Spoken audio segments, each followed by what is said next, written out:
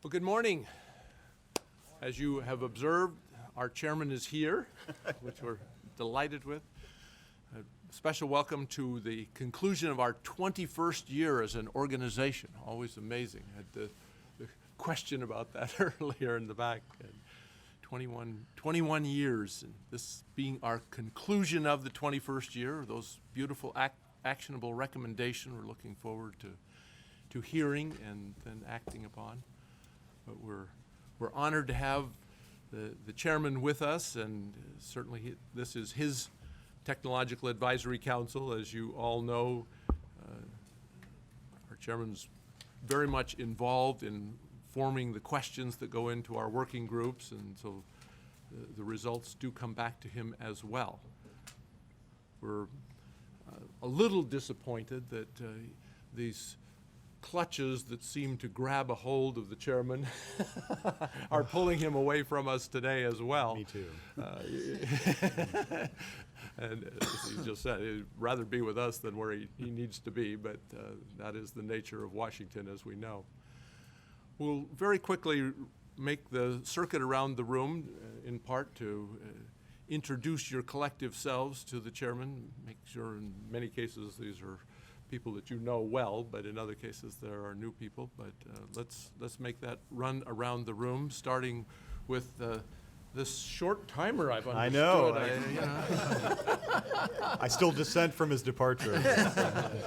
I think, we may take a vote on that later. This could well be one of those rare unanimous votes in Washington. I have a veto.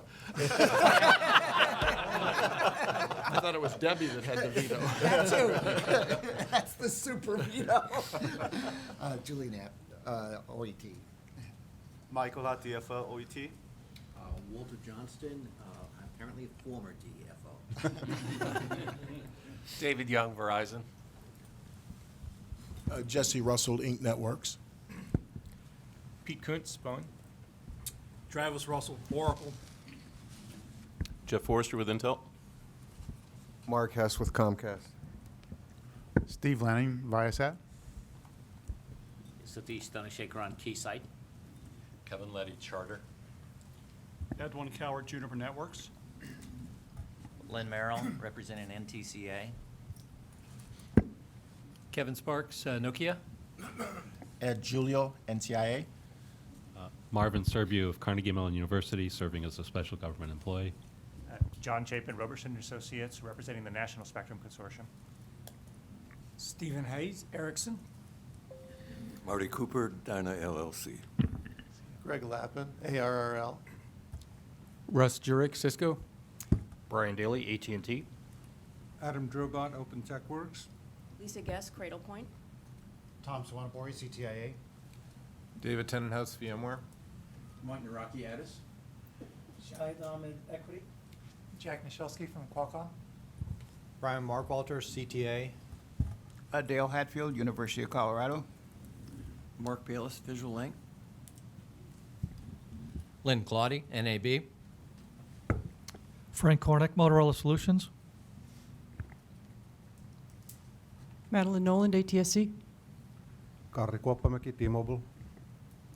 Nomi Bergman with Advance. Ajit Pai, I work here at the FCC. You work here, yes.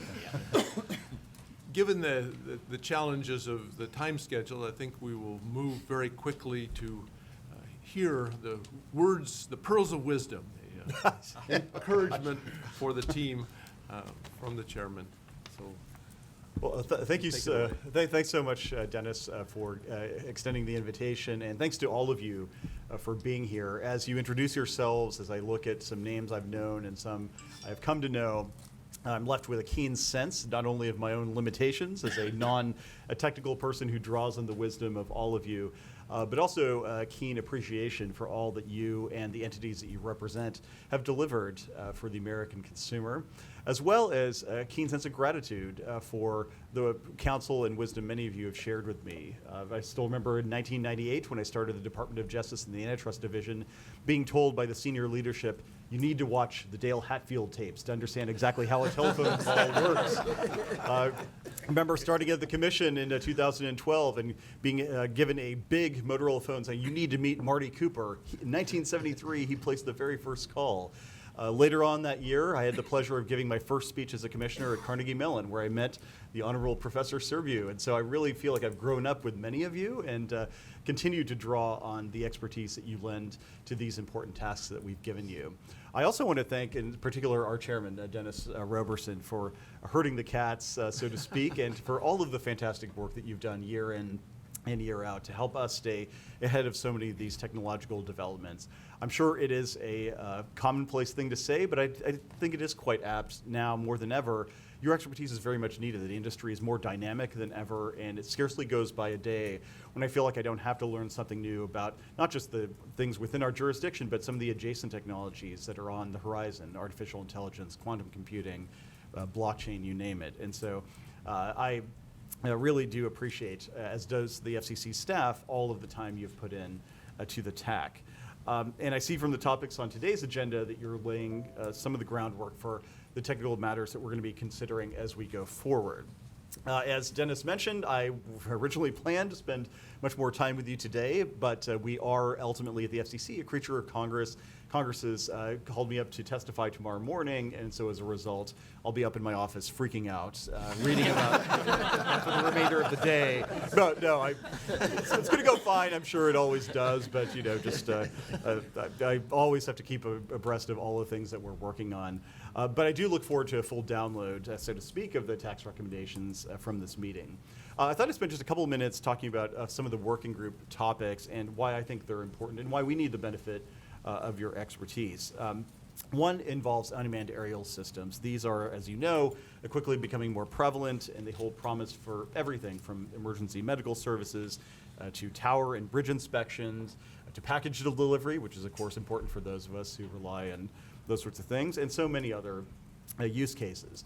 The FAA has been a strong leader in tackling some of these issues involving aeronautical safety and the like, but when it comes to the airways, of course, the FCC does have a bite at that regulatory apple, working with our federal partners and with many stakeholders. We, of course, know that UAS needs access to spectrum for command and control and for delivery of information such as video images. And so here we're very much looking forward to your recommendations on things that we can do to ensure that UAS will have the access to the spectrum it needs, both licensed and unlicensed. As I've recently said, there are three things you don't discuss in polite society: religion, politics, and sharing of spectrum. Nonetheless, I'm confident with the TAC's work, we'll be able to thread that needle very easily. The TAC has also continued its great work on 5G and the Internet of Things, and I understand that one of your recommendations is going to be on how to provide access to additional mid-band spectrum in the so-called C-band, the 3.7 to 4.2 gigahertz band, and the 3.1 to 3.55 gigahertz band, two bands that, as Julie knows, we've been spending quite a bit of time on these days. So we're working hard on this proceeding to make spectrum available in these bands, and with respect to the C-band in particular, with an order expected early next year. And we're also working with NTIA, and I'm glad that the NTIA is here today, as well as our partners at the Department of Defense on ways to provide commercial access to that lower 3 gigahertz band, 3.1 to 3.55. And we have an item on the Commission's agenda just next week, as a matter of fact, where we're going to be working on ways to start the process of clearing out some impediments on the non-federal side for the upper part of that band. The Antenna Working Group has been providing some insights on some of the things that we should be thinking about as we move on from the world of simple antennas that radiated in one fixed pattern to sophisticated adaptive array antennas that can aim signals in varying directions and power levels. I still find it amazing how much things have changed so quickly, even in the last 10 to 20 years. This, of course, has ramifications for both more efficient use of spectrum and for managing interference, and so we're certainly going to need your help on this issue going forward. I also understand the working group recommends that we do more to educate the public about 5G antennas and RF exposure, and in this regard, I'm happy to report to you today, you're the first, so, well, at least outside of the Commission anyway, that the Commission has adopted an order that speaks to the compliance with the RF exposure standards, and we'll soon be releasing that order. That order also tasks our terrific staff with developing improved materials to help educate the public about this technology and answer some of the questions that the public might have. Next, I mentioned AI earlier. The working group on AI is, I think, truly at the vanguard where technology is headed and its potential for more sophisticated networks and services and uses of the airwaves.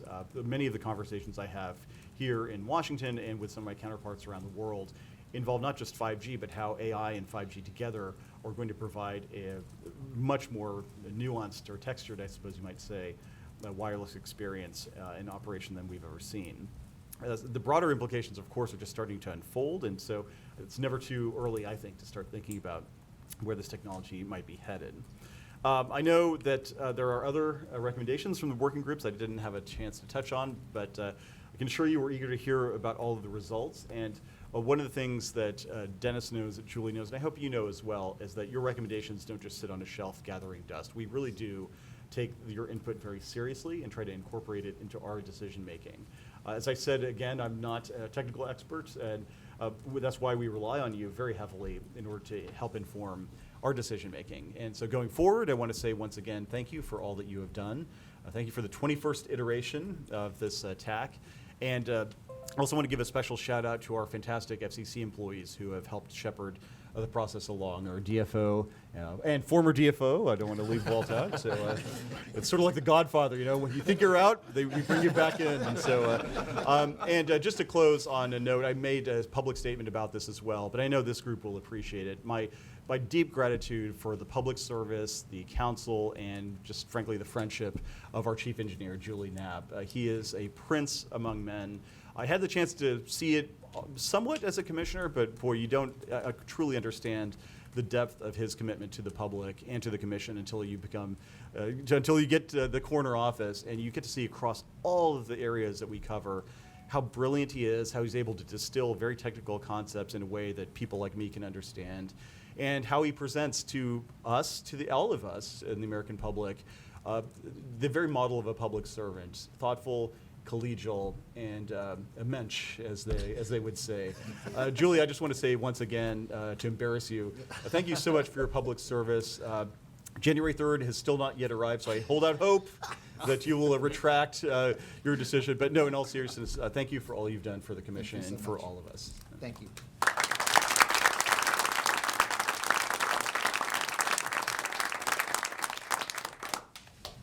And as George Costanza said, you leave on a high note, so I'll take that as my cue to abscond, so if that's all right. Great. Very good. Thank you. And apologies that I do have to leave. Thank you, thank you. Pleasure. And we will be back to you with our actionable recommendations. Terrific, thank you, sir. Good luck tomorrow. Thanks so much. If any of you want to take my place, feel free. I just want you personally. No, I think that was a very strong and inspirational start, so we really appreciate that. And do appreciate the fact that the chairman is very engaged in what we do. It does make our work much, much more meaningful knowing that when we come forward with our actionable recommendations, as Chairman has just said, they are very much a part of the fabric of what proceeds with the commission. So very, very, very good way to begin our time. Let me just do one additional exclamation point. Ed, it's really terrific to have you here from NTIA. The liaisons back and forth between FCC and NTIA is an important part of what we do to stitch together things like that spectrum, elusive spectrum sharing that we're talking about. And the cooperation is really good, so it's good to have you here.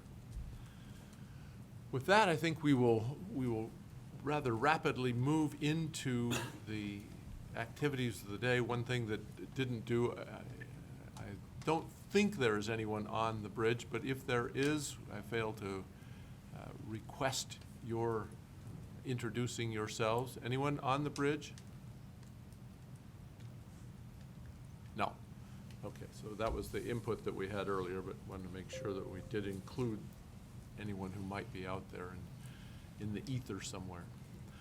With that, let's jump straight into the topics at hand. We had planned, based on the earlier notion of bifurcating each of the presentations into a short version for the chairman and then the more lengthy version. We're now back to the more normal version. and do have reasonable amount of time to cover each of the topics. So let's jump straight into UAS, and John, take it away with So good morning. Can Stephen. we have the slides, please? While those are coming up, I'll say that I'm John Chapin. I'm chair of the Working Group on Communication Strategies for Unmanned Aircraft Systems. I have the honor to give the report out on our work. This group started actually during the last cycle, the previous cycle, the 20th TAC. So we did work that last year and again this year. Our FCC liaison team is led by Bob Pavlak, who's been a real strong contributor as well as a liaison, and supported by Brian Butler and Tim McGuire. This is our group. We've actually had on and off participation by a broader number of the TAC members and delegates, but I've listed here the folks who've been really stalwarts throughout the year and really been a core part of our activities. Both the TAC member side on the left and on the right, a number of subject matter experts, particularly bringing in that expertise from the aviation side of the world that we did not have within the TAC itself at the start of this project. I'd also like to gratefully acknowledge the many contributions that we had from outside, both in the form of briefings and in other forms. So we were charged broadly with studying the spectrum issues associated with UAS, not just command and control, but all of the other things that UAS need to do within the radio spectrum. We then, after we started last year, we had a chance to meet with Julie and his team and get some more detailed guidance. And there's a whole number of questions listed on this slide and on the next slide that I'm not going to read all of them. It's such a broad and new area. There's tremendously more topics of importance to the area and to the FCC than our group can consider, even in the 2 years that we've had a chance to be working. So skipping past all of the questions, I'm going to list the things that we actually do have to report on today. The first 3 bullets are going to be given by the individuals who led those parts of the work.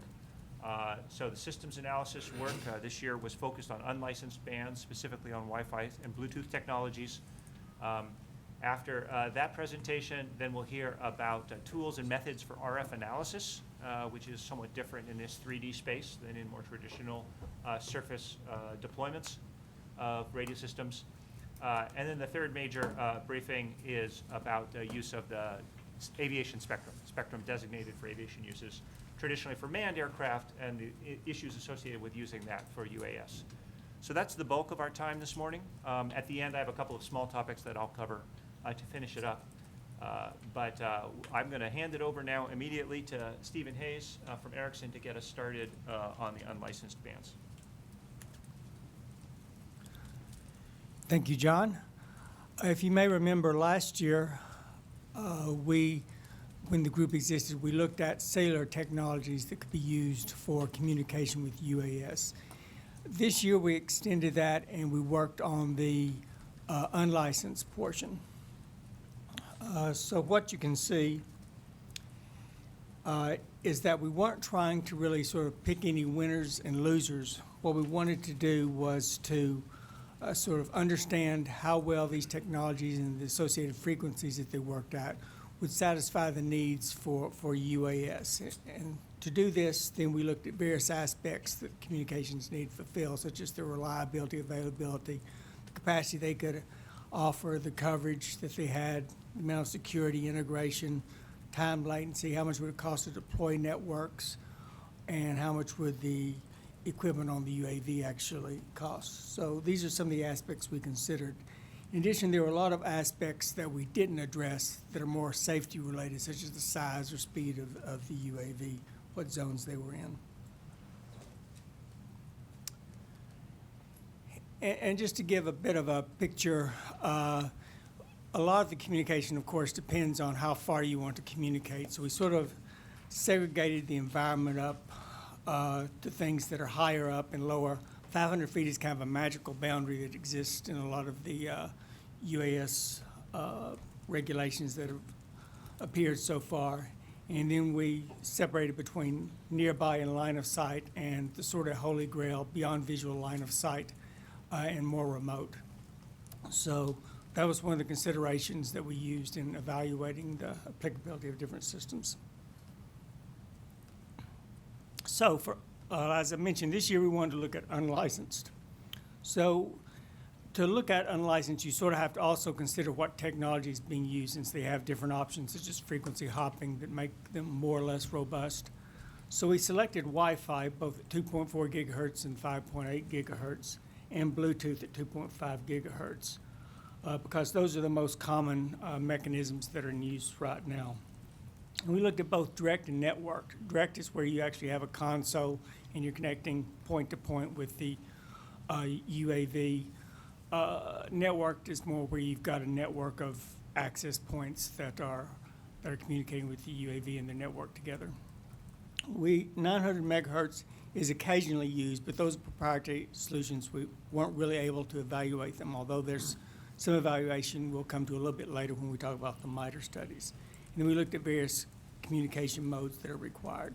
And the last thing, we had some difficulties actually finding quantitative data, but we did find some information in some MITRE reports that we'll go into a little bit more about later. So the Wi-Fi scenarios that we looked at, we excluded one, which is where you control a drone from your phone. That was something we really considered as more of a toy than something we needed to consider when we're talking about commercial situations. But then we looked at the operator controlling a drone using enhanced antennas, or where their drones are controlled over network scenarios. That was for Wi-Fi.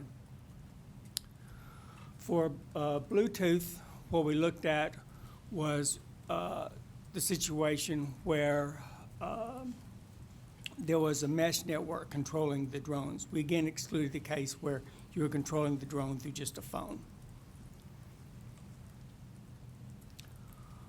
Okay, so a lot of what we based our analysis on was some MITRE simulations and studies, where they basically looked at unlicensed being used to control drones, and looked at what the interference effects were.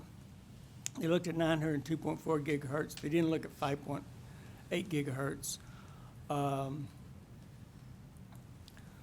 But one thing we can say is that 900 megahertz in general has greater degradation, they found, than 2.4 gigahertz. So the effects that we saw at 2.4 gigahertz will be even more pronounced at 900 gigahertz. And what they basically showed in a couple of their studies was that in urban environments, the unlicensed interference could very severely restrict the range that you could control the drone at, essentially below what you would need for beyond visual line of sight, unless you're very close. In addition, that study was based on sort of the amount of interference per person that you had in 2006 in terms of devices. And looking at some of the literature, we see that there's approximately 10x increasing the number of unlicensed devices out there per person right now compared to 2006. There's a lot more devices. So, and we expect that to only get worse over time. So the effects that we're seeing then, we expect are worse now and will continue to get worse. In addition, it also showed that even you can't just look at overall population density. There are going to be pockets of high density, such as apartment buildings or roads. And so there, the dropout, again, is going to be fairly severe. Okay, so the conclusion we had is that Wi-Fi and Bluetooth can work, and it works potentially quite well in rural environments where they don't get much interference. But when you go to an urban environment, and the line or the numbers over the arrow indicate sort of the population density. When you go to urban environments, the interference level makes the devices almost unusable. It's hard to pick a distinct work-fail boundary because there's a lot of variables, such as how automated the drones are. An automated drone can be much more resilient in the face of loss of signal. The range that you actually need to require communicating with the drone, et cetera. So you can't really establish a hard boundary, but you can say that once it gets sort of in the red area, that you're probably going to have problems.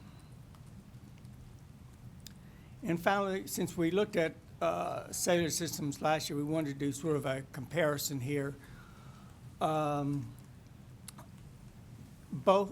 systems, Wi-Fi, Bluetooth, and 3GPP technologies can work.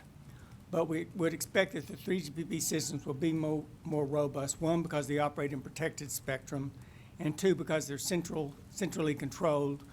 You have some flexibility in either allocating additional radio resources for communicating with the drones, or, for example, reducing power levels to lower their level of interference. In addition, one of the key things that capabilities that's being looked at right now is what's called remote ID broadcast to keep to identify the drones, and also for things like collision avoidance. And currently, an unlicensed system or unlicensed technologies, Wi-Fi and Bluetooth, are being used for that, or that's what's being proposed in the standard. 3GPP has a V2X standard that provides can provide a lot of these capabilities. But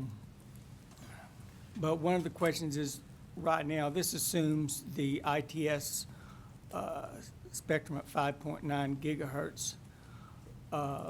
So the question is whether they could use the licensed portion of this.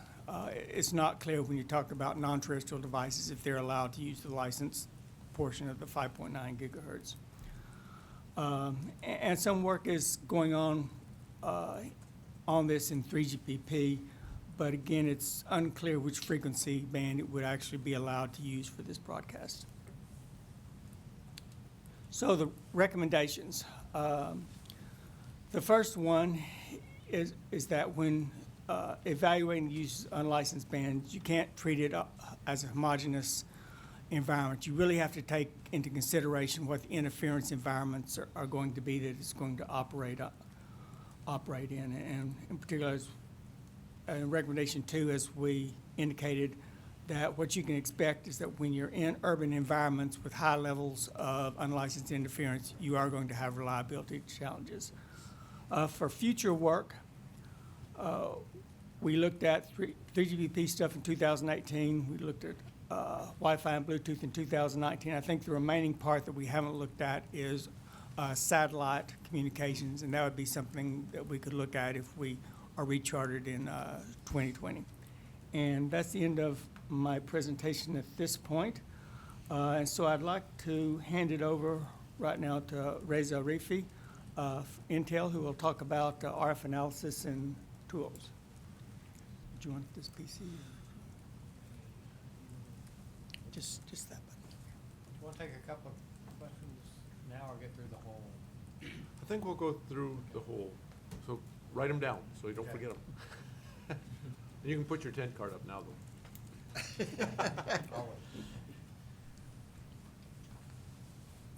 Thank you.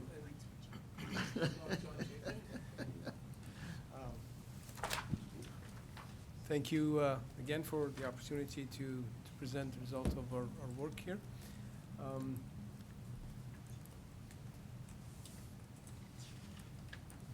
Part of the work was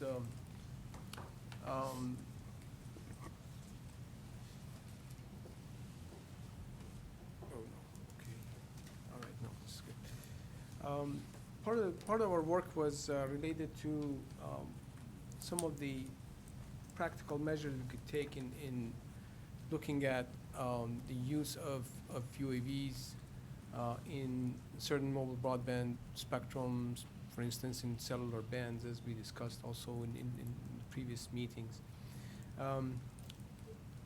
We basically wanted to look at licensed mobile bands and the opportunity that they provide.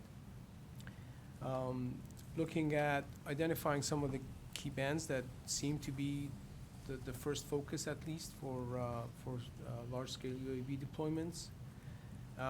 Look at some potential interference concerns that would arise from use of UAVs in these networks, and look at these different deployment scenarios and what kind of interference situations need to be analyzed in order to allow these operations.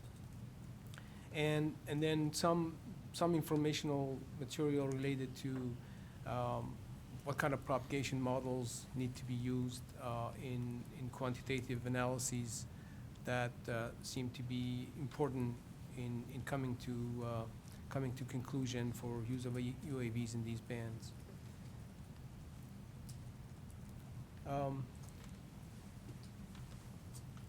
So if you, the table on the right, I just lost my track here. The table on the right is an excerpt from what we did last year, the analysis we did last year for looking at a whole array of mobile broadband spectrum. This excerpt from that work shows the bands that have some sort of restriction for aeronautical operation, either allocation to land mobile only or mobile except aeronautical mobile. And resolving whether these restrictions could be lifted or not, that requires some major work. So, and we also noticed that industry is focusing on bands that don't have this kind of restriction to begin with. So we kind of changed that, changed our focus as well to bands that don't have any kind of aeronautical restriction.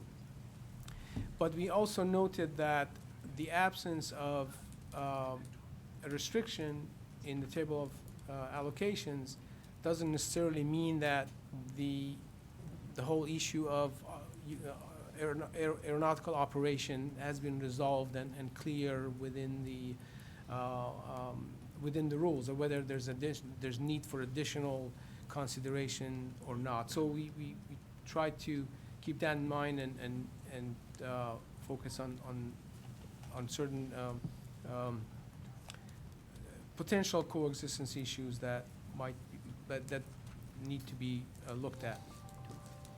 So we focused on some low bands and mid bands, which we expect to be more favorable for initial deployments, at least because of propagation conditions. Yes, sorry. So and these would be basically 600, 700 megahertz and PCS band. Of course, there are other bands, but these are the ones that we focused on.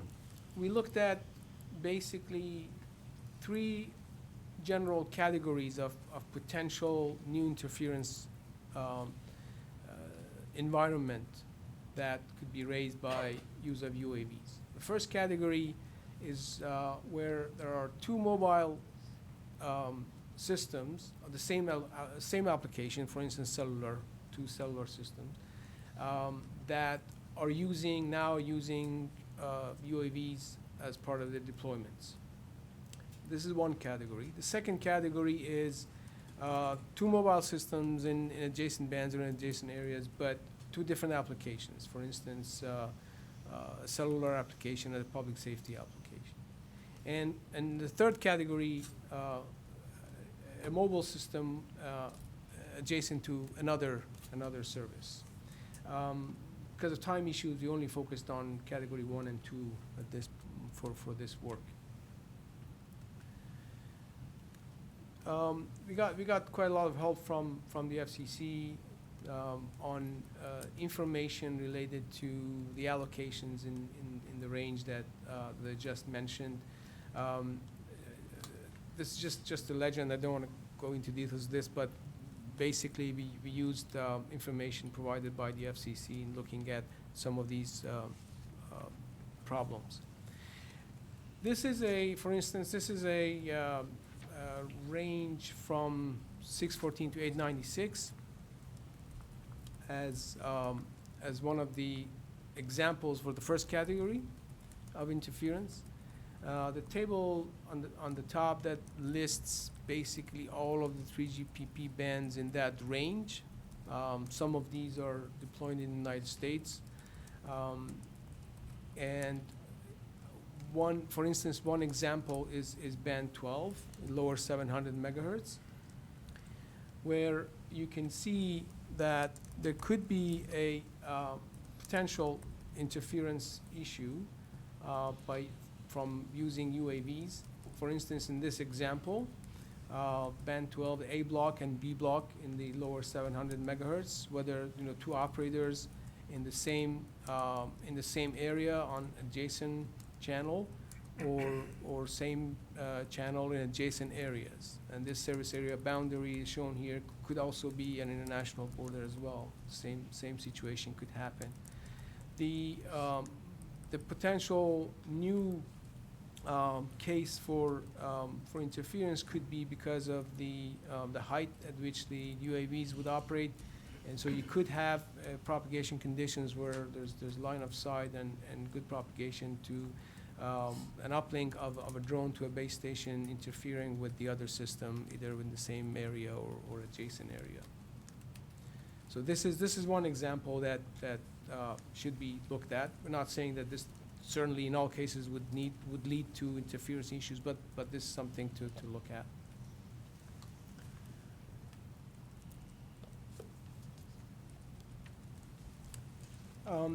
Related to this service area boundary, we note that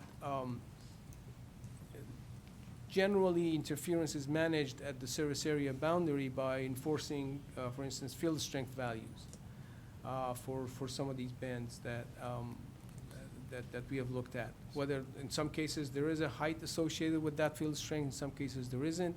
The main question is that whether the same metric, field strength, could be used also in the same way if the network also has UAVs, supports UAV operation, right? That's the first recommendation to look at this issue to make sure that this is not a problem, and we feel that the same metric could be used, but this is something certainly to look at to make sure that it can be continued to use in the future. So that's our first recommendation related to service area boundary. Now, for category 2, the next category, this is mobile with different application. An example is band 13 and band 14 of 3GPP. This is the upper 700 megahertz block between, for instance, public safety and C block. And again, the same kind of interference scenario could happen. The uplink of C block could interfere, for instance, with the uplink of the public safety spectrum. There's a potential interference there in case there are certain propagation issues related to the height of the operation.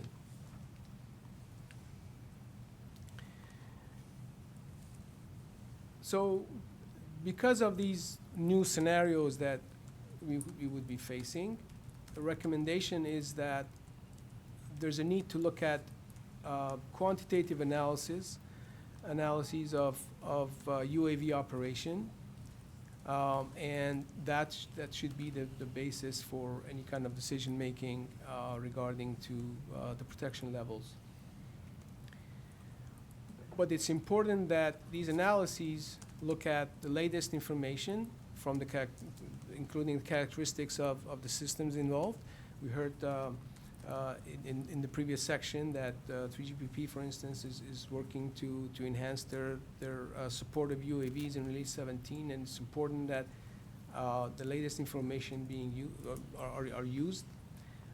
It's important to also look at the practical deployment scenarios of all the systems involved, and take into account also the right propagation models to assess potential for interference.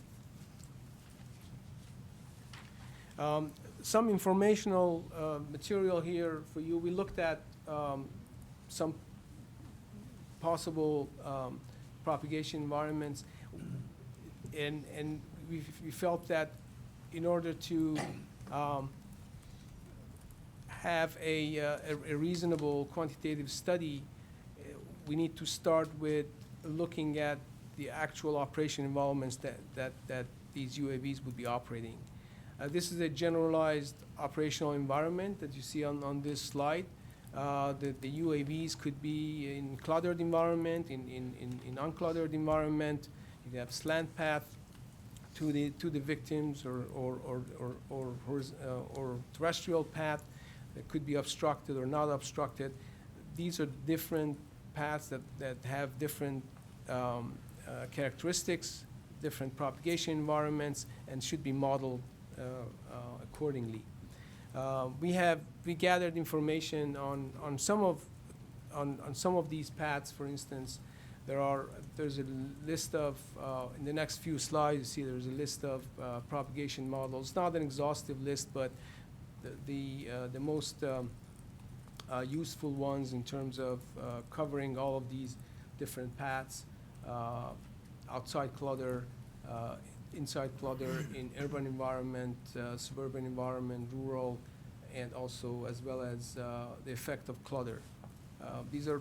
There are many recommendations from the ITU, well documented, and that could be used in conjunction with the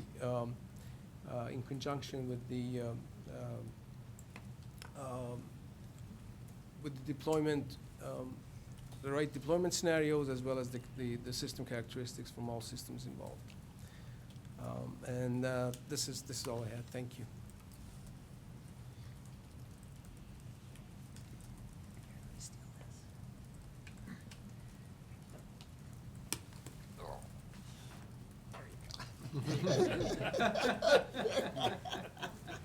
This is one of the challenges with this very small table that we have to sit around. I appreciate the fact that everybody's here today. It's great. So I'm Joe Kramer. I'm with the Boeing Company, and I was fortunate enough to work on what I consider to be the least technical aspect of our work, because as many of you or all of you know, there are times when technology drives the regulatory, but there's also lots of times when regulatory drives the technology. And with aviation, when you have two completely different regulators, i.e. the FAA, ICAO, aviation standards bodies, working on spectrum issues, as well as the FCC, and in this case, we have a lot of interest from cellular and 3GPP interests. It's a muddy puddle of trying to put it all together. Also really want to thank the fact that NTIA is here, because this is shared spectrum, and the FAA has a wee bit of control over how we get to use it. And as someone who has to certify avionics, trust me, I don't get the FCC cert unless I have the FAA saying it's okay. So there's a big combination here, and the part of this, my part here with Scott Cutler's help, is to bring to your attention the fact that we cannot work in a bubble in trying to find ways to enable cellular to operate and help small UASs, and in my opinion, larger UASs, the application goes all the way up. Frankly, a 55-pound, that's considered a small UAS. Falling from 400 feet will hurt you. Yes. And I don't want to talk about the tort lawyers who would love to get involved when and if that ever happens. So this really is about, and when we talk aviation safety, we're talking safety of life and safety of property. So in the background, please keep that in mind when you're talking about aviation safety spectrum, because there, reliability is priority number one. And this gets into that. So again, sorry for the long introduction, but again, this is the least technical. So let me figure out this. Okay, the first slide is really just for your benefit of how the aviation safety bands are defined. We have the definitions in the FCC rules under Part 25 and Part 87. But also, if you want a one-stop shop for the definitions, go to Article 1 of the ITUR radio regulations. You can just find it all in one spot. The FCC was nice enough to copy and paste into our CFR.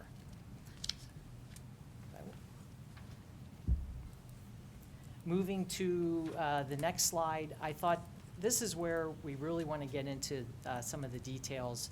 And believe it or not, there are some barriers in enabling the use of aviation bands for small UAS and or even larger UASs. I won't take these necessarily in order, but the first one really is our operational issues. When you're using the same spectrum that's used to fly people, manned aviation, you have to keep that in mind, whether you're a small UAS or a larger one flying either cargo or people. You're going to have to comply with the aviation safety standards if you're flying alongside or near a commercial aircraft. The next one I thought would be most important is the congestion issue. If you have a large volume of small, medium, large, doesn't matter what kind of UAS, operating in the same, I call spectrum space, you kind of have to worry about the congestion and interference issues with respect to that. And we've talked about that briefly with Riza and Stephen on some of the analysis that they did. I think the next one is the weight and size. Look, when you're operating in Part 87 today, avionics, are not cheap. They make Best Buy look like, discount furniture type stuff. The requirements put on avionics are generally much greater than your commercial operations because they last for 30+ years going on the platforms. And as we get into larger UASs from even the small ones, the goal is not to replace the avionics in a large cargo or a cargo carrying UAV. We want them to last as long as, the avionics that are on passenger aircraft. The last one is cost. Guess what? It costs a lot more. The good news is, as somebody who buys a lot of this, no big deal. It's okay. So if cost is a rationalization for not doing something, please don't use that. We will pay for access to spectrum and the boxes in general. Now, I won't say me because, I don't represent anybody who really, can't tell you. I'm the dirt that holds up the totem pole, I say. So my next slide that we have here are the benefits. The first one to me really is the biggest one. Your UAV, whether it's small, medium, or large, we want to use it all over the world. And if you notice on the back of your laptops or your tablets and such, or nowadays in the documentation, you have equipment certified by the FCC, Canada, Mexico, Brazil. Let's just go up and down, the continents, and then let's, broaden to China, Japan, Europe, et cetera, right? So if I operate in aviation spectrum, and if I am willing to go to ICAO and get standards and recommended practices, and these could be like two-page documents. They don't have to be detailed. I can fall under the ICAO convention. And under the ICAO convention, if I get an FCC ID for, let's say, my VHF communications box, or, in this case, a UAS, I don't have to go to every single country in the world and get individual approval for that box. So there's a huge benefit in aviation spectrum, and those of you, who work for the phone companies or, the tablet companies and such, I think you know the cost and pain and suffering associated with that. So working in what I call the aviation sandbox, there are some significant benefits to that. Another benefit is what you put on a small UAS. There's no reason from the regulatory perspective why you cannot put that on a larger UAV.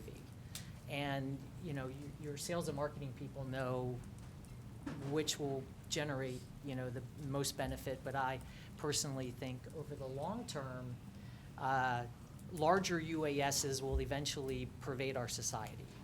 I like to say the Jetsons, someday for our grandkids or something. But anyway, I think the application from small to large really is another huge benefit. aviation safety has an inherent reliability requirement. That gives you an inherent protection from interference. Remember, we're talking about people's lives, whether it falls on you if it doesn't work, or you're actually in the vehicle flying. So these are some really, they're not technical benefits, but regulatory, where I think hopefully it'll help drive some of the technology and technical thought processes. So we have on this slide here some it says spectrum appropriate for UAS of different sizes. It essentially goes to what I was saying before. We have in the middle of the slide, other spectrum options include. Now, that's mobile, which is CMRS. The fixed service is an option, fixed satellite service, and we did talk about unlicensed spectrum. The one thing that I keep getting beat up on by the FAA, and I'll just, there is no regulatory protection for unlicensed usage. So, are you willing to get in a UAS that has no regulatory protection? If that's your decision. But, rhetorically, think about that. That drives other government agencies in deciding whether to allow you to operate or utilize your UAS. So we think that's really interesting in that aspect. We have a note here, commercial wireless spectrum does have interference protection because it's a primary service, and probably a wee bit more in the US because of the licensing and the auctioning, and you own the spectrum, right? I'll go back to it, and I keep harping John about this, and he puts up with me. Get the standards developed and approved by the aviation community as a way of bridging the gap between the two fundamentally different thinking groups. It's not that difficult because our cell phones work, right? What's the link budget? How does that help? Can I get that to an aeronautical platform flying at whatever situation it is? And then the FAA can use that work to develop its TSOs. Now, that's not the FCC, but guess what? Your UAS is not going to fly in the United States and the NAS unless you have the FAA's approval and support, and from the Spectrum NTIA, saying it's okay with the licensing.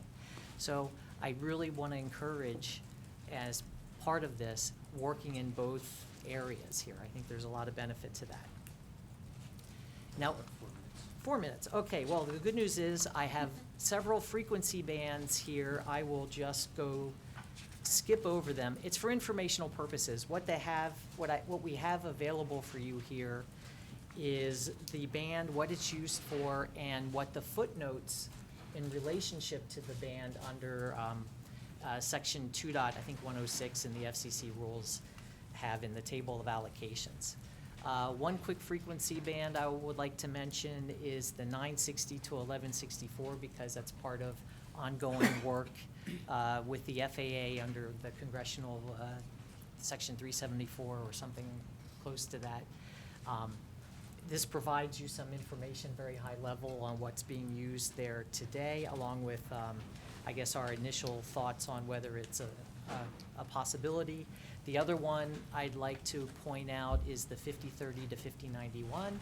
I will not say anything about that because there is an open FCC proceeding on it. And I'll go to the recommendations very quickly here. It's pretty much what I've basically have mentioned during the briefing here. UAS operations, the more UASs we have, whether small, medium, and large, and they will increase in size as we move down in time. There are options. The cellular system and cellular users, we think, are an excellent option also to provide reliable communications links. And because of that, we think, the mobile service spectrum, cellular, if they can show the reliability necessary for safety usage. or no dropouts, et cetera.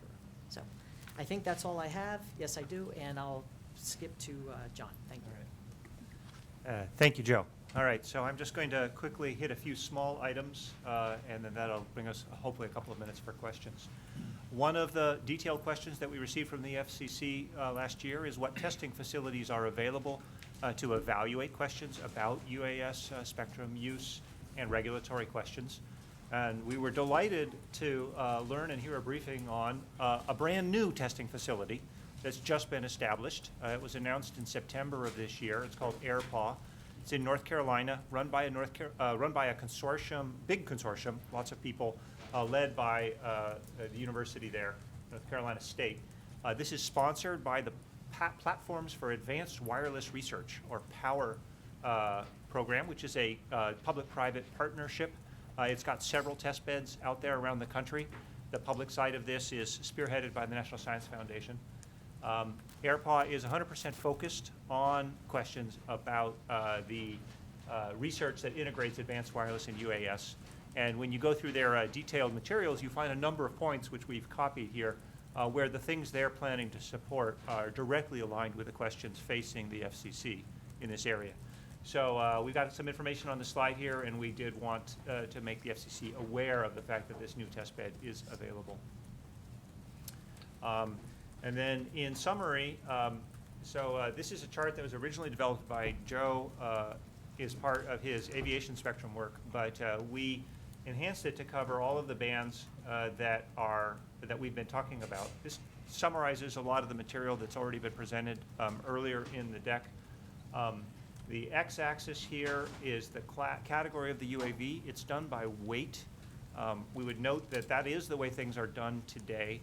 The FAA is starting to think about a somewhat more refined measure, which considers maximum kinetic energy, mixing together weight and speed. But generally, this is your safety class. The y-axis is generally how much protection is provided to communications in different types of spectrum, ranging from unlicensed at the bottom to the aviation spectrum at the top. And then the chart just summarizes where you might find it most likely for different spectrum to be useful for UAS command and control. So this is an informational recommendation to the FCC, along with some footnotes. There's detailed notes that I'm not going to go through here in the interests of time. Certainly you can study that in the briefing deck. If the group is rechartered for 2020, we did note a couple of items that we felt would be productive to work on. Satellite support for UAS operations, how the peer-to-peer and broadcast UAS communications might be supported, in particular the applicability of the CVDX technology and the potential for sharing of the 5.9 gigahertz band that is used for intelligent transportation. And then going forward with more details on the RF coexistence analysis. And we've given you a couple of references here, things that we drew on. We drew on quite a bit of information, but this slide lists the ones that we particularly wanted to recommend to the FCC's attention for any future work in this area. And with that, I will say thank you to the chairman, the staff, and all of our work group members and contributors. Great job. Already have those cards up. And even though you were late in getting your card up, you were early in speaking out. So We may need to place some musical chairs here because we have people who are not sitting in front of a mic. So if you ask a question of the wrong person, they'll have to jump forward. Sure. Okay. Well, all the questions will be for John, Yeah. since all the presentations will be by John. This is probably for Stephen on the Wi-Fi interference. Was it just based on kind of ambient existing, like terrestrial Wi-Fi, or did you have use cases where you assumed a lot of UAVs were in the air? Do you see what I'm saying? We're just kind of looking at, like, we got so much Wi-Fi on the ground now, it's going to be a problem. We don't even have to model a dense population of UAVs. The MITRE study just looked at terrestrial interference. Okay. So there was no interference to interference coexistence consideration. I'd like to ask if any of the other 10 cards are for Stephen. Let's get those organized in order, and then we'll bring somebody else forward. Oh, that's no fun. We're enjoying the musical chairs. Yes. So is anyone else for Stephen? Yeah, actually, I think mine is. Thanks for the good report. Stephen, one of the things you had mentioned is the V2X and the work ongoing in 3GPP Release 17. And maybe my question more is pointing toward Mike and Addis, and I'm wondering if there's an opportunity here where we need, as a North American community, to be pushing something within 3GPP or within the Addis work that's ongoing on V2X. To make sure that we align, the UAS requirements and the V2X support that's being developed within 3GPP. Thank you.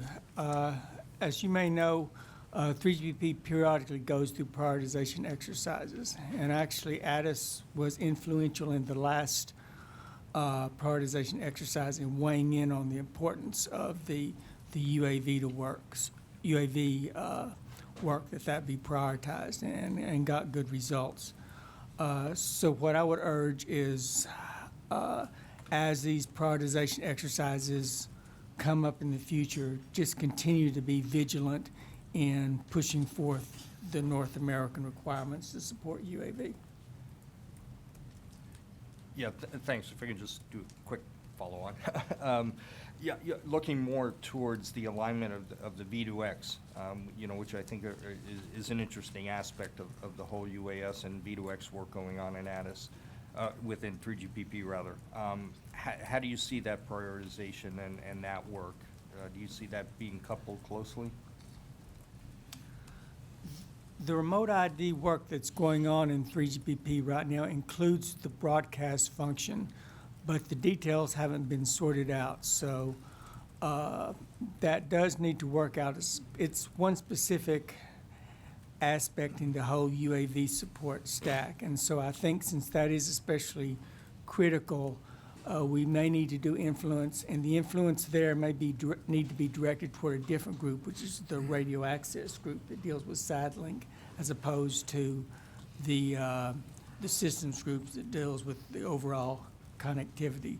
So I think as this comes up, which will probably be, I'd say, in the next 6 months or so, that Addis and North America probably needs to be prepared to shift part of the focus to the RAND group to promote this remote ID using CV2X in that group.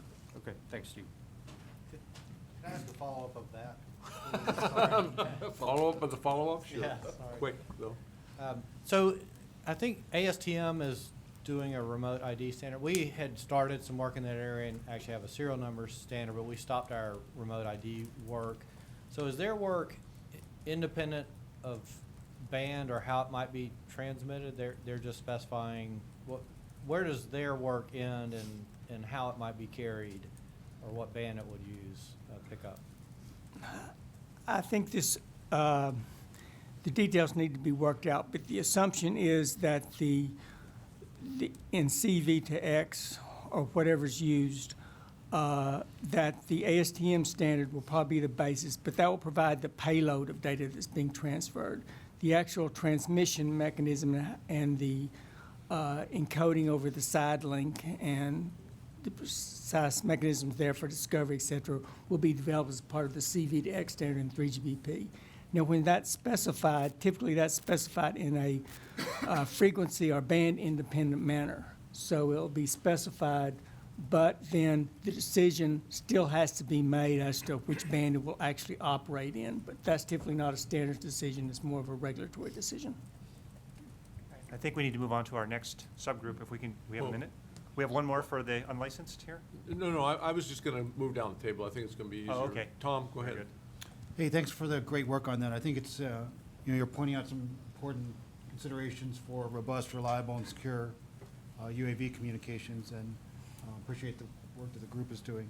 With regard to recommendation 4, I think there's, it seems that I believe the technology, 3GPP has power control mechanisms, both open loop and closed loop power control, to help address that issue. But I think the FCC, if I recall, correctly issued a public notice last week, so those responses are due at the end of this month to help address a lot of these spectrum-related issues. So I think for the group, that's important to note that folks should get their comments in the record with regard to those considerations. But appreciate the great work that's going on. Good. Rush, you dropped yours, so Marvin. FirstNet is using a combination of dedicated spectrum and prioritized network slices to achieve the requisite level of reliability for first responders. I wonder if we need a nationwide network slice for UAV communications that would have the requisite level of priority to ensure the high reliability demands of UAV communications. I guess we should turn that over to the operators in the room and see what their response is to that.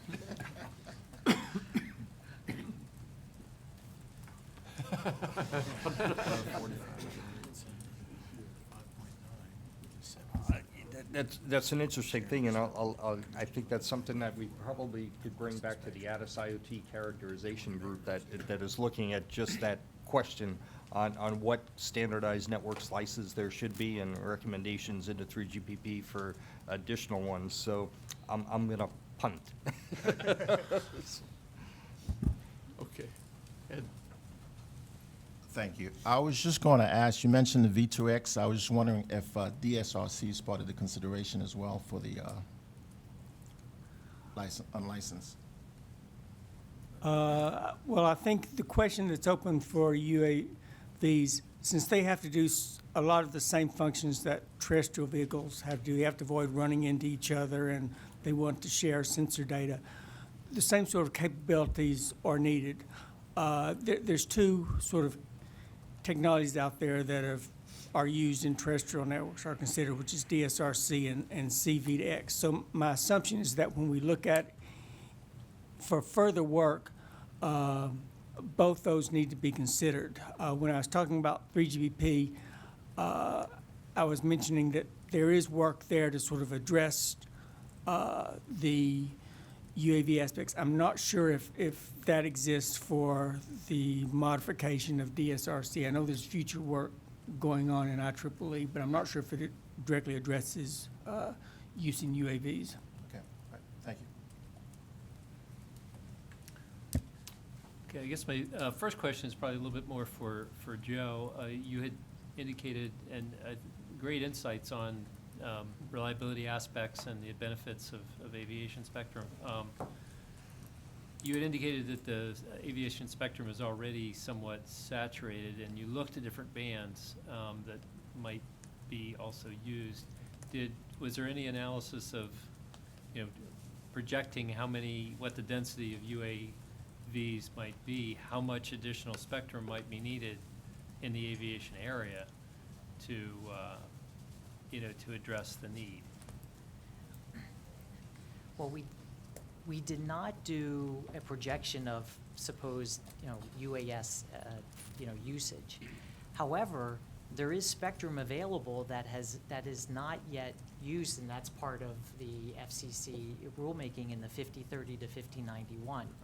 So to me, that's, 59 megahertz of something that we could, or should, and will use. So Okay. hopefully we can use that. Okay, great. And the other question is probably for the other two speakers, and that is there any consideration of essentially directional antennas, at least on the ground side, for either unlicensed or licensed spectrum usage in order to try and overcome the interference issues in dense areas? In unlicensed, there was not a study of use of directional antennas, since it was based more on an older study that didn't have that.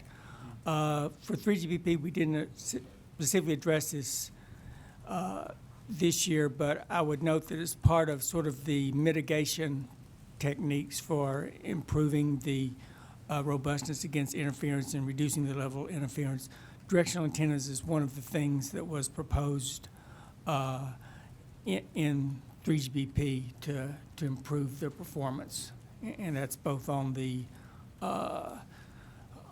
base station and on the devices. And I will comment that in one of our actionable recommendations to the FCC, the one about service area boundaries, we specifically note that there's been discussion about use of directional antennas at the base stations focused upwards. Yeah. And that focusing changes the basis that the FCC had used for determining the service area boundary metric. And that was something we identified as a potential need for regulatory investigation. Okay, great, thank you. Thanks, Kevin. Steve? Yes, for Joe Kramer. I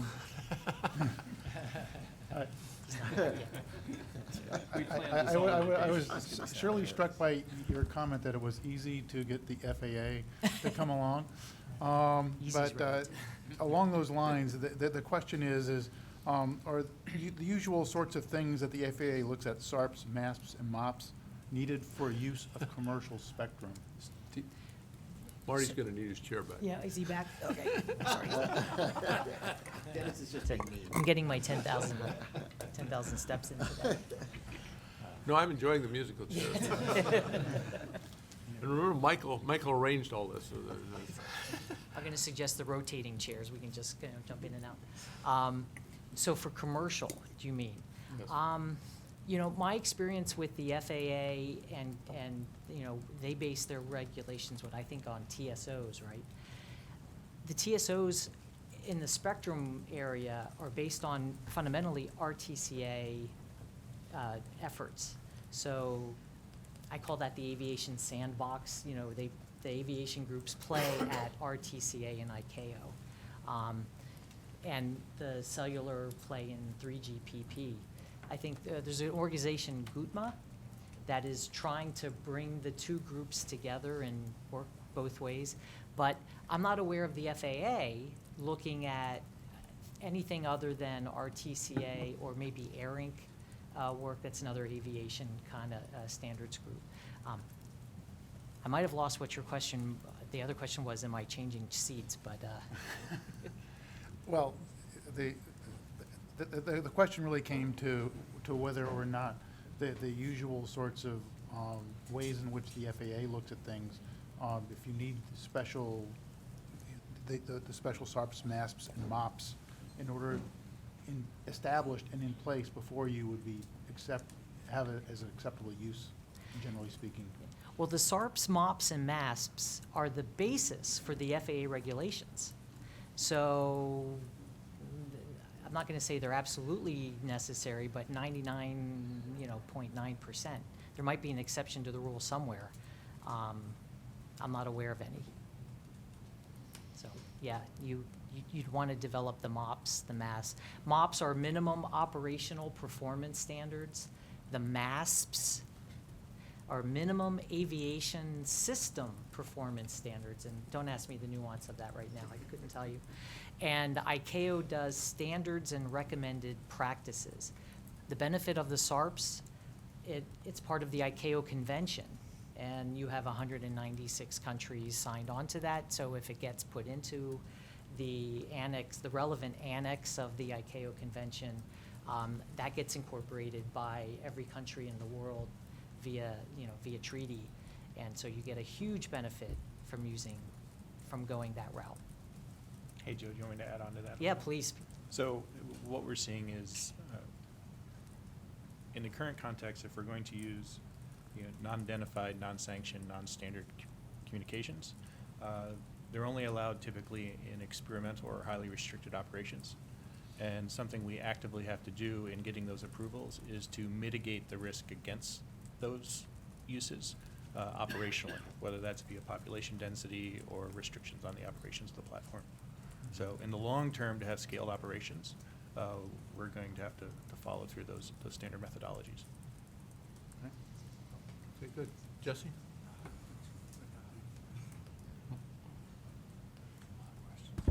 Given the obvious safety issues and the fact that you guys looked at shared spectrum interference potential issues, was there any thought given to real-time detection of interference and sort of recovery strategies for that from an analysis point of view? I'll just say that NASA has ongoing work that includes some spectrum work, and I believe they have looked at that as part of what they're doing. Okay. But we did not look at it as our committee. Okay, thank you. Mark? Oh, I thought Dale was before me. We're gonna move around the tables. Oh, gotcha, okay. Give All right, Dale this is- the final I hate to play word. musical chairs, but this is for Stephen. All right. Okay. It's not far.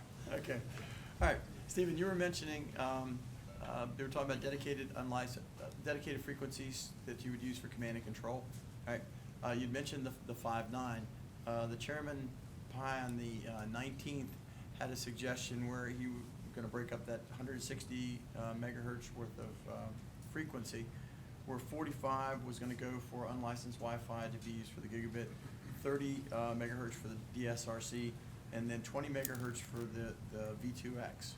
That leaves 10 megahertz that's left open. Is 10 megahertz worth of channel space? Would that be enough for command and control?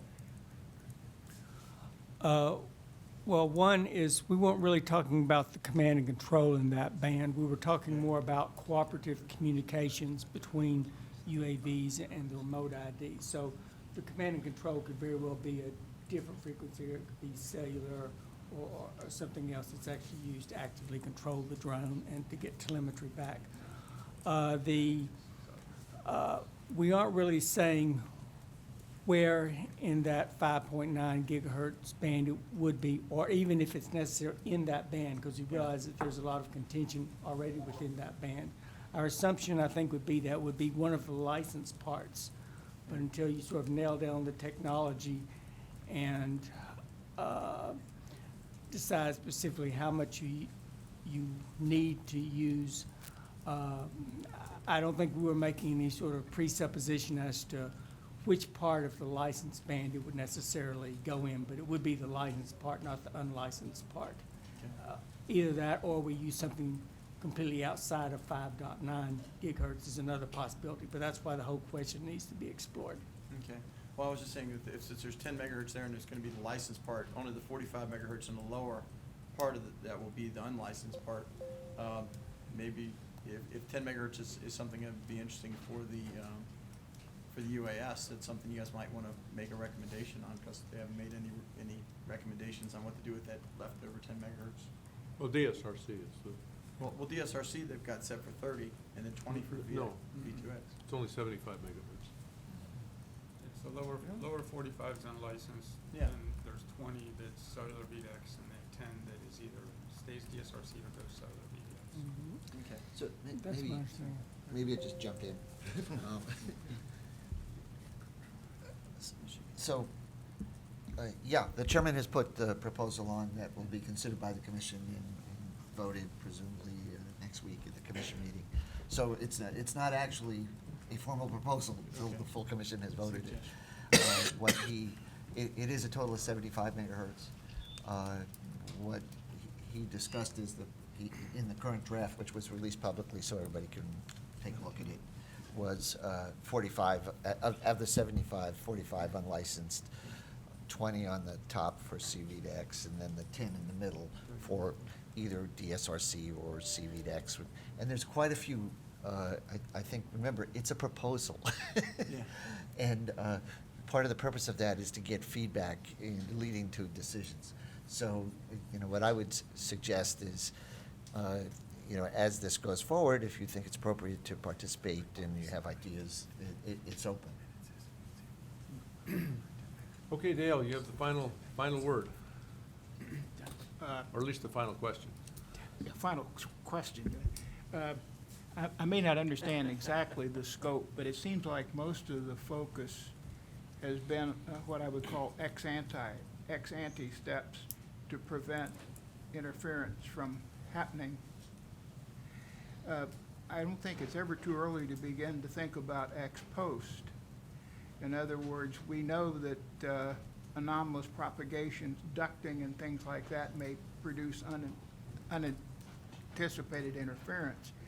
So like I say, I don't think it's too early to be thinking about recovery or mitigation or remediation or whatever. I hate the word enforcement because I'm so well known for that term that may have lost its effectiveness.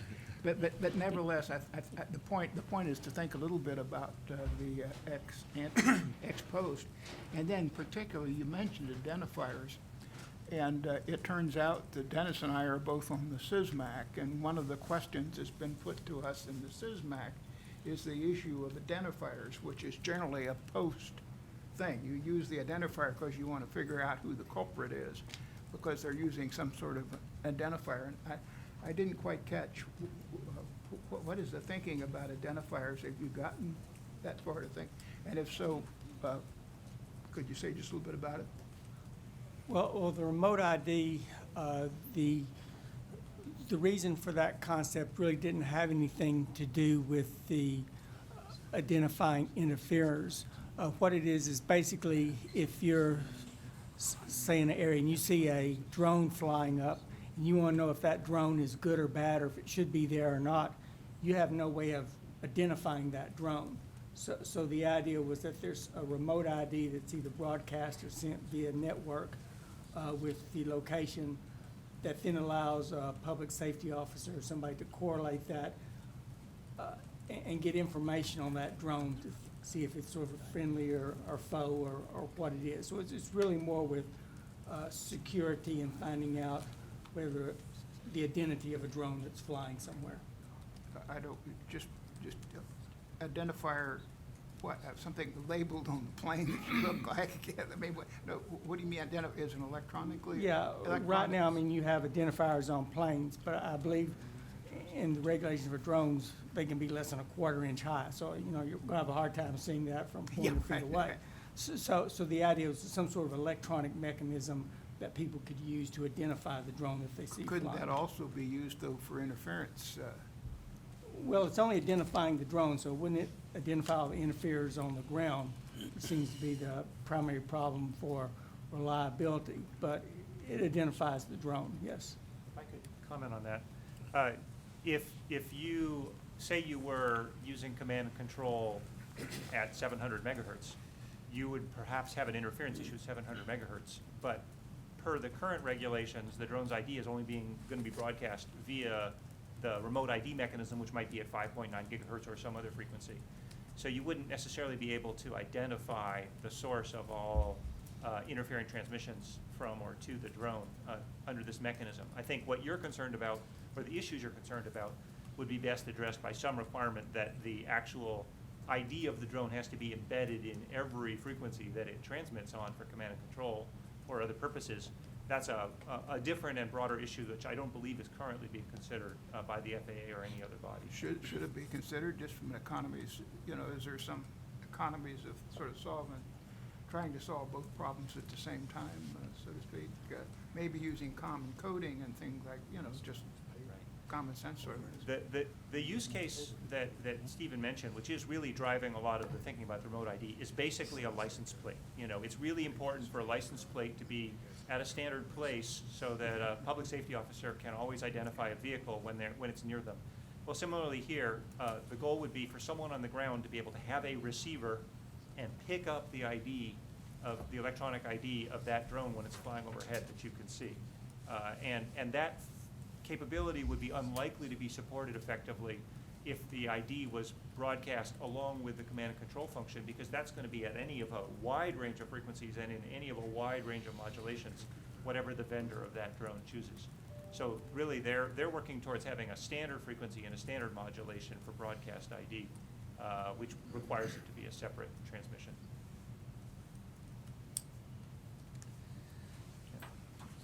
Okay, Russ has jumped in and he decided he wants the last word, so. No, just a quick comment. The discussion about, 10 megahertz or, what I didn't hear was specifically what the requirement would be related to drones from the working group. And I think my recommendation is don't be hasty and say we want 10 or we want 20. I think clearly you need to do some more testing. I would highly recommend working with AirPaw, as you mentioned. And by the way, that's only 30% focused on drones, but still a very good project to engage with and a group of folks. I'm working with them as well, so maybe we can collaborate somehow. Last word. Go ahead. Yeah. So, just a few, first of all, thanks. Not only do you have a single great report, we had multiple presenters. Just to clarify a few things, just very relevant to the things that we're wrestling with now. And I want to be clear that although there's work going on at FAA and at NTIA and the CSMAC and here, we're all coordinating. We have different responsibilities. There's overlap between them. So the way I think of it is like you need to be careful not to just globally lump things together. Because I think as you went through your presentation, the distinctions between the hobbyist and something that might be business related more needs a greater reliability, or something that is a much larger UAS. Maybe they in the end get treated differently. They need different requirements and so forth. Again, on the theme of the way I think about it is, first of all, safety, obviously. An FAA, that's their primary mission. And then secondly, when we start talking about spectrum, does it do the job of the support that's needed? So if we can figure out sharing and the interference issues, but you can only use this in a remote place, it doesn't help solve the problem. And then lastly, again, the danger in lumping everything together. So when we start talking about using the commercial bands and the chart that you went through, there's lots of different commercial bands, probably some less problematic than others that might be adjacent to something that never anticipated something being up in the air at an adjacent band. So I thank you for the work. I know our staff has been going through this. We've got a bunch of things to be looking at.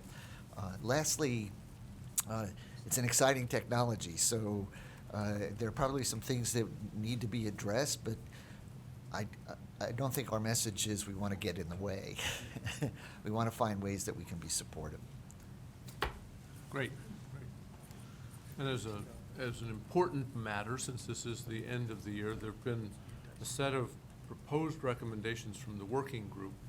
The key for us now as a TAC is the adoption of those recommendations as TAC level recommendations. So these have been advanced and proposed, and you've had a chance to see them and see them as they've built through the year.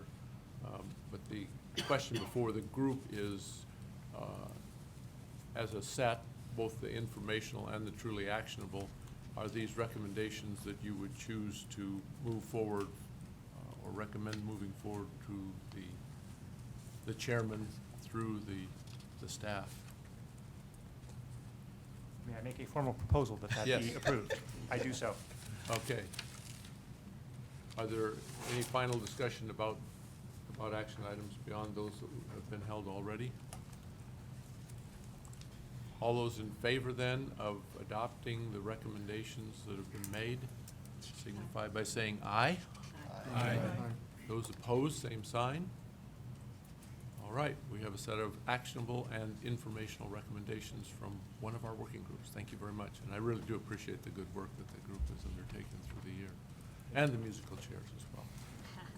All right, moving on to our second working group, the Antenna Systems Working Group. Well, the one good thing that came out of our aborted presentation for the chairman is that we had an opportunity to look at our presentation and realize that we had so many slides that we were obfuscating the real points that we wanted to make.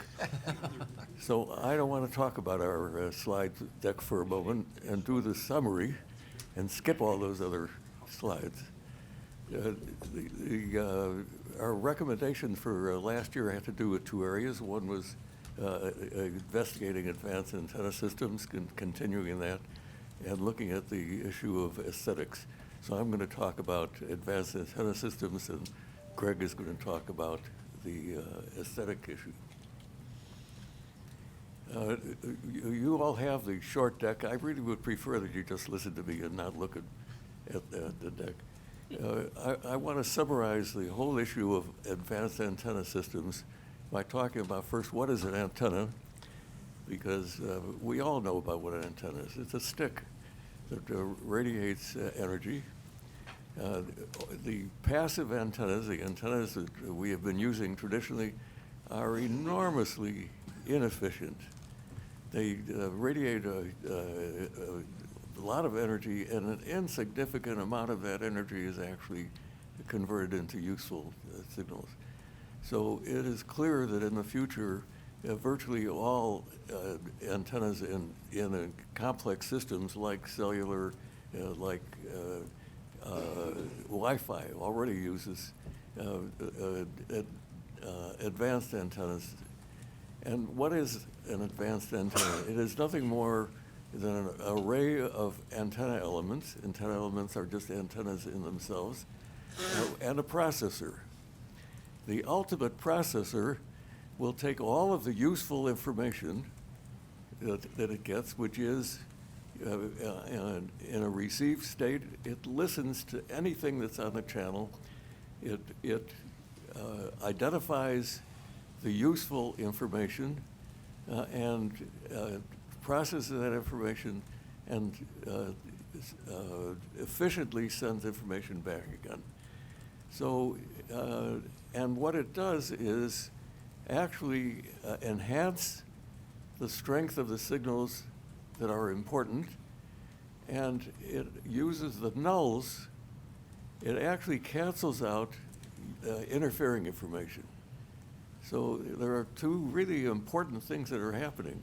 If you have multipath as an example, the processor will listen to all of the different multipaths, combine them all, and create a stronger signal. And then when it sends the information back again, it will use that same path and create a stronger signal. But it will also at the same time put nulls on all of the any energy that's going to interfere with other people. If we could do that with everything, we would have the ultimate antenna. And in fact, there's no reason why we can't do that, because that technology, what I just described now, is 25 years old. There have been deployed almost 1 million base stations using that kind of technology with tens of millions of subscribers. The cost of the technology ends up being lower than the cost of traditional antennas. So there is absolutely no reason why we should not be using that kind of technology everywhere. There is a subset of this that is referred to, whatever I described now, we call spatial processing. There's a subset of that that's called beam steering. Beam steering is exactly what it sounds like, creating beams and looking at the users that you're looking at and trying to take advantage of the gain that you get. Does not do the nulling, but it gives some big advantages. Now, it turns out that in the millimeter wave area, there is not a lot of multipath. Why is there not a lot of multipath? Well, the ranges are so short that there are not many places in between the transmitter and the receiver where you can get bounces. So beam steering does a pretty good job in the millimeter wave area. But beam steering is really a crippled form of what we call spatial processing. If you put a spatial processing system anywhere, millimeter waves or lower frequency, you will get an optimum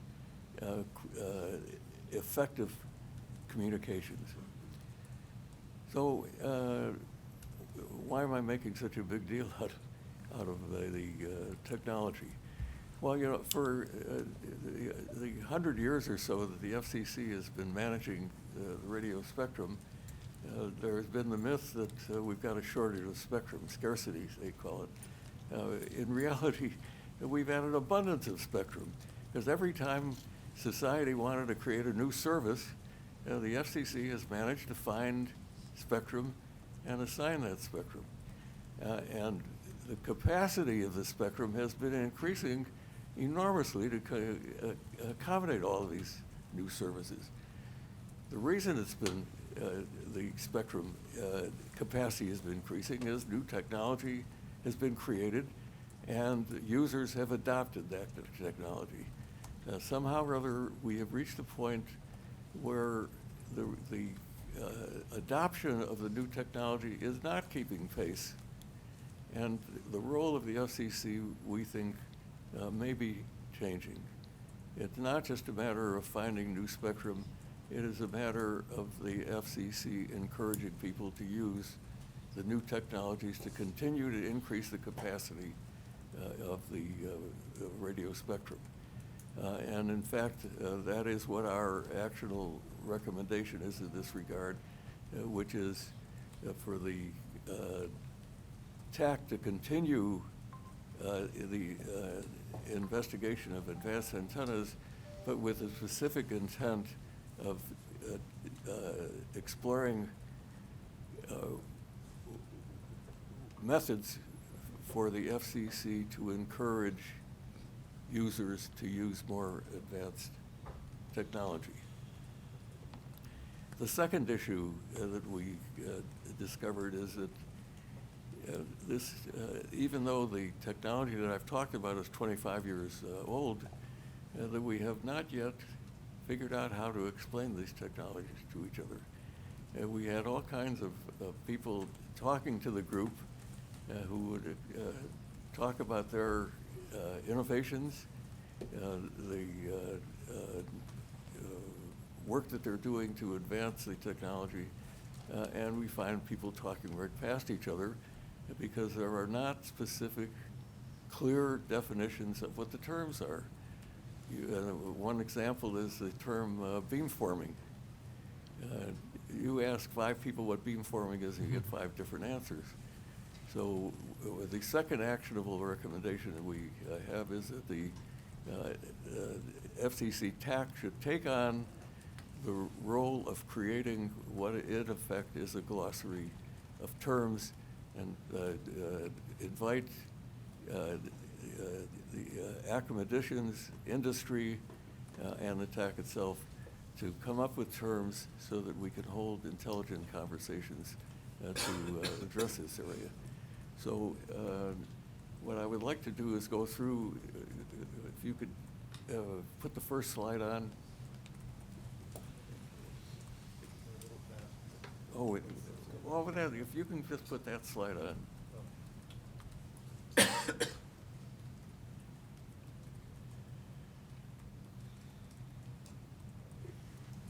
Now, you won't be able to see the picture very clearly, but I hope you'll look at it afterwards.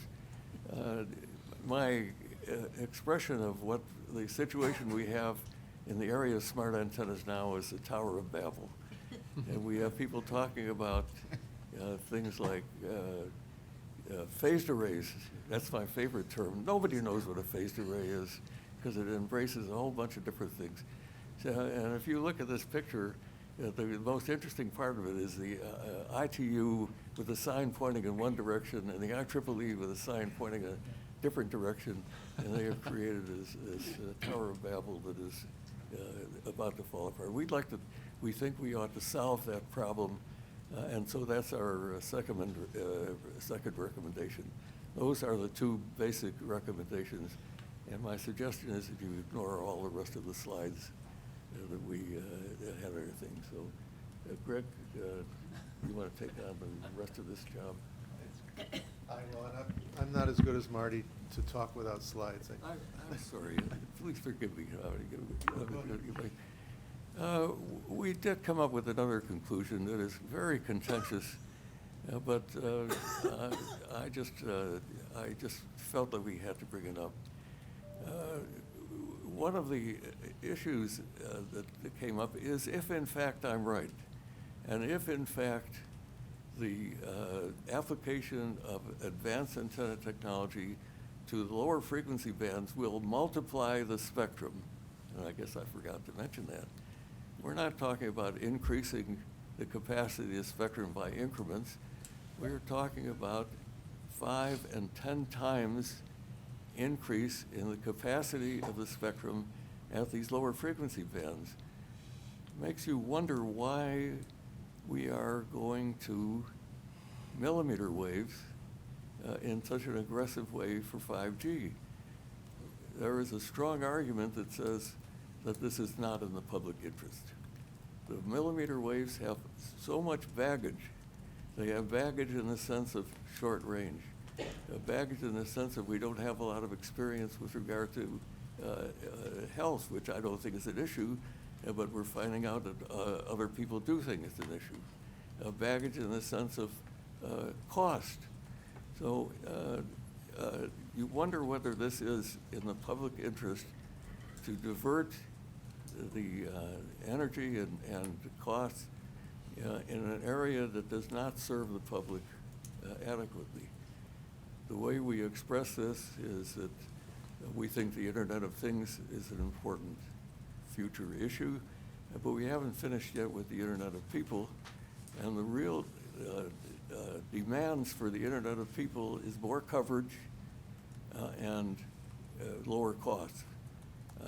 Going to millimeter waves does not achieve either of those objectives. So I'm just emphasizing the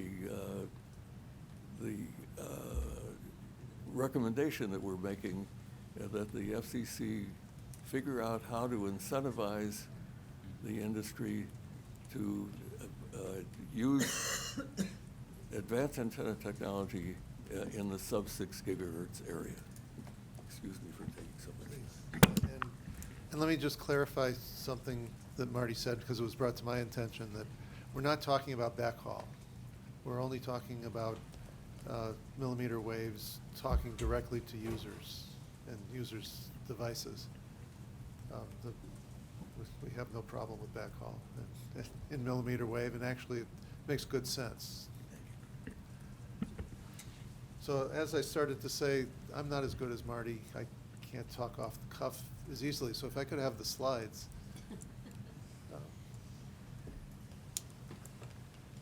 I'll go through these fairly quickly, but we've talked about antenna system appearance. This is something that we didn't even know we were going to be working on when we started. But examples came up, and actually newspaper articles were brought to our attention that said that appearance was bothering the people out there and could actually hinder the deployment of small cells, whether millimeter wave or not.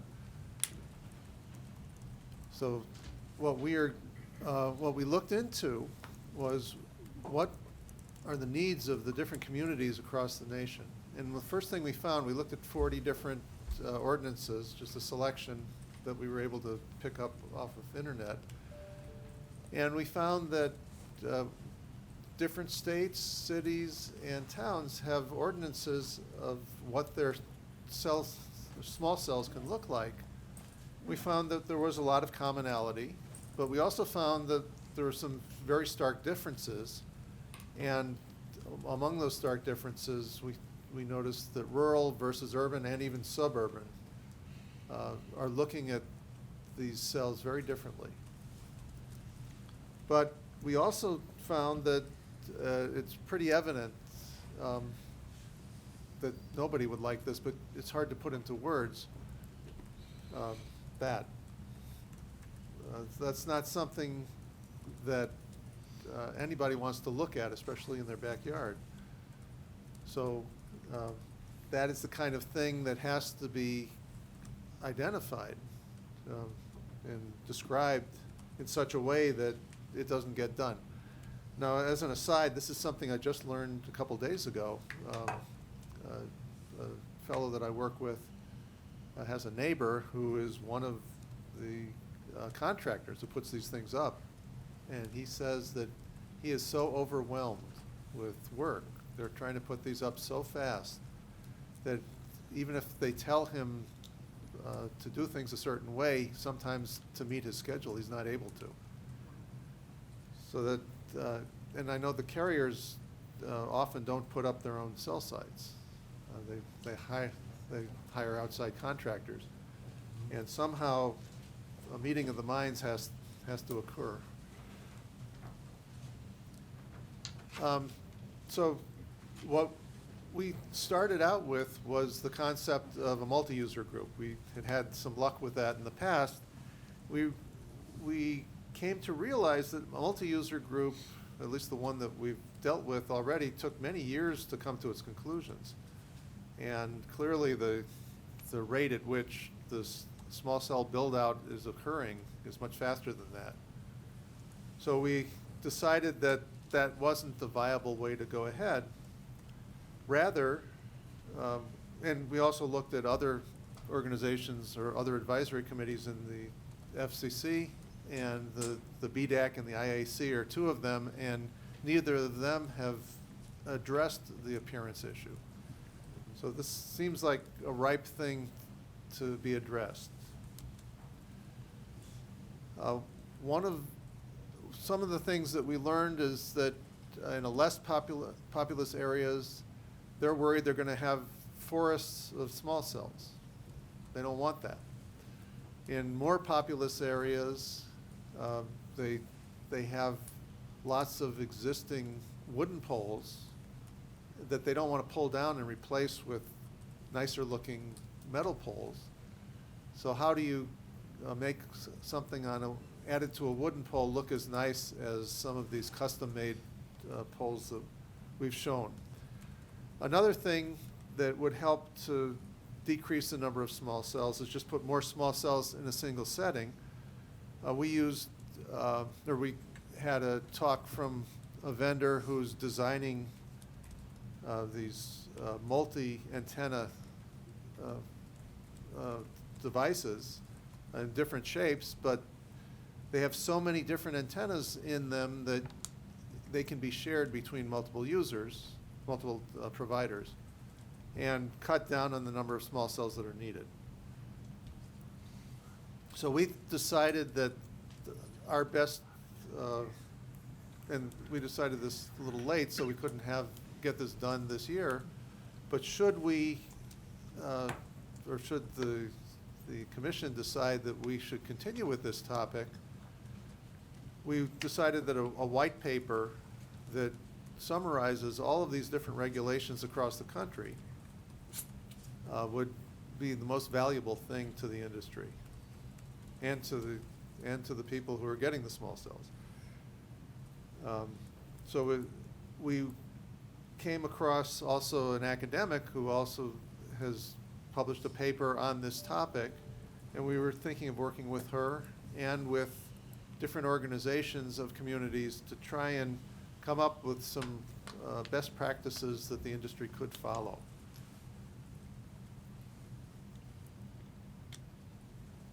So we have, this particular slide is what Marty already talked about in his recommendations.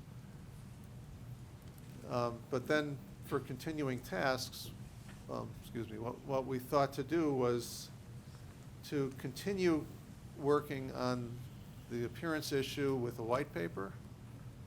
And if we're going to be doing that, we will work with all the different groups involved, ask them what they need, and come up with guidance, written guidance for the purveyors of these small cells, which mainly can be shared with the people who actually put them up and the people who want them.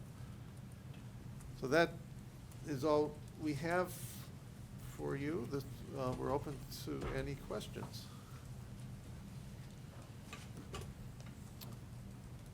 Okay, we have a very distinguished questioner, so. Well, the last, forgive me, but the last part interested me, especially because I had a few discussions with Vanu Bose on the whole subject of sharing of infrastructure. And it's not necessarily a technical issue. It's always seemed to me to be more a business issue, a business model issue. Vanu tried somewhat unsuccessfully to look at sharing solutions within the United States and found more receptivity overseas. My one suggestion would be that if sharing of infrastructure is to be important, you concentrate on business models and impediments and incentives to making those models work. It doesn't seem to me to be necessarily a technical issue, but again, a business issue of how we're situated in this country and what incentives and what industry leaders, it might not be, for example, might be the tower operators, might be another sector that can take the lead on this, but I don't think a lot of thought's been given to what are the incentives for sharing and what are the objectives to sharing. Well, you're right that there are a lot of business concerns, but there are also regulatory and technical concerns. The technical concern is what interested me and us, that how many antennas can you fit into one little structure? Well, I think my personal view, after having looked at this for a while, is that the technical issues, while interesting, are probably not the dominant issues here. It's much more fundamental in terms of a business model that would support incentives to making this type of technology and making sharing technologies. And I think Vanu was a good test case in that there's fundamental issues in the way we're situated in this country that other countries don't necessarily see. Maybe because we're richer, maybe because we're more competitive, but he was consumed by the business and regulatory issues, not necessarily the technical issues. And in small cells, we have the advantage also that local regulation isn't going to allow as many small cells as there are providers. So that may be an incentive right there. Steve? Yes, my question goes to this recommendation of incentivizing the deployment of a technology that's been around for 25 years and is not being picked up and adopted. It seems to me that before we incentivize the adoption of something, we should first understand what we're trying to overcome with those incentives. What is the resistance? Why is it not happening? You're not going to even be able to right-size incentives without knowing the obstacle you're trying to overcome. Well, I'd really rather think about what the objective is, which is to improve cost and coverage, because at the moment the United States has the highest cost of wireless internet of any country in the world that I'm aware of. At least I saw a chart that said that, which I would think would be an important issue for the FCC. But to your point, I've been trying to figure out why people have not accommodated this technology that has existed before. And there are a couple of reasons. One is the fact that it is much easier to come and get new spectrum than to adopt a new technology that's not part of the existing standards. And the FCC has made it so easy to get additional spectrum that people have not had the incentive to adopt this new technology. So there are other possible reasons, but that's the only one that I can come up with that it's worth discussing. Does that make any sense to you? It makes some sense. It just, I would think that since these companies are competing, and if the efficiency is 5 to 10x, as you estimate, that it seems to me that they would want to, somebody would want to go out and adopt this technology, and once one player went, then the others would go as well. I mean, if you're 5 to 10x more efficient in the use of your existing resources, it would stand to reason that nobody else could stand back if one competitor adopted and went. Well, I got your point. This sounds too good to be true, and usually when something sounds like it's too good to be true, it is too good to be true. But the results are in the art. They are known, and I just cannot explain why people have not adopted this technology more aggressively. And perhaps that's one of the issues that the TAC should undertake, is to do a better job of explaining the value of this technology. Kevin? I think I have the same question. First, Kevin. Yeah, having two Kevins sitting close together is a Go little ahead. challenging. Kevin Leddy. So I think I have the same question. Paraphrasing your presentation, you're basically saying that putting up small cells is getting tremendous resistance in the U.S., plus the carriers are having to spend tens of billions of dollars for these new frequency ranges, yet you're saying we could get much more efficiency out of the existing spectrum that's already been deployed. So companies like AT&T and Verizon are very smart companies. Why would they spend tens of billions of dollars on new spectrum if they could get greater efficiency out of what they've got? Well, that's a good question, though. Why does a company that's also very substantial, like T-Mobile, say that we don't need these millimeter wave spectrum, that we can manage and do 5G in the sub-6 gigahertz area? So, Well, actually, now our next questioner is the provider of this technology, so Kevin will answer all of your questions immediately. No, it's actually, I'm not an antenna guy per se, that's why I'm not on that group. But a question for clarification, the 5 to 10 times spectrum efficiency advantage you talked about, is that for one-sided, meaning the radiating, or the network side, or does that require the handsets as well to have the advanced antennas on them? you can get most of the effect you can get with the base station, because that's where most of the energy is being radiated. You can improve it still further by doing the handset. And by the way, since you brought up that thing, one of the reasons that we emphasize this thing in the committee is that we had at least 3 entities and maybe 4 who are prepared to deliver this technology now, that are actually shipping this technology. And one of them, I don't know if the Ericsson representative would like to pitch in. I sure would appreciate some Steve is help. strongly shaking his head. And No talk about leaping the in fact there. that this technology really does exist. It's not vaporware. Tom? Thank you. I appreciate the work of the group. With regard to the aesthetics issue, I think you pointed out an example of, many examples of small cells being built. There are a few that probably don't meet the goals and objectives of what people would like to see. So I think it's a matter of making sure that, cables are dressed properly and time is taken to do it. And I don't think it's necessary to stand up a group or to have white paper to tell folks to clean up their installations. And I would caution that collecting a bunch of requirements from different municipalities and locations and environments, which the group acknowledged is very different, right? Whether you're in a city or a rural area or suburban area, that sort of thing, could have unintended consequences. You could create a set of requirements that somebody's going to accumulate, and I think that could actually slow down small cell deployments and risk some of the things that we're trying to do. So I think it's an important goal to try to get these to be, clean and neat, so to speak.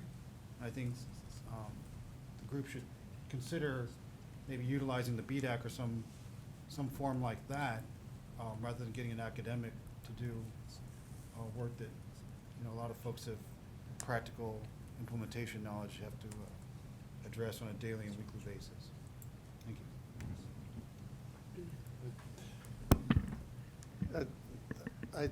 you. We've looked for some of those other avenues, and we haven't found them, Tom.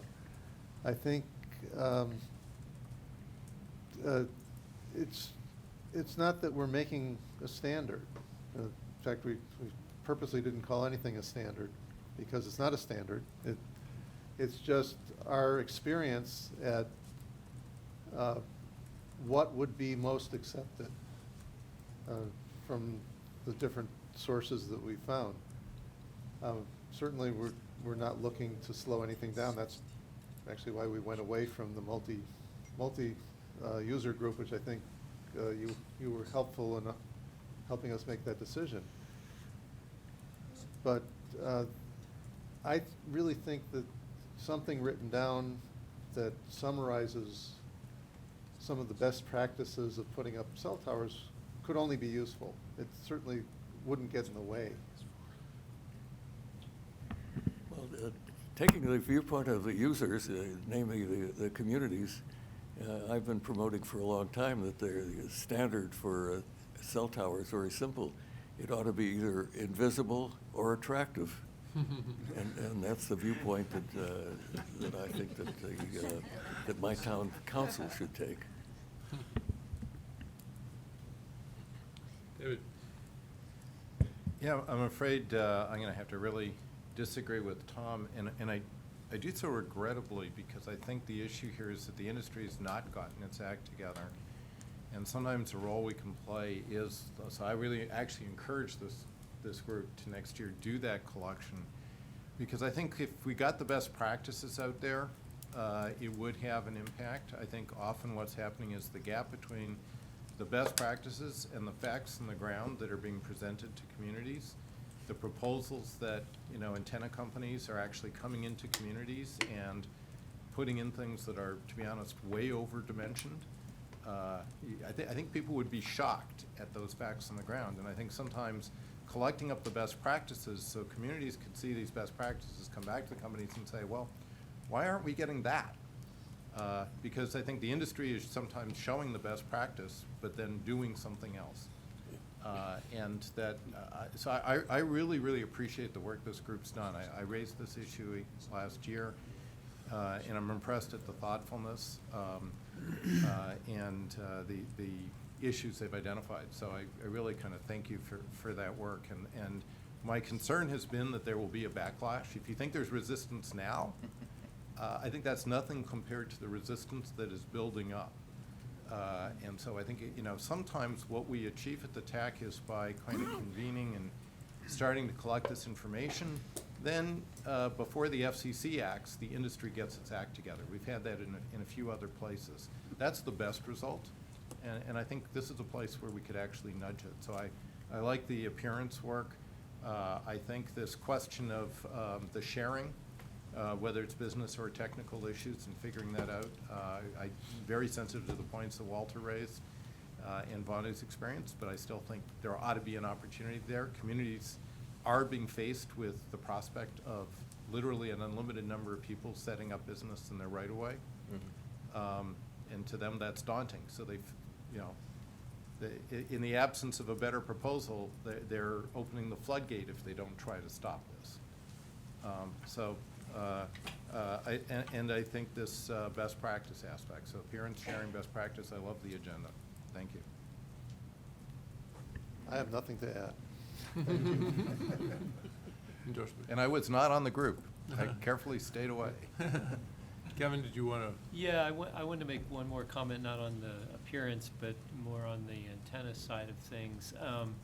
Just because it was kind of positioned as advanced antennas versus millimeter wave, and I think that kind of misses the point that, even a 5 to 10 times spectrum efficiency gain is not going to meet the needs in the densest areas, and millimeter wave is never going to address the needs in the less dense areas, right? So I think Marty makes some really good points about using the most advanced antenna technology in order to get as much out of the low band as possible. And I think we definitely need that. But we also need the millimeter waves to be able to handle the really high density areas. So I really think it's particularly with the expectations around what 5G devices will be able to do, and how many new uses will be coming online, I really think it's got to be a all-in kind of strategy. So, both just a and. comment. Well, Kevin, I absolutely agree with you. But if you look at what's been happening for the last 100 years with regard to demand, it's going to keep going up indefinitely. We've gone from Morse code to voice to video to virtual reality, and there are things going beyond that. So it's not going to stop. And it turns out that this technology that I talk about, we already know how to go to not 10 times, but hundreds of times increasing capacity.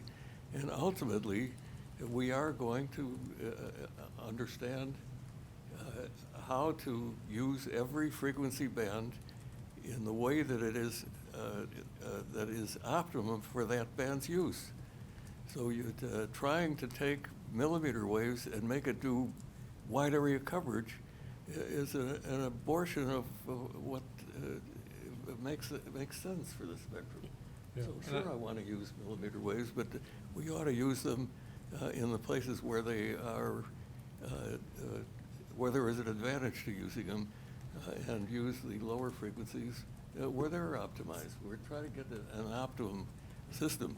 But I want to reiterate that we already understand future technologies that will multiply the capacity of the spectrum, and not by 3 or 5 or 10 times, but by many hundreds of times. And that technology is already being discussed and being worked on. So this is an ongoing process. Wait, Brian. Back to the aesthetics issue. Oh, the aesthetics issue. If we could jump around a bit. Sure.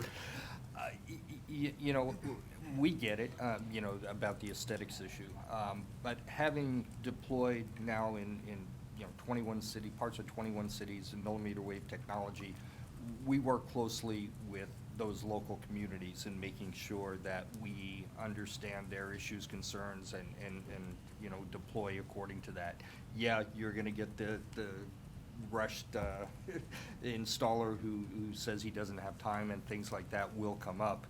But overall, I think, you know, going back to what Tom said and what Dave had said earlier, you know, if we go down a path of creating this conglomeration of rules and regulations across different communities across the country, it's going to be a huge task, first of all, because you know, there's so much differences across different communities in different parts of the country that I don't see how we're going to come up with one common guideline that'll one size fit all. And ultimately, what I see and my concern is it's going to slow down the deployment of bringing 5G technology to the citizens of the country, because this could potentially, you know, put some barriers in place that will hamper the deployments. We're working with the communities as we do our deployments. We understand the issues from each of the communities as we do the deployments, and I think, you know, that's the way to continue to build out and roll out of 5G. And you know, Atlanta aside from that picture we showed, you couldn't find it, but. Your hometown aside. I don't disagree, but are you big enough? Is the industry big enough to actually deal individually with every single community in this country?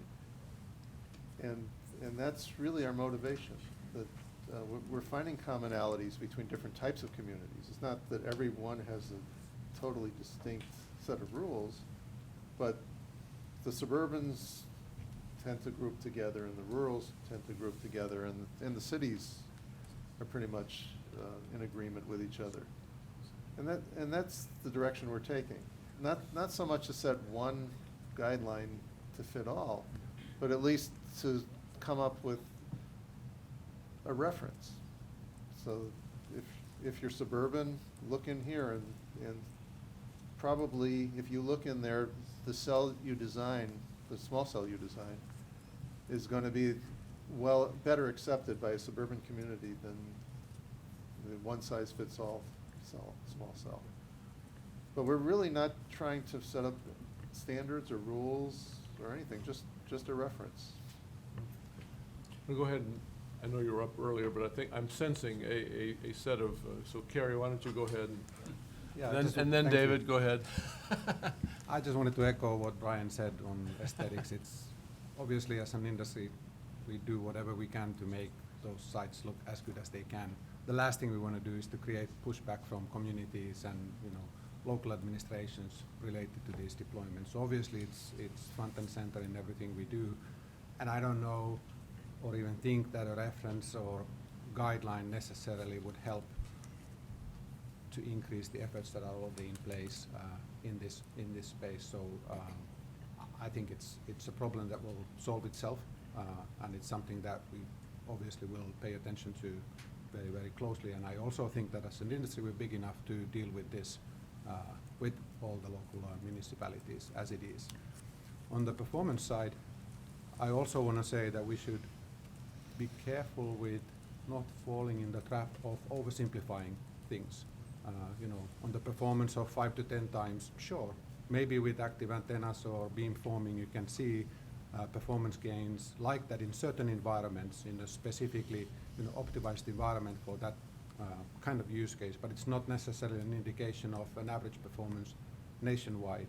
And then the other piece is that these technologies are complex, so putting these into use and actually making real-life implementations is not trivial. To imply that, again, we wouldn't do things the right way as an industry, in other words, making best use of the spectrum assets that we have, is not true. We want to make spectrum work as hard as it can for us. So all these new technologies, we're definitely pushing as hard as we can to deploy and make them available for us for the benefit of our customers. So I won't repeat what's already been said. I guess where I'll go is I think that this group is chartered for a specific reason, and that's to bring technical expertise to the FCC.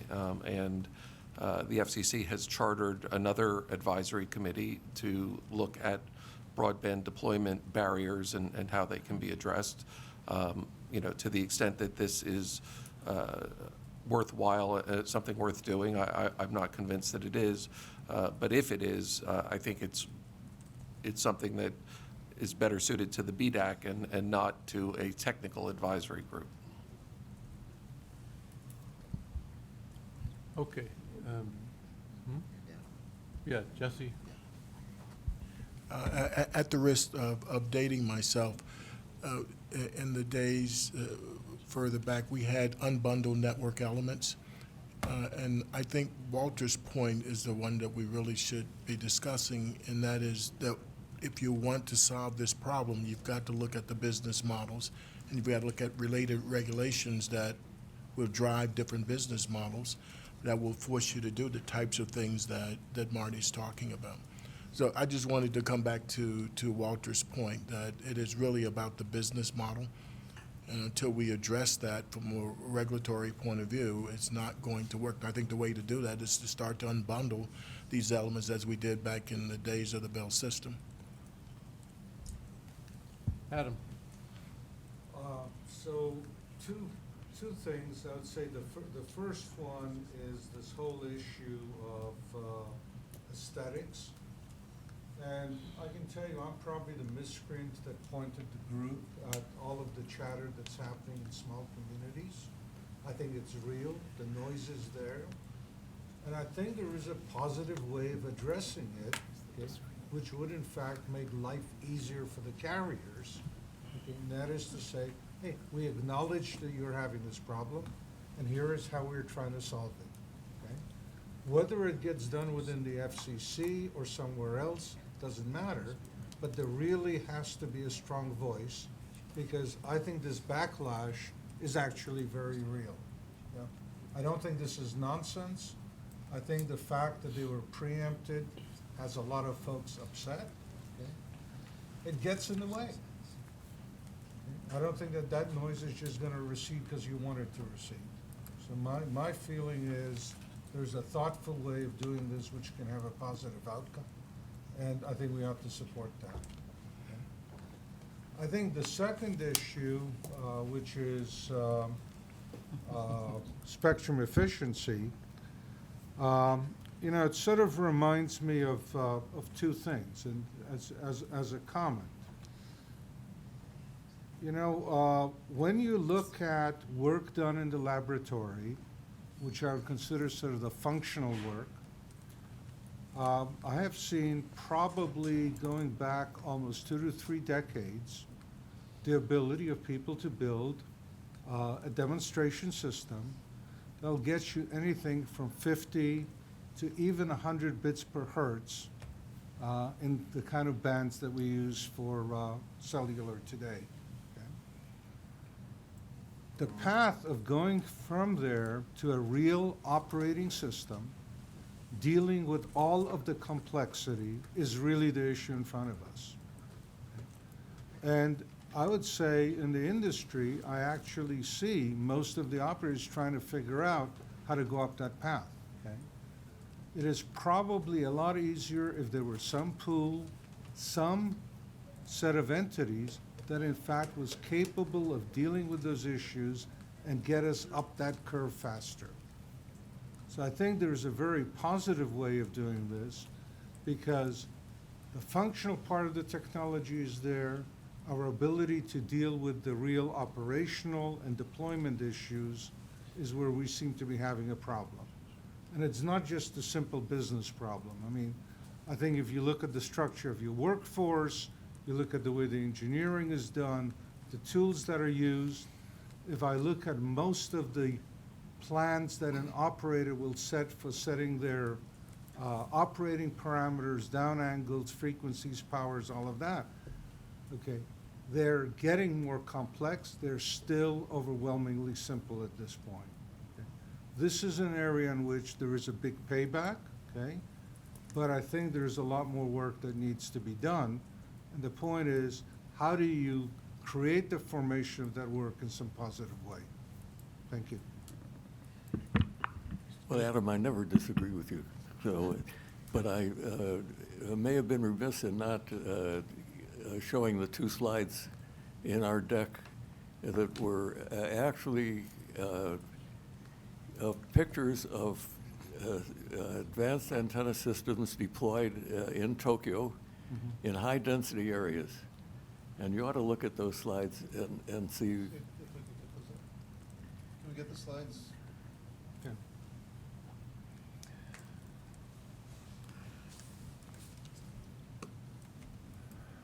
Well, so it actually shows you, I think, the existence Yeah, proof yeah, that it's out there. possible if somebody puts the effort into the complexity. Okay? Yeah, exactly. Okay, and so the question is, how do you lift the whole industry so it has the capacity, okay, to actually deal with these issues, okay, and adopt the technology? Yeah. Yeah, yes. Just to explain this chart very briefly, this is just a four antenna system. The purple thing shows what happens if you just use these four antennas just to put the energy out, and you receive these signals just additively. The dots show actually capsules of energy that are created because these four signals have been processed and the multipath has been added constructively for each of those three users, and there are nulls placed for each of those users to keep eliminate interference. So what you see with those three dots there is literally a capsule of energy that is being created by the same four antennas that the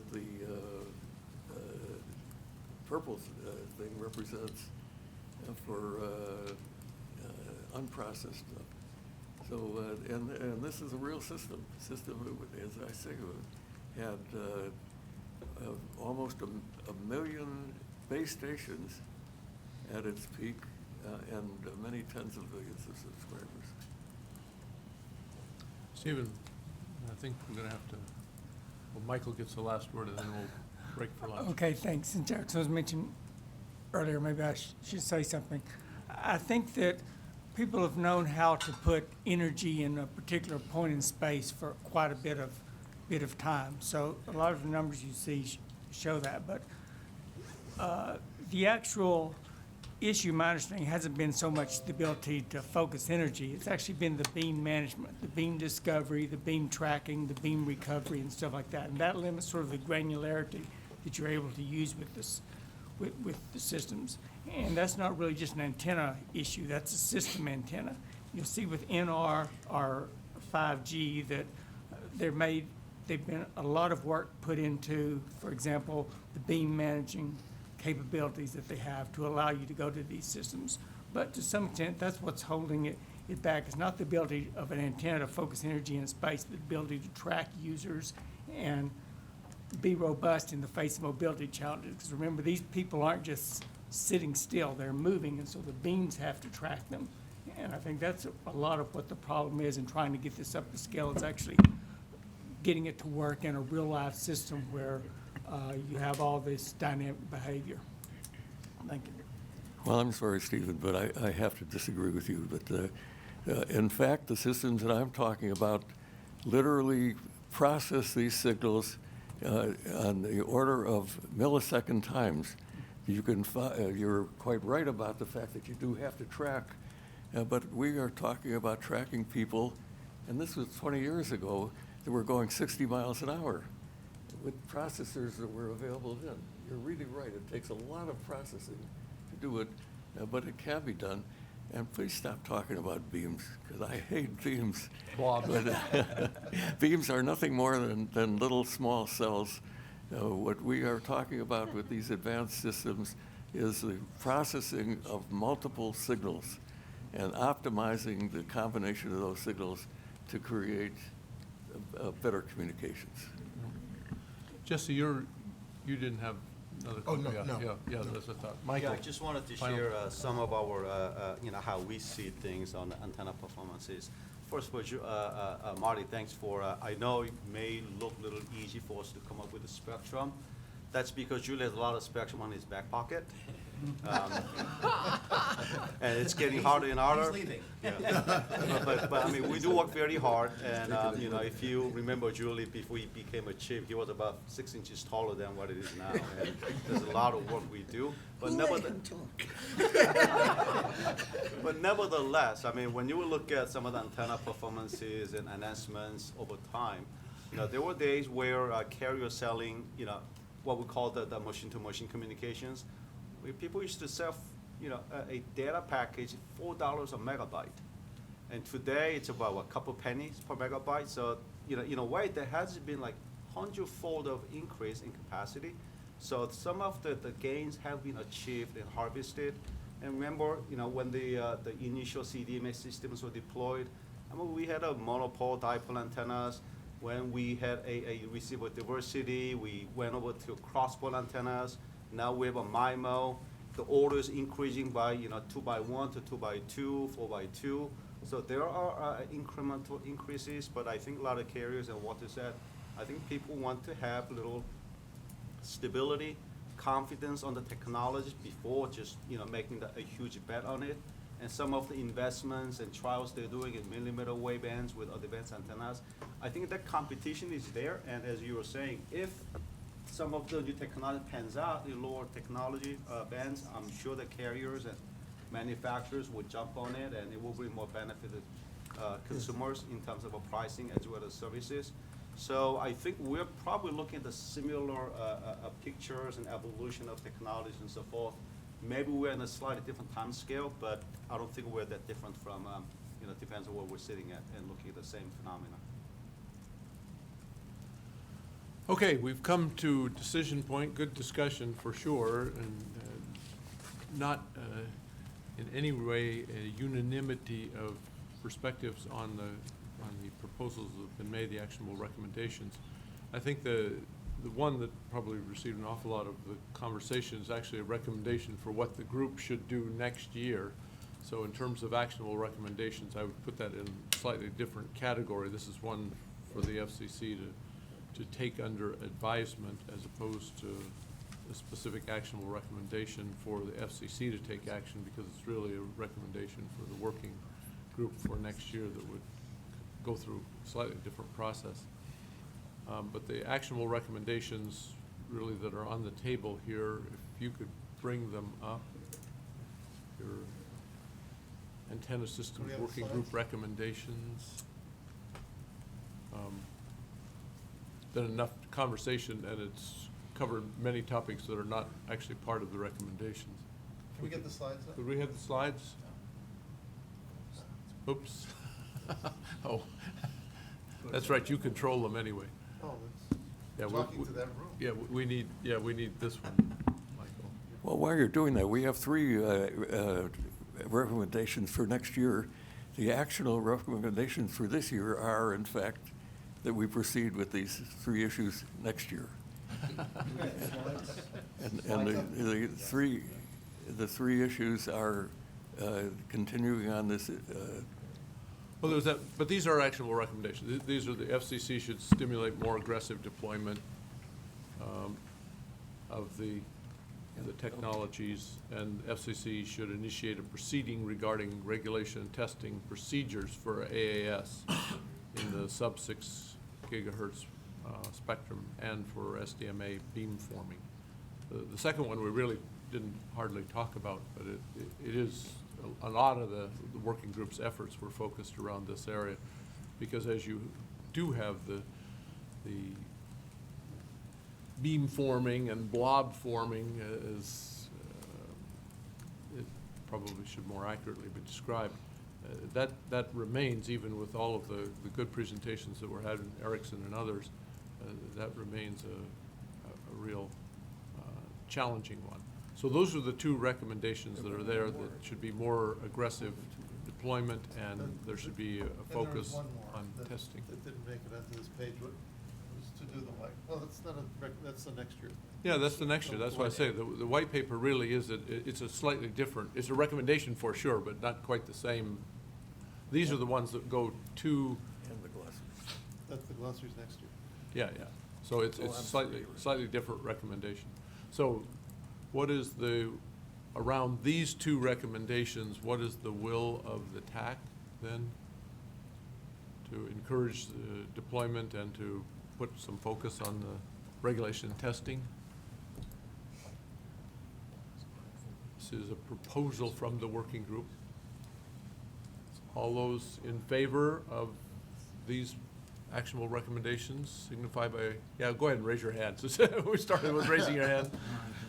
All opposed, same sign?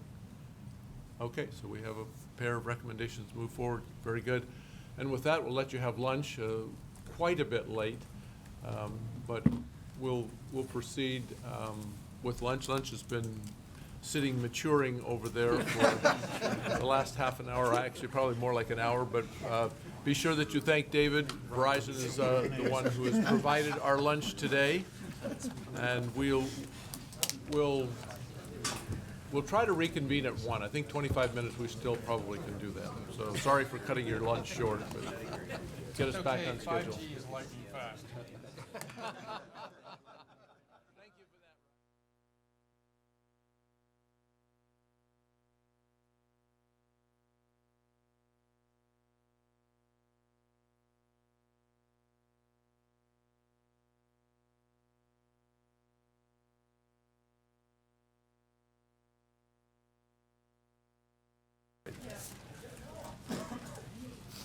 All right, let's begin. I think we're mostly assembled here.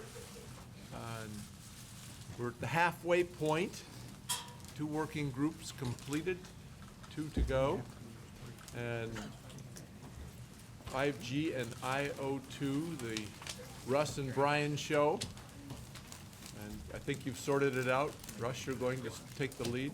Yep, I'll kick it off if we can get the slides up. I think it's the final version 3. There we are. Thanks, Michael. All right, we will try to get through this with ultra reliable low latency and blazing fast speed. I don't think you're. No, I don't think your mic's we're on not. yet. Hello. Yeah. Okay, so first off, I just want to recognize the team members. Again, it's always a pleasure. We have a very esteemed group of subject matter experts that have contributed greatly throughout the year, and I want to thank them. It's also an honor and a pleasure to work with them, as well as my co-chair, Brian Daly. Whoops, went too far. Okay, so we have 8 questions that were given to us by the FCC, and I wanted to hit on a couple of these instead of just skipping over this slide like we usually do, because I think it's relative to some of the recommendations we're going to talk about. The first one, how are low, mid, and high-frequency bands being used in deployments both in U.S. and internationally? So we took a really deep dive on this, and you'll see that in some of the spectrum review as well as the recommendations we're making. A couple other ones I wanted to bring up. let's see, what technical steps are being taken to ensure deployment of 5G services to rural areas. We have a specific set of recommendations related to 5G for rural that we'll also spend some time on. And then, let's see, the other one, 2 items here. What extent, number 6, is 5G making a difference for IoT deployments, and how will this evolve? So we've started to scratch the surface on the IoT perspective. We hope to continue into 2020 to finalize some of that work. And then number 7, what's the status of satellite offerings in 5G service? And we've also spent a good amount of time with satellite and some of the subject matter experts and the impact there. The other bullets are also important, but those are ones I just wanted to highlight relative to some of the recommendations we're going to talk about coming up. All right. So what we did since the September meeting, which was extremely short, it seems, we had about 2 full months, and that was it. But we did talk to a number of SME speakers on key technology areas that were in our charter. We also discussed some of the current standards activities related to 5G, even taking a look at what the planning's going on related to 6G in that respect. We also, as I mentioned, we spent some time on 5G IoT verticals. We did a deep dive, particularly related to rural for neutral host managed host opportunities. And then rural specifically, we did finalize our recommendations from the year. Satellite, like I said, we spent a fair amount of time and with some subject matter experts there. And then where we need to probably spend some time, we're proposing for 2020 is on some of the open source and ORAN.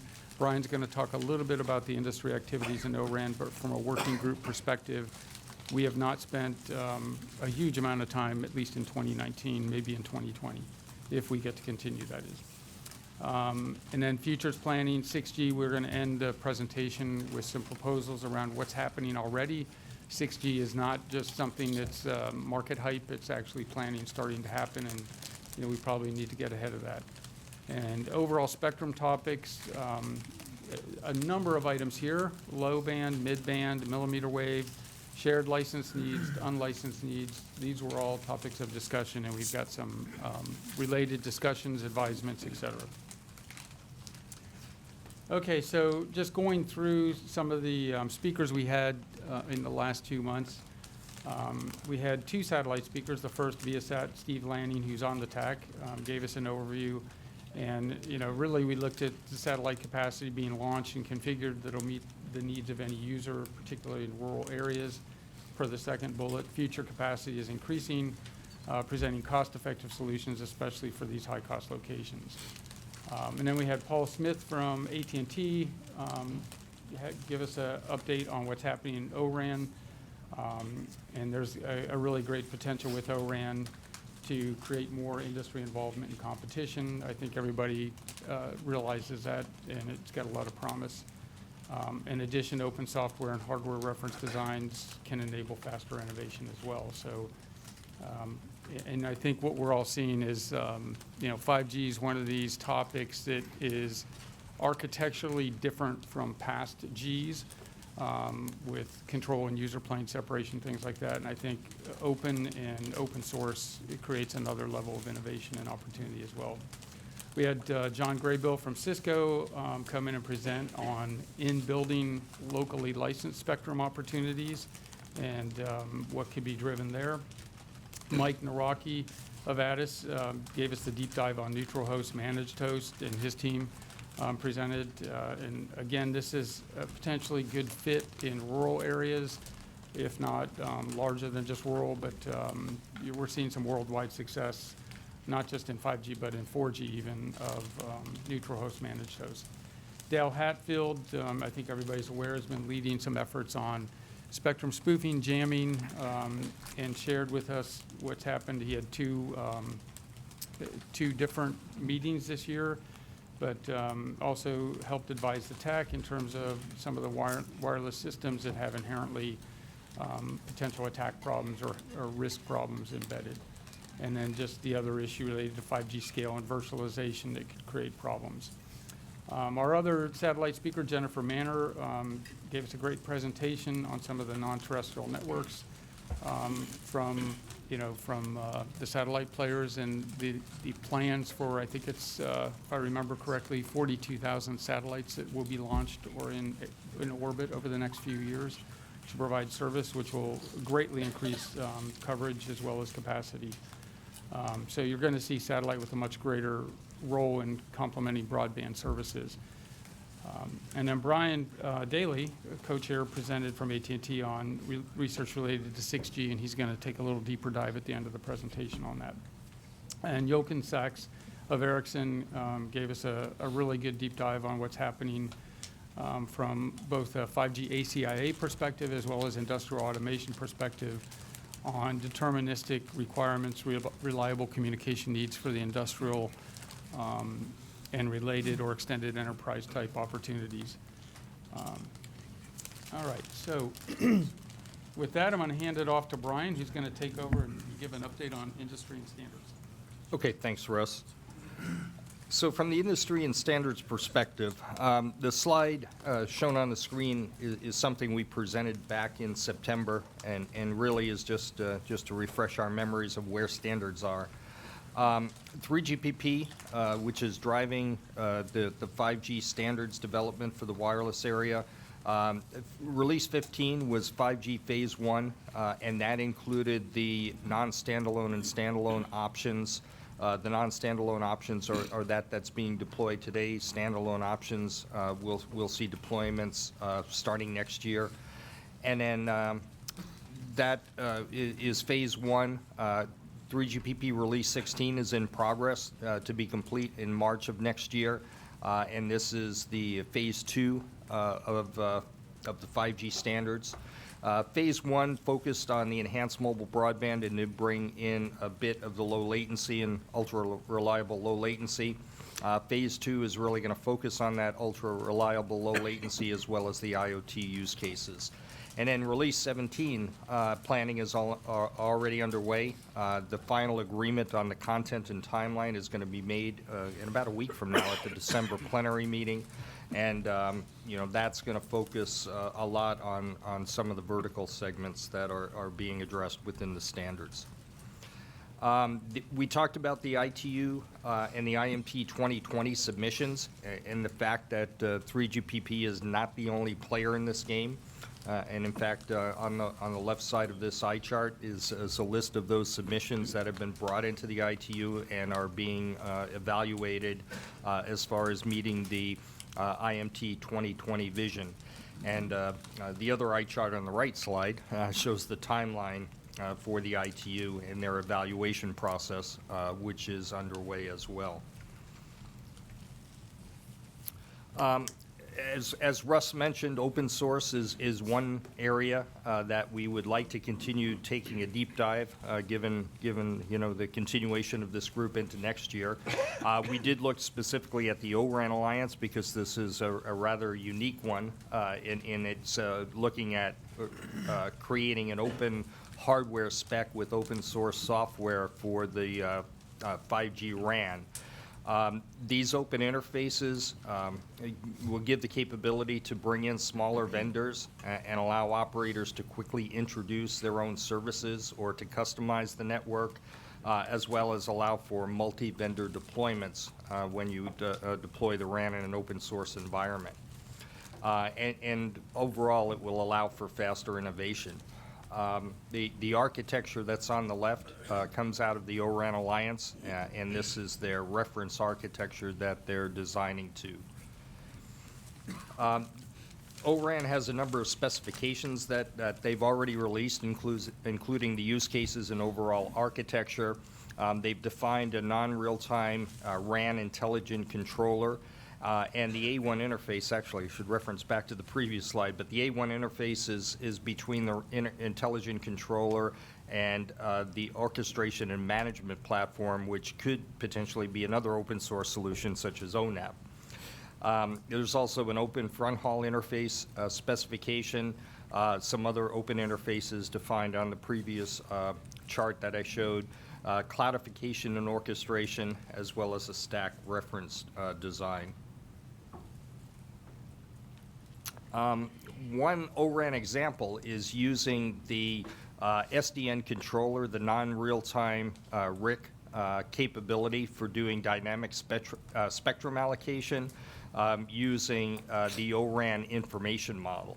And this was an interesting example to show how that O-RAN controller and the SDN controller can be used to reconfigure allocated frequency channels for each link in the network to mitigate high interference conditions by changing the operating frequency channels with to another with lower interference levels. Again, the spectrum management use case is applicable to wireless networks operating in unlicensed spectrum as well as licensed spectrum, and self-managed block-assigned spectrum, or in sharing spectrum cases such as the 3.5 gigahertz CBRS band in the U.S. As far as national 5G deployment updates, we have most of the major operators have some sort of deployments that they have announced. T-Mobile has 6 5G mobile deployments, and they're anticipating 200 million customers will have access to their 5G network on 12/6/2019, 2 days from now. And the national 5G network will cover 5,000 cities and towns by the end of the year. Sprint has 9 5G mobile deployments, and as of the 22nd of October, their network covered approximately 16 million people. U.S. Cellular has 5G service expected in parts of Wisconsin and Iowa by the first quarter of 2020. Verizon has 20 5G mobile and fixed deployments, with 13 additional 5G mobile and fixed deployments planned by the year end. And AT&T has 21 5G mobile deployments, 2 additional planned by the year end, and plans to cover 200 million pops with 5G by 2020. So nationwide, when you put that all together, there are 57 5G mobile and fixed deployments to date, with 72 5G mobile and fixed deployments, and 1 nationwide 5G network by the year end, and others coming in 2020. Internationally, China, on November 1st, the 3 mobile service providers launched 5G service in 50 communities, reportedly have over 10 million 5G subscribers as of 11/1/2019. And by the end of the year, Chinese mobile service providers plan to expand their coverage to all cities above the prefecture level. In Japan, the mobile service providers remain in testing and build-out stages of their 5G networks, and they expect service rollout next year. South Korea reportedly has 85 cities will have 5G mobile service by the end of the year, and reportedly there were 4 million 5G subscribers in July, with expectations of 5 million 5G subscribers by the year end. And in the United Kingdom, the 3 major mobile service providers have 30 active 5G mobile deployments and plan to have 58 active by the end of the year. And according to Ovum, the UK had 110,000 5G subscribers by September 30th and plans to reach 1.22 million by the year end. This is a website tracking 5G deployments worldwide. Again, it's a bit of an eye chart, but shows commercial availability in the red, limited availability in the purple, darker purple, and pre-release in the lighter purple. And I know the colors probably don't come out too well on the screen, but it does show that there is, pretty widespread worldwide deployments, either at pre-release up through commercial availability. So with that, I'll turn it back to Russ for a spectrum review. Thanks, Brian. I want to go back to that slide real quick. This is an interactive map, so it's 2 weeks old, and it's already out of date. If you go to the site, you'll see the numbers have changed, have actually increased as expected. So it is kind of an interesting map to watch, and you can click in on which areas you want displayed. I clicked on all 3 when I did this map. So I want to thanks to Mark Bayless for sending this as a reference. It's up to 1266, so it went from 1249 to 1266. All right. Yep. So what's that, 15, or 17 new ads. All right, so let's talk a little bit about spectrum. We did spend a significant amount of the year talking about spectrum.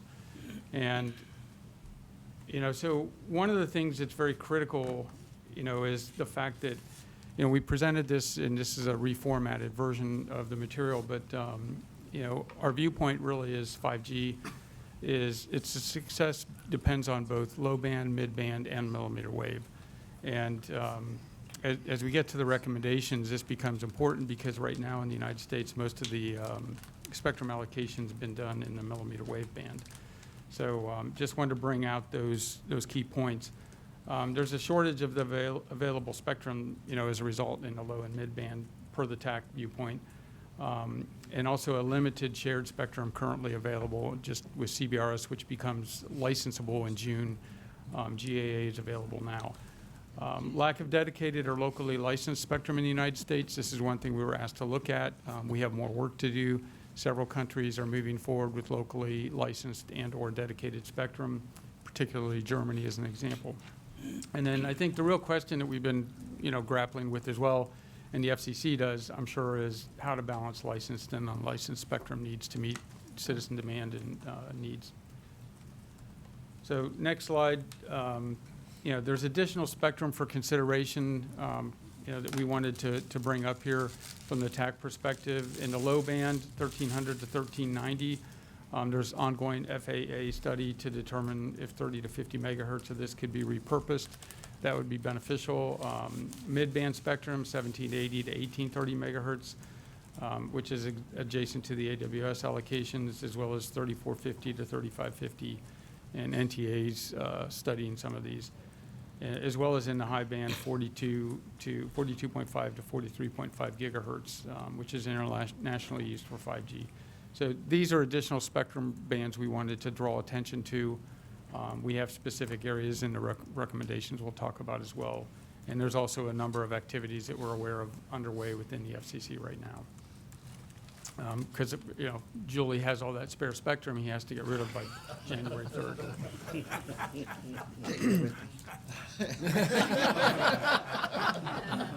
All right, so on to the recommendations. So first I'm going to dive into rural recommendations. We've broken these down into 4 buckets. And the first one being licensed spectrum.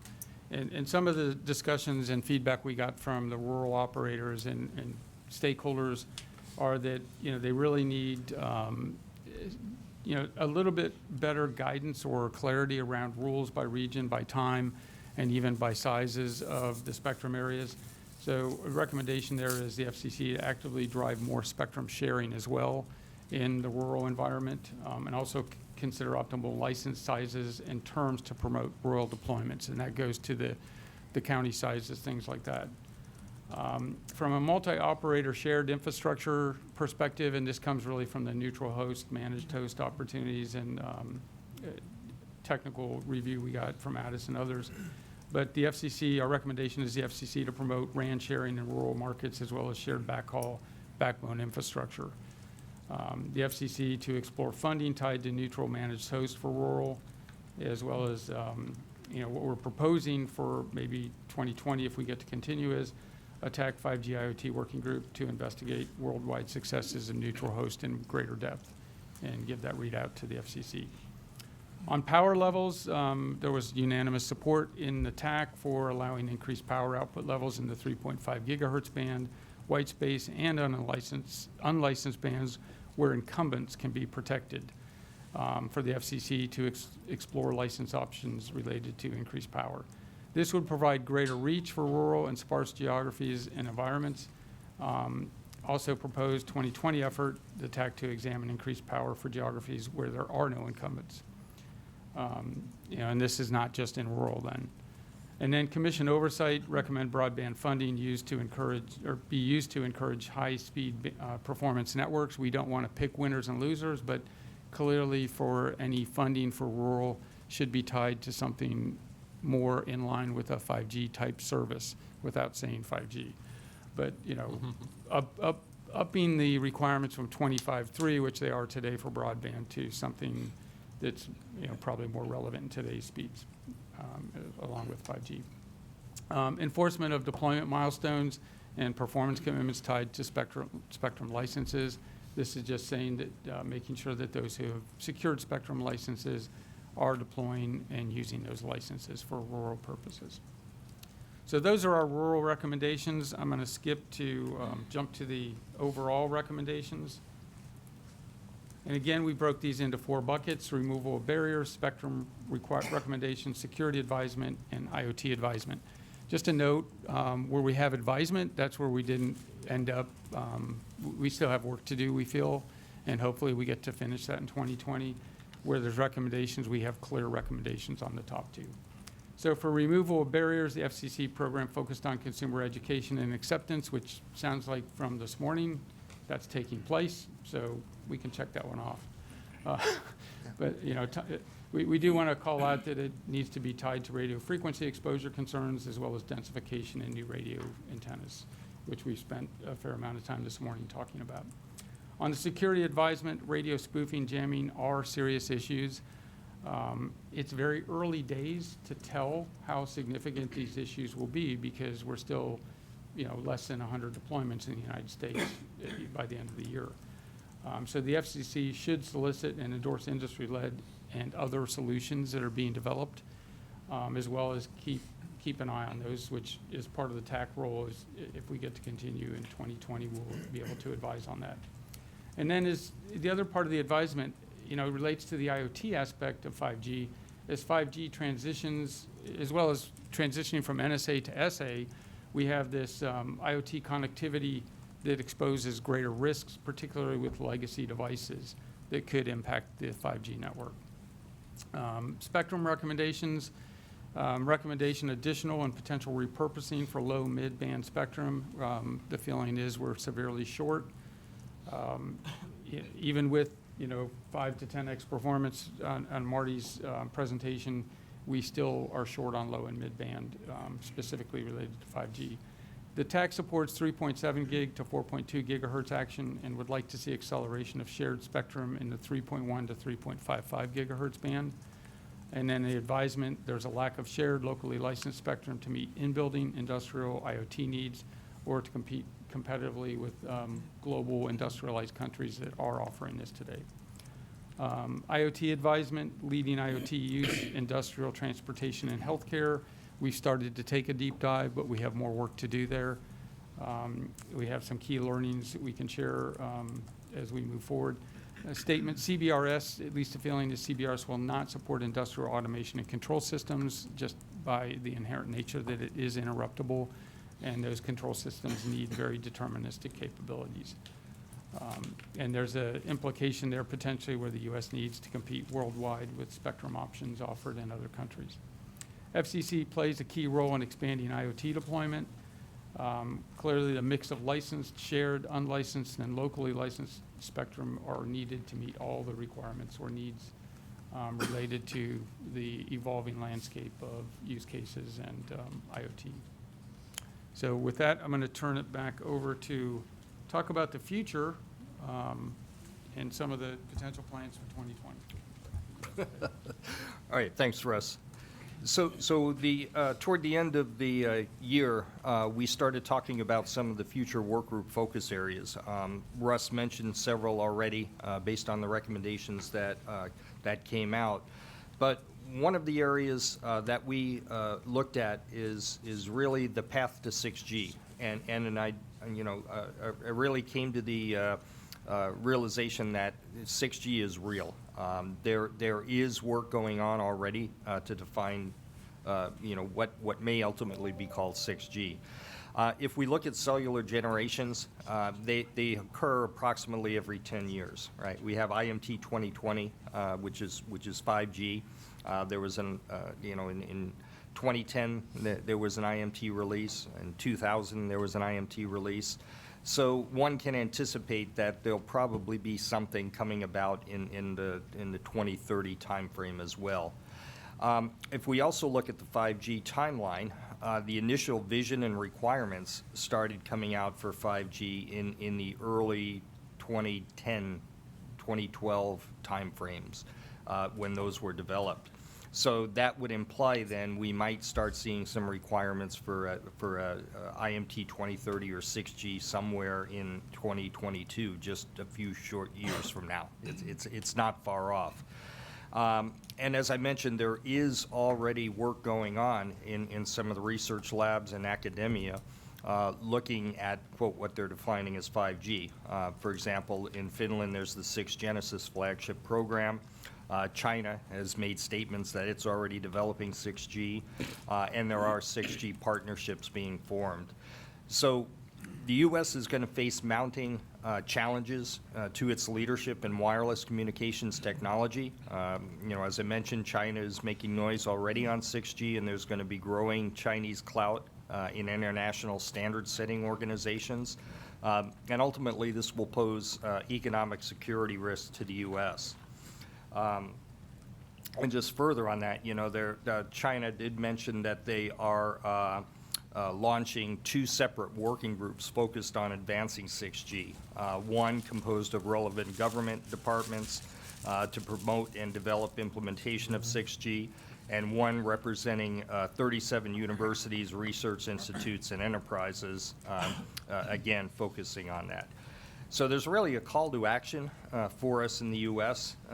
Even though we're deploying 5G, and we're not suggesting you snooze through the 2020s and go right to 6G, but the call to action is to understand that 6G research is real, and we need to look at how we can promote and maintain leadership of wireless technology here in the U.S. And this would include things like expanding public funding for research and development, promoting more open and interoperable communication technologies, take a lead in developing secure hardware and software, and also take steps to ensure that the transition from 5G to 6G will reap the economic benefits of the advanced networks. So what might 6G look like? Well, at this point, it's all speculation, and but there is some hints at what folks are looking at in these 5G research programs. And again, it's looking at increased speeds, and some have mentioned 10 times greater than 5G, even lower latency than what we get in 5G, and connection densities much higher than what we'll see in 5G, 10 times higher potentially. When you look at transmission speeds, 10 times greater, that's going to mean more spectrum, more bandwidth, so that's going to mean going up even higher in frequency, up to the high gigahertz and into the terahertz range. So looking at frequencies above 95 gigahertz. And also presence and location awareness. The chairman mentioned AI earlier, and certainly as we move into the 2020s, AI is going to be a prominent technology that's going to integrate with wireless technology. And on the chart on the right, which came out of a paper that was written not too long ago, we'll see the increased multisensory XR applications, robotics and autonomous systems, obviously, in blockchain distributed ledger, even things like quantum and AI, as the chairman mentioned. They mentioned wireless brain-computer interaction here as well, as some of the more forward-looking technologies and applications that one could see. But the point is, again, as I mentioned, this is pretty far off as far as what the details are, but awareness is really what the focus is here. It's something that, we should at least get a survey and understanding what's going on, what the research is, and how we maintain U.S. leadership as the 6G advances. So some of the areas of proposed focus for the group next year, as we already mentioned, 5G spectrum continues to be an area, exploring the low and mid-band spectrum opportunities, locally licensed need inside buildings and service fencing, optimization and efficiency. How do we solve limited and lack of spectrum, and working with some of the things mentioned this morning from the advanced antenna systems applications. and additional shared spectrum opportunities and rules, as well as unlicensed needs. In the IoT area, the vertical needs and value proposition with respect to spectrum needs to be identified, looking at low frequency up to millimeter wave and related economics tied to spectrum. What is the prioritization and timeline with respect to the different verticals, such as remote healthcare, Industry 4.0, transportation, et cetera, and agriculture might be a special case based on the geography. And then finally, emerging technologies impacting 5G, including the SIM and evolution of the SIM and low power. In security area, the IoT-related impacts, vertical-specific needs and concerns, industry and standards, looking at an overview of the improvements and gaps that are being made, and radio spoofing, jamming, and sniffing and interception. The CISRIC, CISRIC 7, has 2 working groups that are looking at security of 5G, so obviously we would have to do coordination with the CISRIC working groups. And then 5G and beyond, I did talk about the 6G planning, but even as we evolve 5G into the 2020s, what are some of the non-5G options that will emerge? Looking past 5G into that 6G planning, looking at the high-end millimeter wave uses, edge compute and slicing impacts as deployments accelerate, and finally the next wave of deployment, looking at things like radar, wireless sensing, high-resolution imaging, and 3D imaging. So that concludes our presentation, and the tents go up. Yes, time for the tents to go up. And we'll give you Satish's first go. Excellent presentation. Clearly a lot of progress in. Can you hear me okay? Yeah, I don't think your mic's on, but we can hear you. All right. A lot of progress in 5G, and the momentum is definitely building. The question I had was there any discussion in your working group around creating a national sort of focus around latency as a metric for connectivity? And the reason I bring this up is, given how important digital economy and digitization is going to be for the future economies, I think putting such a fabric and infrastructure, I liken it to maybe having the highway that connected the country at one point. So was there any thought to maybe making a recommendation along those lines? Yes, I'll take a stab at that. What we did look at were some of the use cases that drive requirements like ultra-reliable, low-latency communication, which is the 5G sort of aspect of TSN, or time-sensitive networking. So clearly, in one of the ones you're talking about, like connected transportation would be a critical one, industrial control and automation another one. I think in terms of making a recommendation, we didn't feel like that was something, at least at this point in time, the TAC needed to do, because that's being driven by industry groups like 5G.ACIA, as well as some of the industrial players. And then I think connected transportation has a roadmap in front of it in terms of what actually happens. We're even seeing some discussions on the spectrum reuse or being rededicated to cellular V2X as proposed in the last week or two. So I think that could be an interesting area for us to take a look at. And as we dive deeper into IoT use cases this coming, if we get to continue, hopefully, we'll probably spend more time on some of those industrial 4.0, how much of the use cases require that.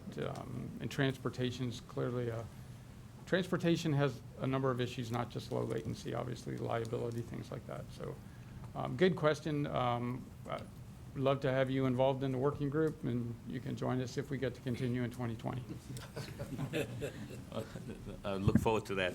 The second part to the question, which is related, is around enterprises' need for modern networks, right? And short of plumbing that exists today, which is in the wireline sort of space, was there any thought to licensing of spectrum? I think that you referenced it, but to enterprises so that they could use more wireless first and wireless native approaches with 5G. Yeah, so, well, you tied it at the end to public 5G, but I think when you look at the amount of connectivity and data that's pushed through unlicensed or Wi-Fi, it's extremely massive and large. You also have Wi-Fi 6, which has been launched and is going to, have a very significant impact on the network. One of the things we did talk about, did not get to, I would say, a point of a recommendation is that locally licensed or in-building type spectrum, whatever it is. For instance, you look at, I think it's BNetz in Germany. I probably didn't pronounce that right, but it's BNETZ, big A. But they've got 10 megahertz chunks that you can apply for as a locally licensed, and it's fairly inexpensive, and you can get multiple chunks up to 10 years, things like that. So this is an area where right now the United States is totally focused on like shared spectrum. And I think as we evaluated that from a TAC perspective, it's not going to fit Industrial 4.0. So this is an open area that needs further clarification, further discussion, and hopefully a recommendation sometime in 2020. But definitely a key point related to spectrum, because it's not all about licensed all the time. But there are other use cases, and I think it's the evolution as you look at enterprise, extended enterprise, and what IT environments or IT folks have controlled or built their own networks, and they want to continue to do that as well. So you have multiple models that would be out there that way. You want to add anything to that? Why don't we, go ahead, you haven't spoken all day, Naomi. I know. Sorry. This is a great presentation, very meaty. And I'm glad you included the potential impact of the growing satellite broadband investments. I'm intrigued with those myself, as you know. I wanted to ask a question about the rural recommendation that the FCC use its broadband funding to encourage high-performance network investments and 5G where possible. I guess I wondered if you had thoughts about how the FCC should balance that with supporting the operating costs of the existing infrastructure. I'm thinking back to what we learned in another working group, just how much of the USF funds go towards operating costs and not really building out new infrastructure. I'm wondering if we have transitional work there, just like we did with the PSTN transition, and what you thought about that. Yeah, so just to clarify, we said for the FCC to encourage build-outs that encouraged high broadband capabilities like 5G, but not like we didn't put 5G on the slides because we didn't. We don't want to pick technology winners and losers here, right? Right. No, you're so, right. You just said high performance networks. Right. And so I just want to clarify that as a working group, that was our verbiage. Yeah, it's a deeper topic, I think, which you're asking in terms of what the transition period would be. And we've talked to a number of rural service providers that some have even said there's absolutely no value for 5G in rural. To the other extent of, oh no, 5G could be a fit here. So it's like you have different, and then, there's other recommendations tied to like size of licenses. So there's, I think rural, we've looked at rural from the TAC, I think, every year for 8 years at least, and different aspects. And it's definitely challenging. It's the reality is the economics that you have in a dense urban area just aren't there in a rural area. And this is where I think, there's great opportunity. Satellites providing a lot of solutions. You'll see, I think, over time, like T-Mobile, Verizon, or I'm sorry, T-Mobile, Sprint, wrong merger. T-Mobile, Sprint. Big news today. I just want to make sure everybody's awake Jerry after and lunch. David, you guys have something we didn't. But anyway, the T-Mobile Sprint, is deploying in low band and will have a fairly good reach with some of the spectrum for 5G and be able to, I think there is a 5G use case there, and we'll see that evolve. But in terms of the transition line, I think that would, we didn't really dive that deep into that. Rural is a very difficult challenge, and it's, no jokes about it. It's just, it is a challenge, and it's kind of, we definitely all agree that rural should have the same capability everybody else has, but how do you get that? How do you get there? It's not easy. Yep. A nice job there, Russ. So my question I have a question and maybe perhaps a suggestion. So this revolves around enterprises and shared spectrum. A number of different companies, particularly the industrial companies, are now exploring CBRS, and particularly GAA, and now in June they'll look to acquire some licenses for not specifically for automation, but they're using it for their private networks as a way to support video cameras, surveillance, and other security use cases. So I'm just wondering if there was any discussion in your group around how do you migrate a private 4G LTE network to a 5G private network? Is there a roadmap associated with it relative to Band 48 as an example, or shared spectrum in general? So that's question one. The second one is around neutral hosts around 5G, and I think you mentioned that in your presentation. Would love to hear a little bit more about it. What was the outcome? Was there an end goal to it, or is there a framework that the overall public could benefit from? Well, for the second question, you're sitting next to the expert, so he can probably answer that better than I can. For the first question, I need to give you my business card first. But in terms of how you migrate from, LTE to CBRS, but I mean, there's a number of solutions that are out on the market. I would say it's, Actually, my question was around from private LTE to private 5G. Sorry. Right, okay. So you're including CBRS in that private Yep. 5G, okay, because it's a little semantics. But, yeah, so I think, there's not, I would say, it's not like you just migrate. I mean, there are different technologies, so it's an investment that's required to build that out. But it'll be interesting to see. I think everybody on our TAC team was very supportive in terms of CBRS and what it's going to bring. You're right. There's a lot of people that are going to deploy it and use it as a private enterprise type capability. And it gets part of the way there. If you're building an industrial automation plant, though, you're not going to be able to rely on that just as your sole connectivity is one of the challenges. But it does provide a great opportunity. And for those that have licensed spectrum, PAL licenses are going to, it could be used as an accelerator to your existing licenses as well. So, one of our recommendations is clearly more shared spectrum. You're seeing some things coming out of DoD and NTIA on additional potential shared spectrum as well that could make that even greater. So I think the other thing that's going to be interesting, and ties into both antenna working group as well as the AR working group, is the management of shared spectrum. We probably can get more efficient and, optimize that even.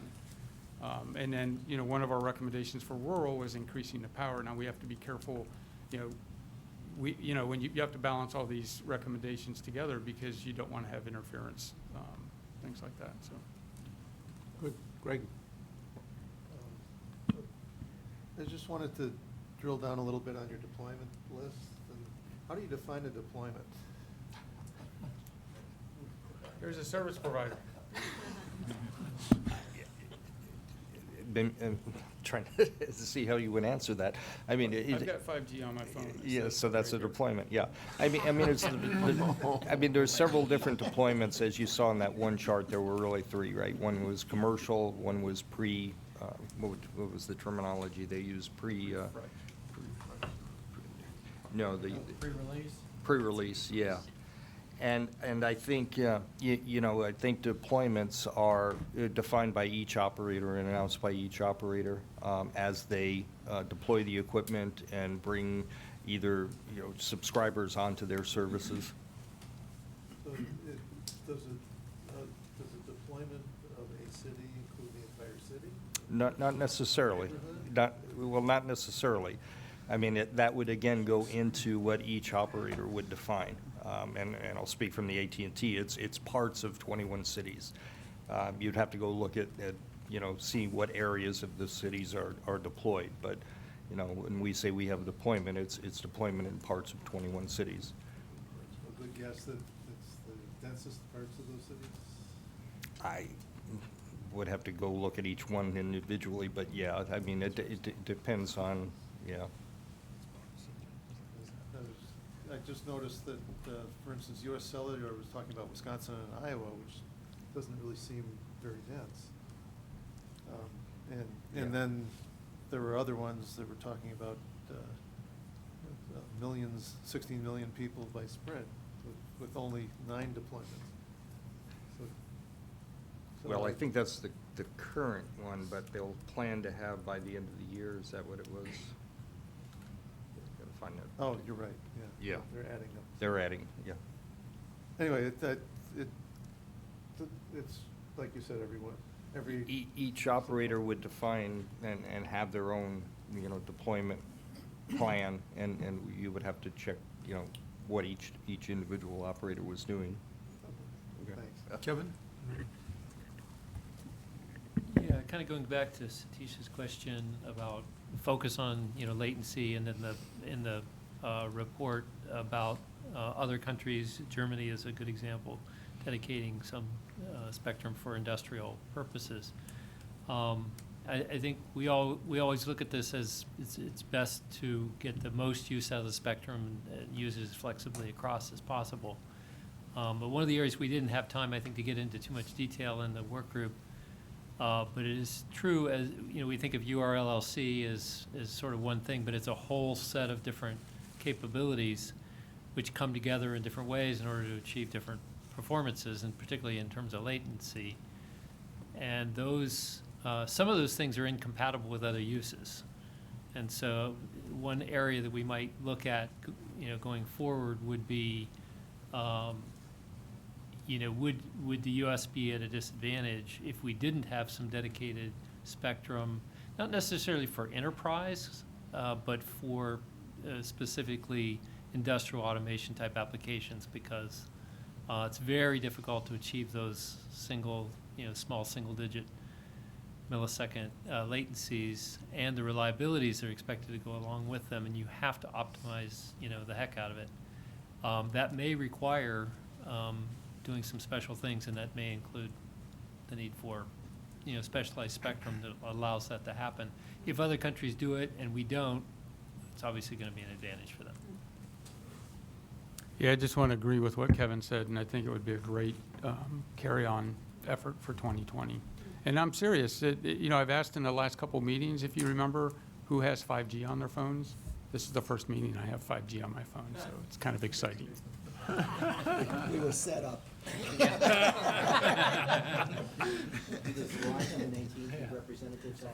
I can't say who the carrier is, but he sits really close to me.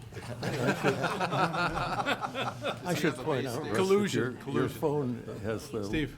Yes, shorter battery life, it's a bit of and it's a heavier as a result of having 5G. Guys, you need. It's a bit of a small thing, but I would be careful not to equate high-cost locations with being rural. I think that the incidence of high-cost locations is actually higher in non-rural areas than in rural.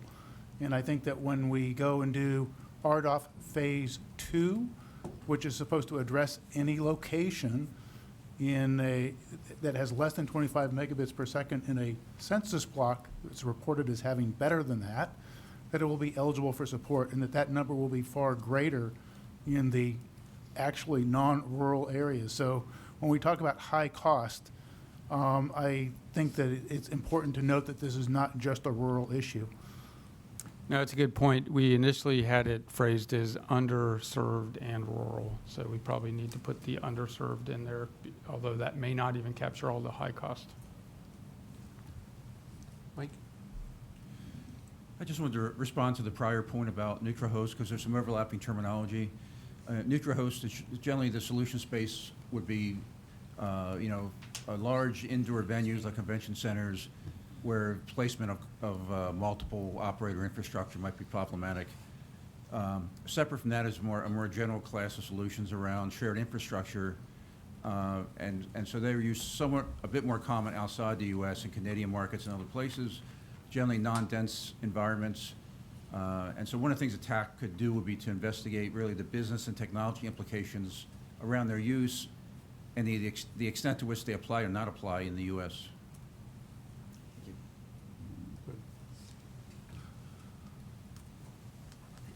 You have the last word. Yeah, regarding the industrial IoT, Russ and Brian, is, you know, when you look at least when I look at more of a 3GPP technology operation, it is very complex. You know, you have to have a specialized engineer for the base station configurations and management. You got core networks and a lot of different bells and whistles. But when it goes into this IoT application, like what they're doing in Germany, what are the thoughts? Are they trying to simplify all that and put everything into a single box so that operation-wise is very simplified? Or is it going to be some sort of neutral core network provider with a network slicing so that the burden on these business, industrial users going to be like minimal, just the spectrum-related portions? How do you expect to manage these operational challenges? Any thoughts or guidance that's kind of being talked about? Yeah, so it's kind of interesting. I was reading some articles on this morning related to the German deployments because, and I think we have to keep in mind too that there's multiple options. If you, like for instance in the German model, if I secure that license, it doesn't mean I have to personally deploy that and run it, because there is that learning curve, I think is what you're getting to as well. But you know, when you look at very large industrials, that's not a problem for them. You know, they got very good big IT staffs and departments.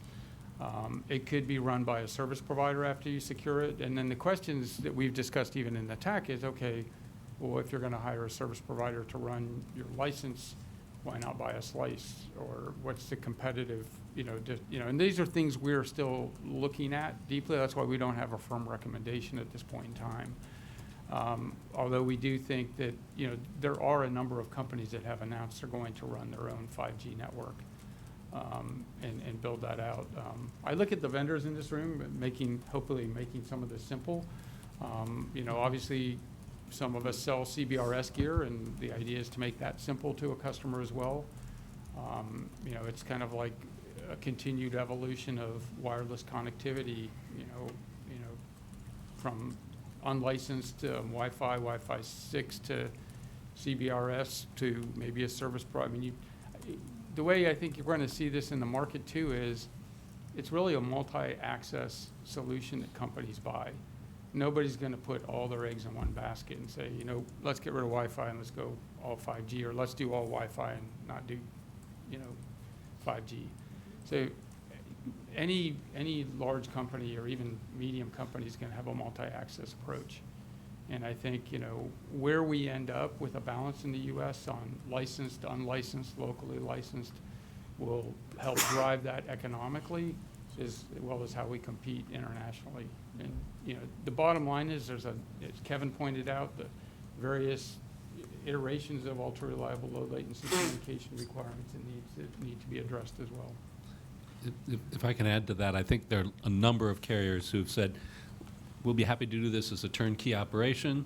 It's your spectrum, but we'll do everything we would have done as if it were our spectrum. And I think the companies want the security of knowing they have the control of the spectrum.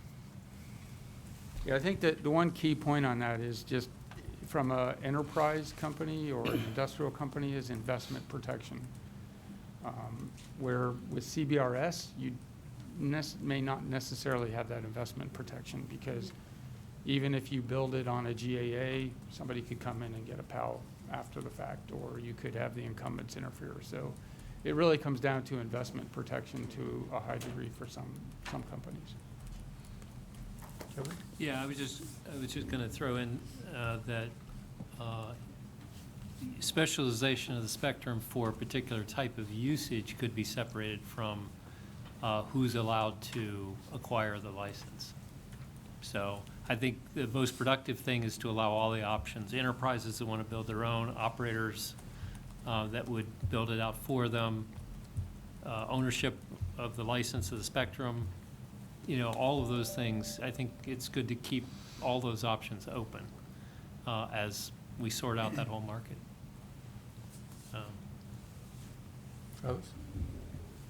Just to add on to what's been added on. Add on to the add-on? Add on to the add-on. There's another model, if you look towards your cloud providers providing 5G as a SaaS. So if a private enterprise wants to go to their local carrier for the spectrum, but they want to have their own private splice, I'll call it a splice, for LTE or 5G, there are cloud providers, one which I happen to know pretty well, that are actually rolling out 5G as a service for specifically IoT-type applications. So I think that's going to be another trend that we see in 5G. You're going to start to see cloud providers stepping up because it's a perfect environment for cloud providers and start offering that as a service. Good. Julie? May have heard me say this before. First of all, terrific presentation. I'm still a little concerned about the connections between all the potential applications in those communities and the new technology that we're making available. Not from a regulatory standpoint. I go to conferences, and we tout the benefits of 5G and the potential applications in transportation, medicine, et cetera. And then you ask in the audience, is there anybody here from that sector? No. and whether there's anything that can be done to, I fully would expect the individual carriers and the vendors be trying to bridge those connections with the parties, and some of it's going on. But is there more that we can do to actually be talking to those sectors about what is it, as opposed to just here's what it can do for you, to what is it that you need, knowing that they may only decide that they need it after they've seen it, to bridge those kinds of gaps. Because, often in those sectors, things move slowly. And what's going to drive the investment is the users and the willingness to pay, from the business standpoint. So maybe a thought for the future and how we can kind of tie those things together maybe a little better. Yeah. Yeah, to that point, there's, you may have to go to their playground.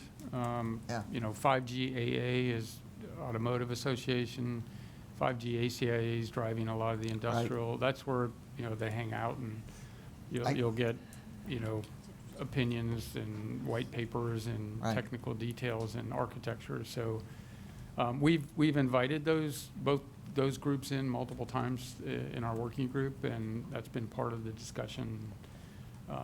Like I said, we've got a lot of good input here today as well, but we have work yet to do around this.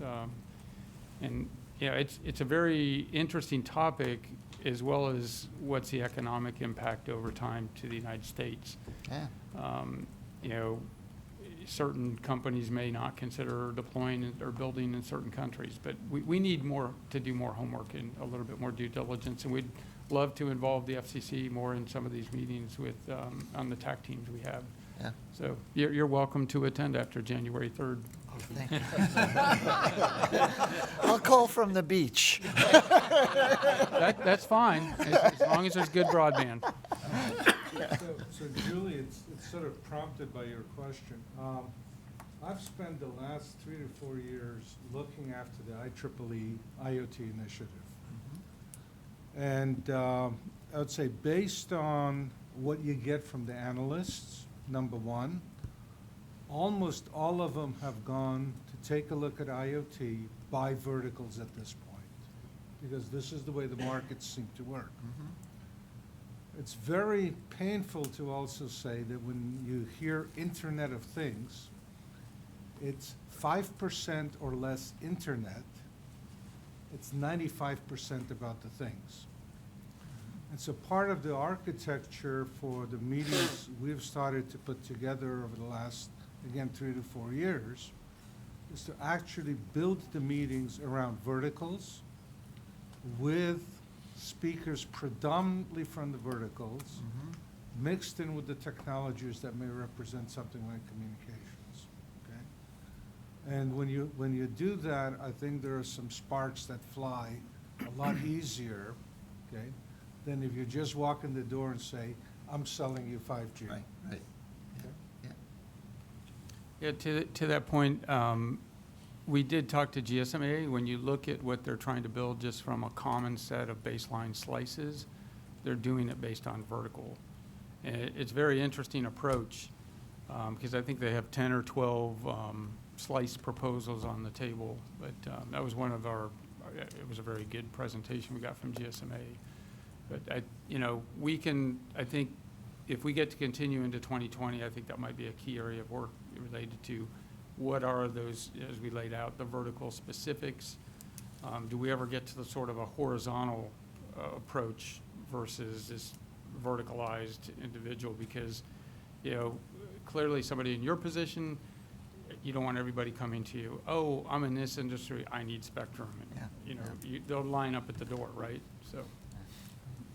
Kevin, you got a Yeah, quick just a one, 'cause quick, we're actually beginning to also get- in response to Julie's question, again, if we look overseas to Germany, one way that they're doing it is the large industrials have gotten together and collaborated, as they seem to do more in Europe, collaborating on basically a factory of the future that's a test bed factory. And so you have the industrials with their automation systems, and Nokia and others are involved, directly in there with the emerging 5G, URLLC type solutions. That's one way to test out what the real requirements are, because it is difficult to get hard and fast numerical requirements of all the SLAs, but that's one way it's happening. And perhaps that something could be encouraged in the U.S. as well. There Or are we some could certainly installations. learn from what's happening over there. There are some U.S. installations doing this as well. Okay, very good. We have a set of recommendations under consideration. And now it's the time for us to transform those as appropriate into recommendations to the FCC. A lot of discussions that have taken place, and if we could have them on the screen, please. There's actually 2 slides, there's rural Yep, and. yep. So this is the rural one, and then you could go ahead and flip it, Michael.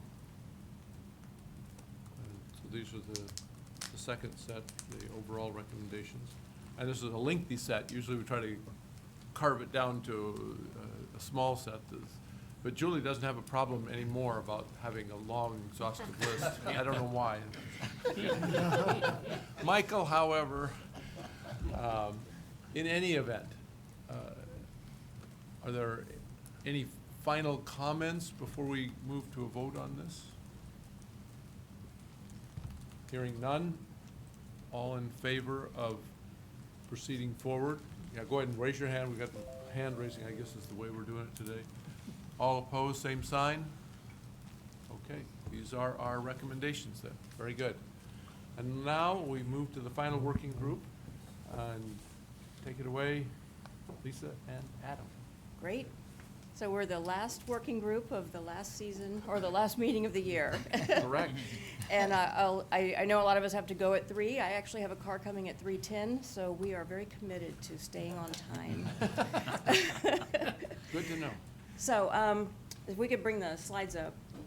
So we're the AI working group. I've been with my co-chair Adam now for about 2 years, I think. This is our second year together. This is actually a continuation of our computational power stress on the network from the year before.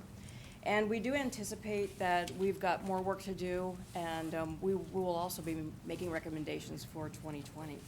I also want to thank our liaisons. They've added tremendous value this year. I think especially well connected this year. And we've gotten a lot of great information. We've had several, good pieces of content and speakers. So we've got about 21 work group team members, and I want to thank all of them. This group's largely been together for the 2 years, so there's a lot of continuity here.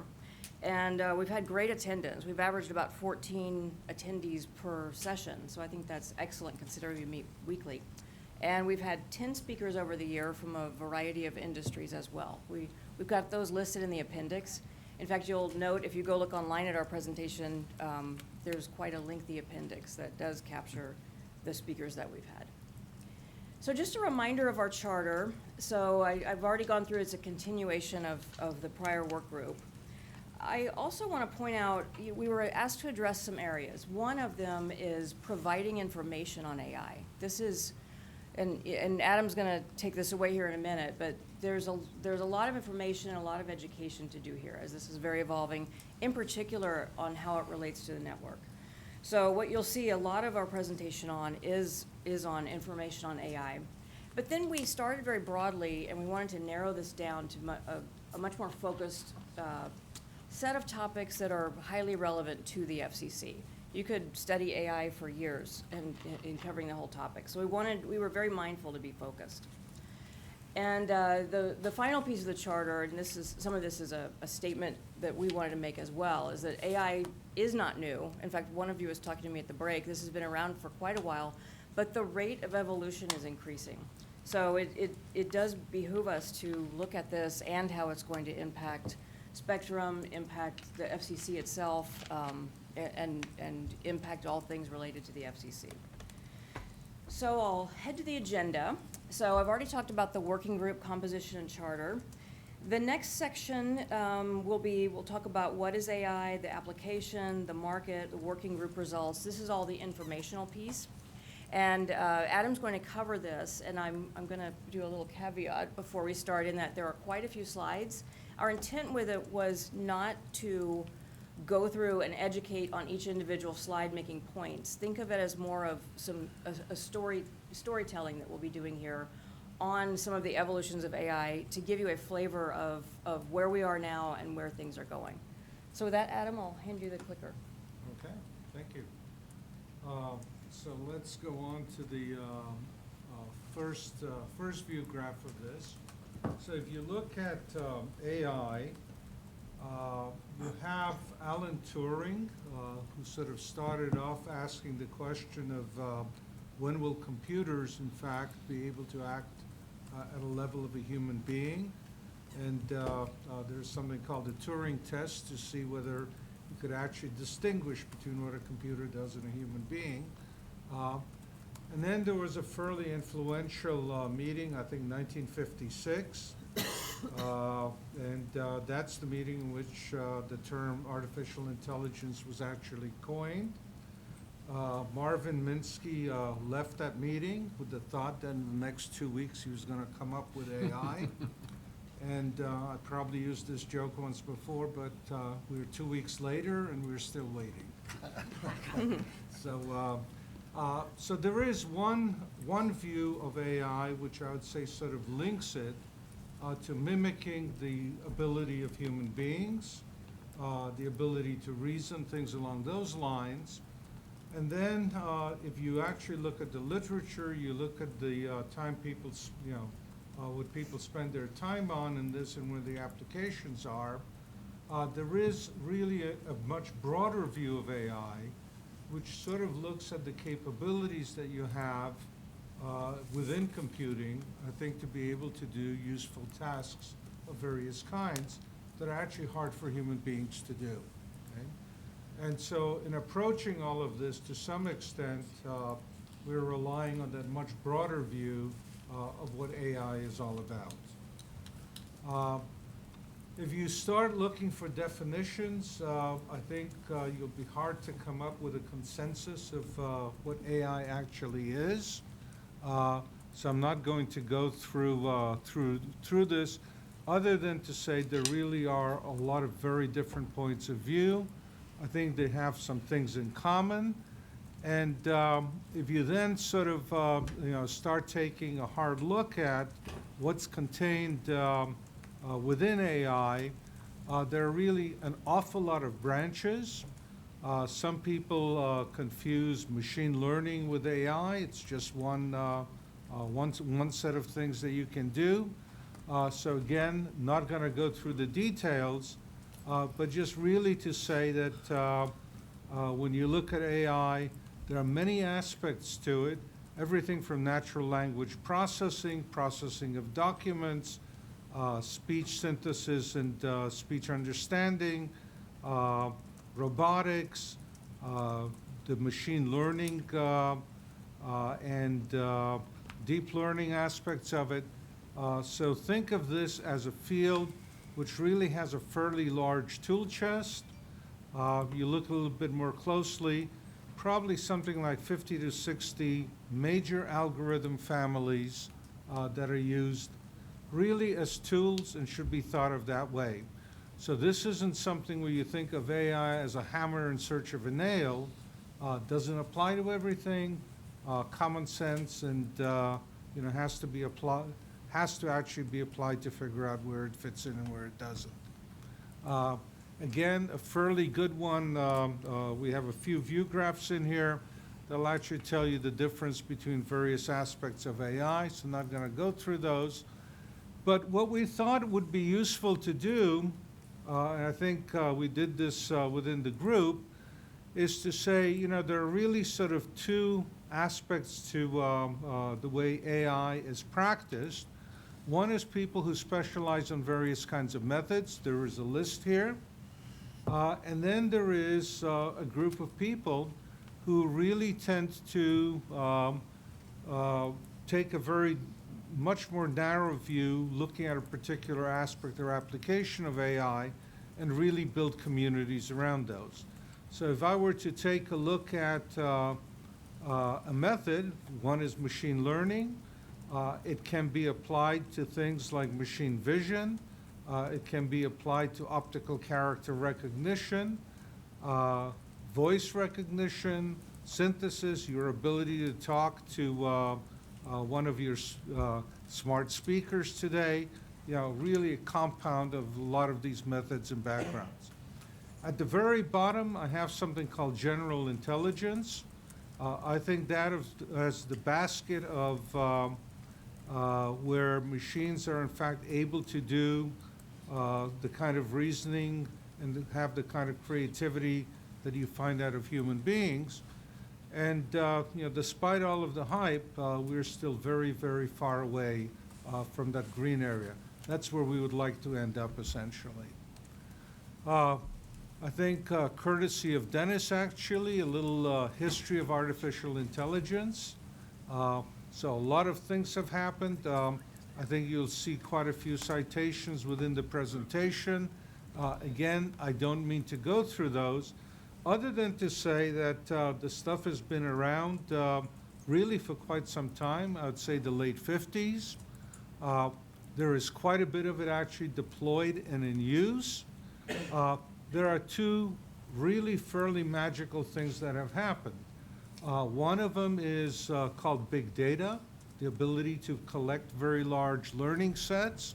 And the other is, I would say, the underlying computing machinery, which is much more generally available and actually fast enough to do some of the things that the algorithms that were actually built quite some time ago, as far back as I would say the late 1980s,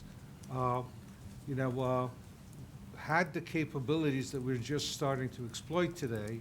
They're just much, much more generally available, essentially.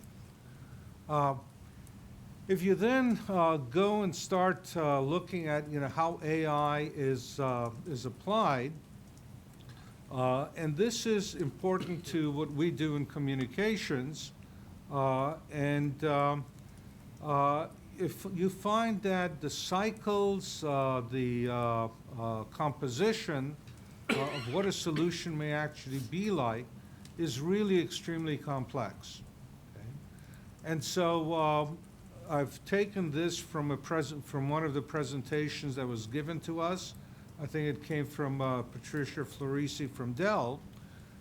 And the first part of this is what I would say, if you have a problem in front of you, and the one she's looking at is autonomous cars, you have a phase that are called model design and model building, exploring the data that's available to you, and then doing the training of your AI algorithms, testing whether they work. Okay? And this kind of step involves tremendous amounts of data, tremendous amounts of processing power. Okay? This is something that's most likely to be done in the cloud. Okay? And when you start asking, hey, where is it that I use communications for this? It's actually that collection and aggregation of the data. It's the data that flows back and forth with where the engineers may be on this.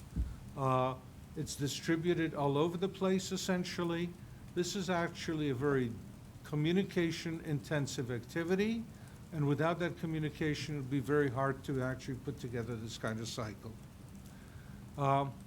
If you look at the next part, which I would say is sort of the operation, let's say you build a sufficiently good model, put it in your car, okay, and then you have to go through deploy it, you have to run it, you have to test it, and you have to retrain it because not everything that you're doing is perfect. Okay?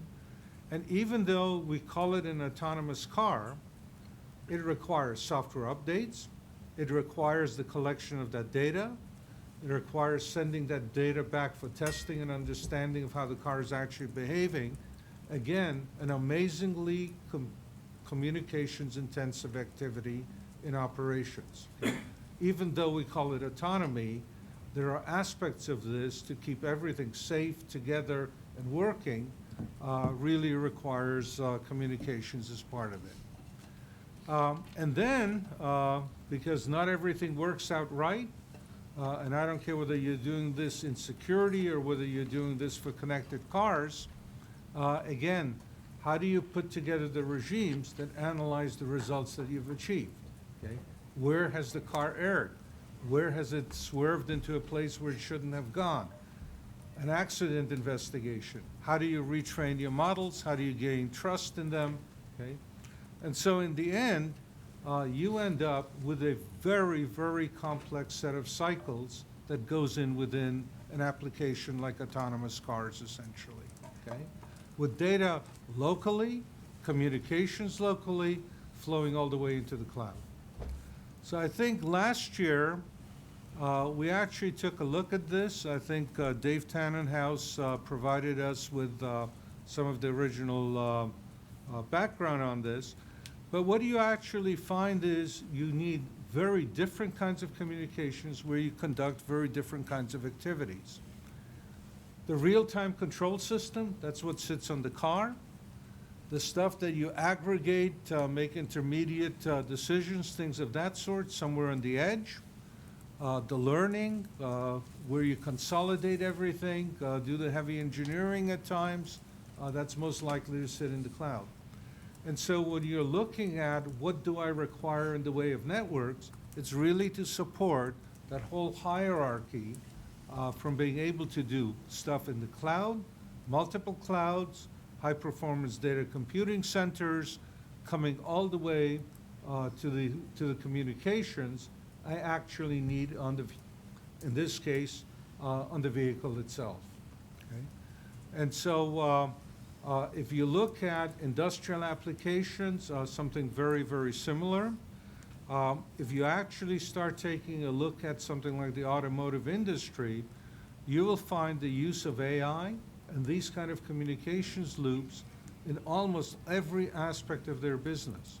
Okay, whether it's in manufacturing, looking after the supply chain, making sure everything is working in the factory, doing predictive maintenance. Okay, AI is one of the tools that's used heavily, but so is the communication infrastructure that then goes along with it. If you have a car, it's the stuff that's on the car itself, okay, but it is also the stuff that has to be in every shop that has to test the car, has to update the software, so the whole support infrastructure also requires this kind of communications. Okay? So we thought that that was a pretty good example. And then if you take a look at the kind of you know, what I would call technologies that support this, okay? There is an awful lot of stuff that enables AI to be applied in the first place. You need the computing, you need storage, you need connectivity, you need the sensors that generate data for you, you need actuators you're going to command eventually, human interfaces where appropriate, and then really the software that binds everything. Those are the capabilities that you need. And then lastly, supporting technologies that go along with it. It's a very complex basket, okay? And anybody who sort of practices this at scale, essentially, has to have the capabilities, I would say, to have the kind of system thinking that goes along with it, okay? the personnel that are trained to do this, really all of the resources that go along with this, essentially. We then, took a look at, what is AI being applied to, and, really you can think of sort of four main baskets. One is manufacturing, the making of things. I think, again, quite a bit of good adoption there. Goods and products. Those are the things that you find in a retail setting, essentially. Various kinds of services. And lastly, processes run within organizations.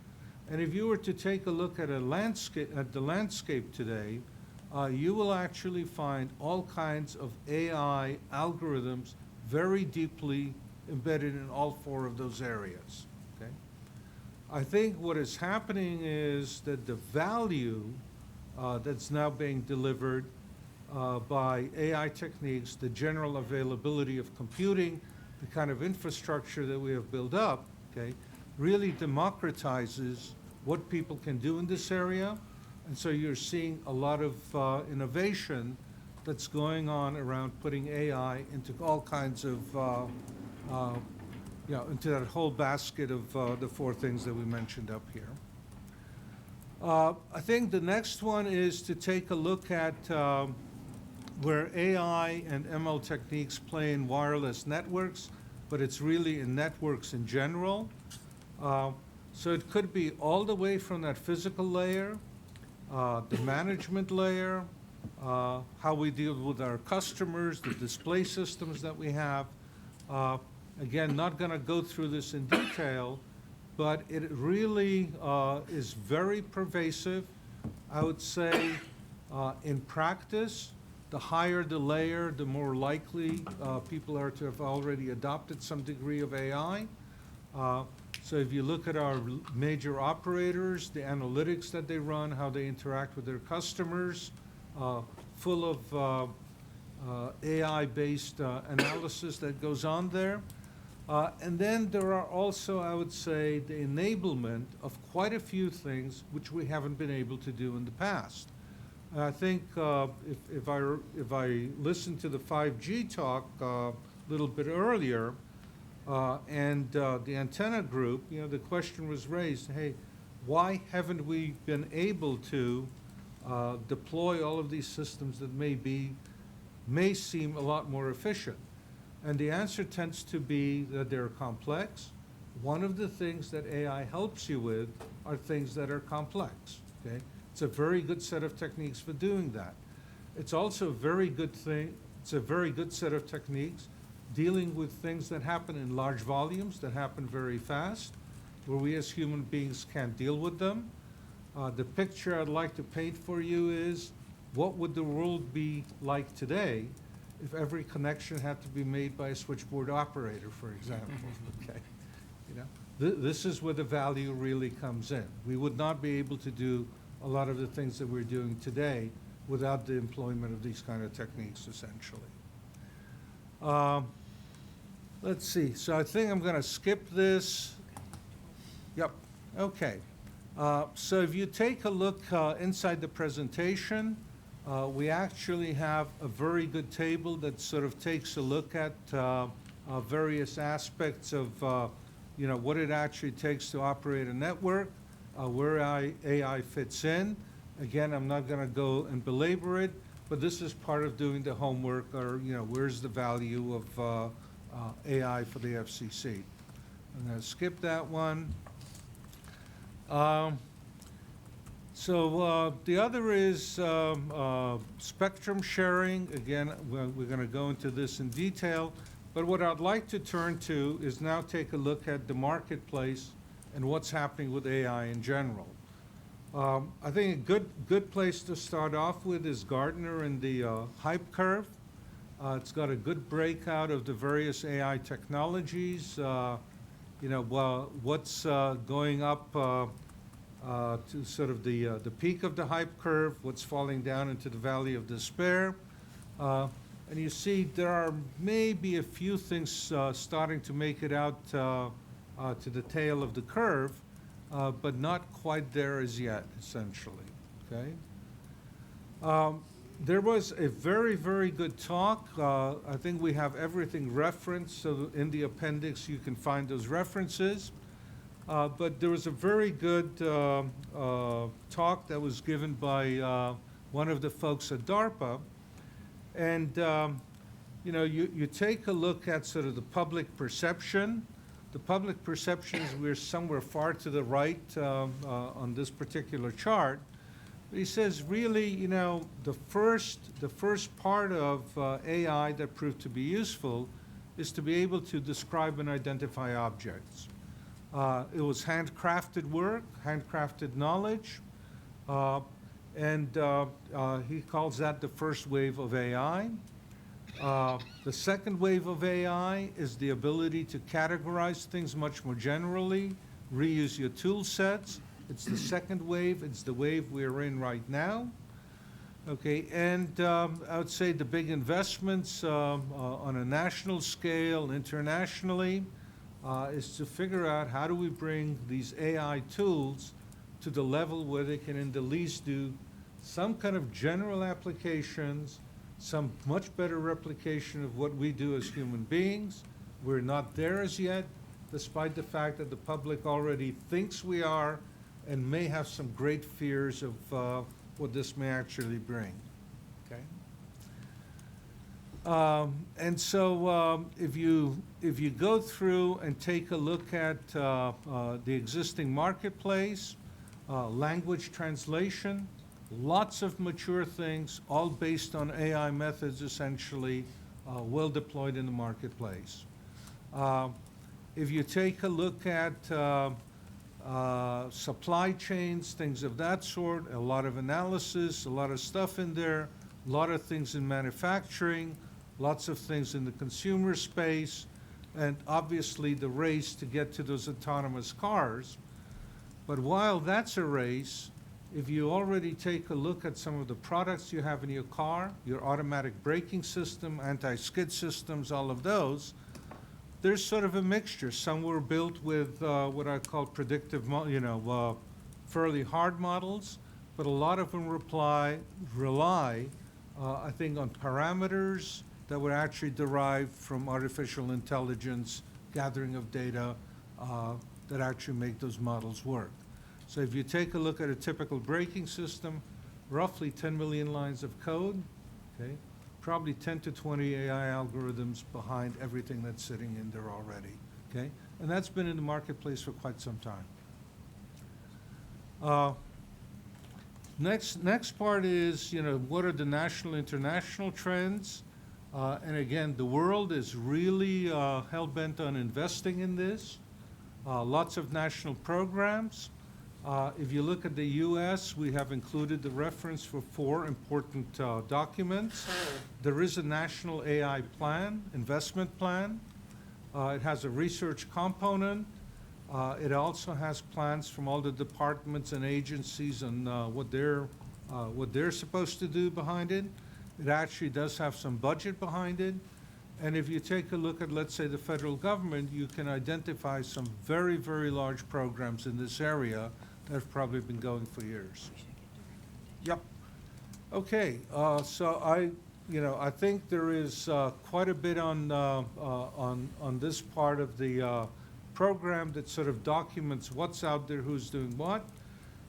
The academic community has a 20-year plan. It was put together by CRA.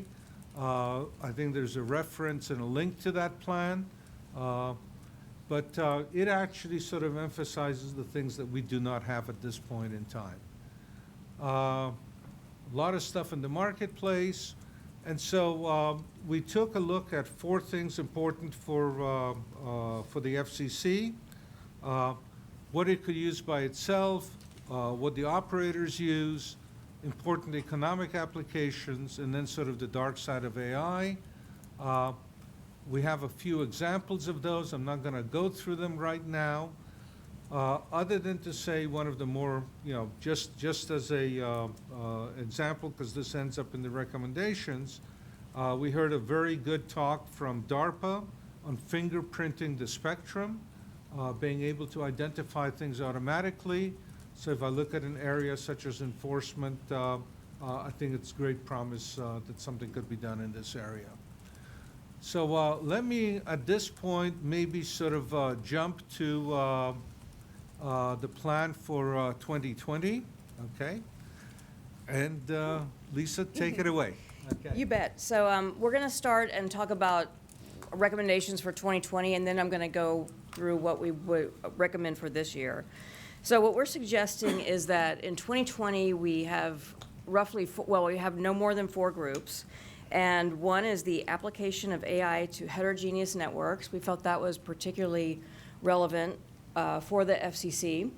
And there are several examples there. Efficiency, network management looks very promising. Broadband mapping so that we can have better collection of data. That was a very promising area that has a lot of depth. Nomi, you'll like this one, ability to leverage satellite and other transport means. That's, in fact, I think you may have added that bullet.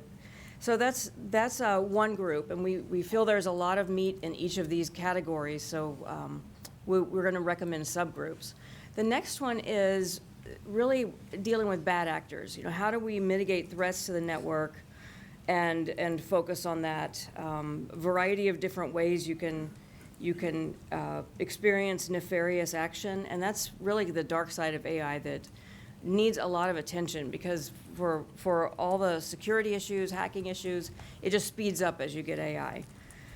And our third one, how do we have trusted systems so that we can establish trust with AI in general?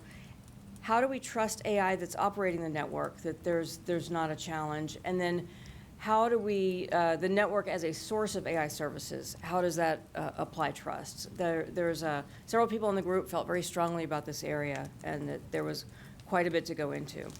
The fourth area is AI and the customer. And we've heard a lot about the industry across several groups today, so that's probably something to consider is how does the FCC tech as a whole address the various aspects that we've talked about today and how it intersects with industry. And by that, I mean consumers, public sector, small, medium enterprise, and industry itself.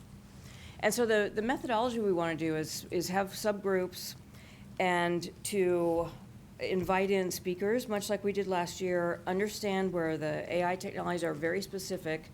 This year, we took a broad look in the beginning of the year. Next year, the groups need to be exceptionally focused because our goal is to have meaty areas of recommendation by the end of 2020 that are actionable, and including a mini roadmap that would be very relevant to the FCC, not an AI roadmap, an FCC-specific roadmap.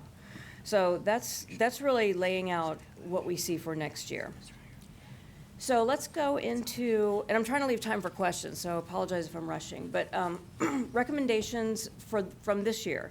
So when we were doing our abbreviated slides for the chairman, I thought it came out much more clearly, so I'll just verbalize it. But we felt the first recommendation, practice by doing.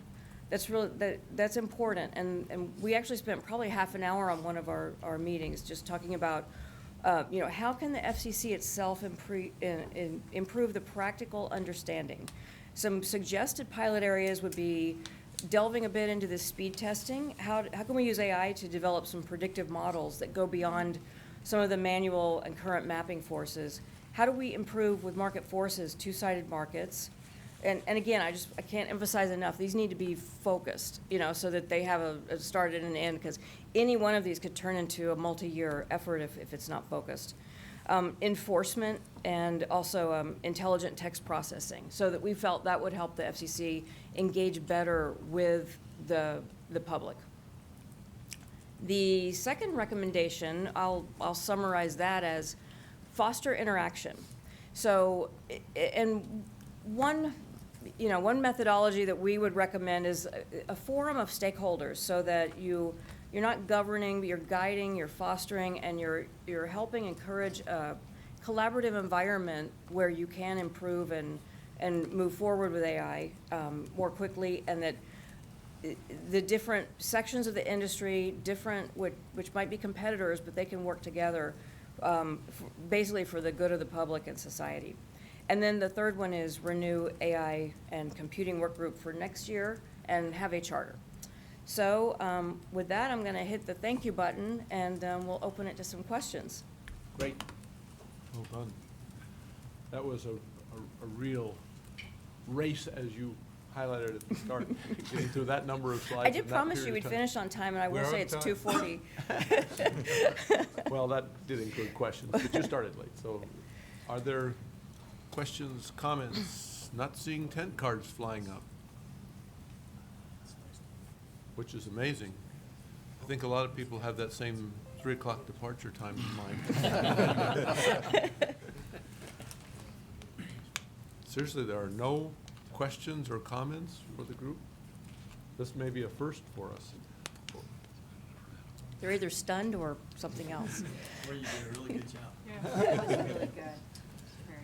No, I will make a comment, and first complimenting you is compliment all of the groups, but this is a very large area, and I think even though David's good, even though we've gone at this for 2 years, I still feel, and I think you would resonate with this, that you're just getting your arms around it at this point in time to really dig in, which is where some of your recommendations are.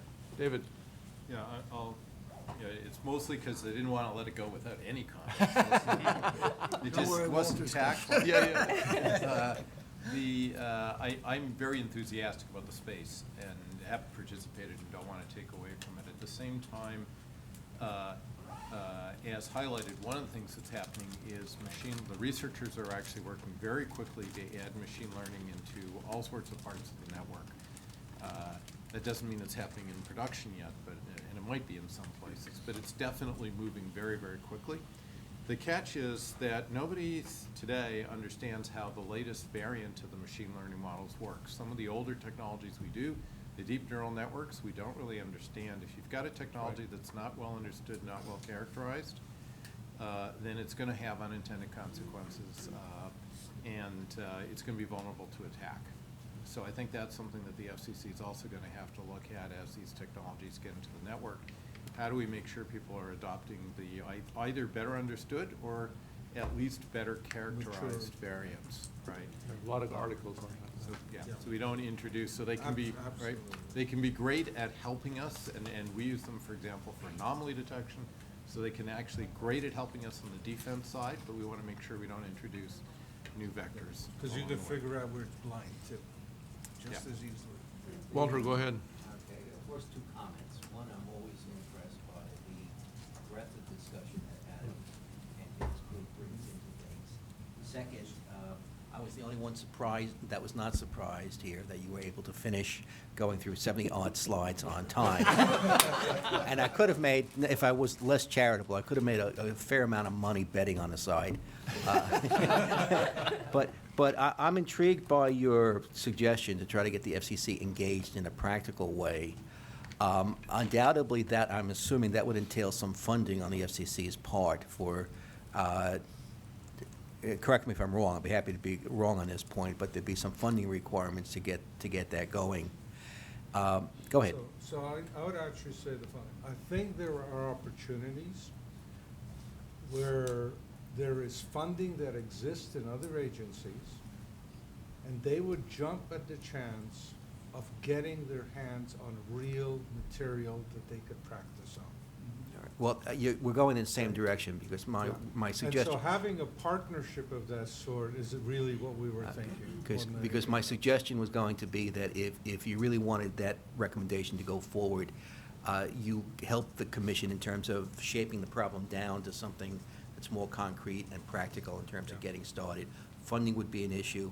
Also, choosing the right opportunity within the commissions would be an issue. Travis? Great presentation, by the way. I would encourage you to look at autonomous networks. There's one already running right now. Yep. With autonomous security, all using AI.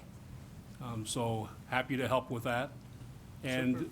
there's a project that might be of interest to the FCC in regards to internet availability.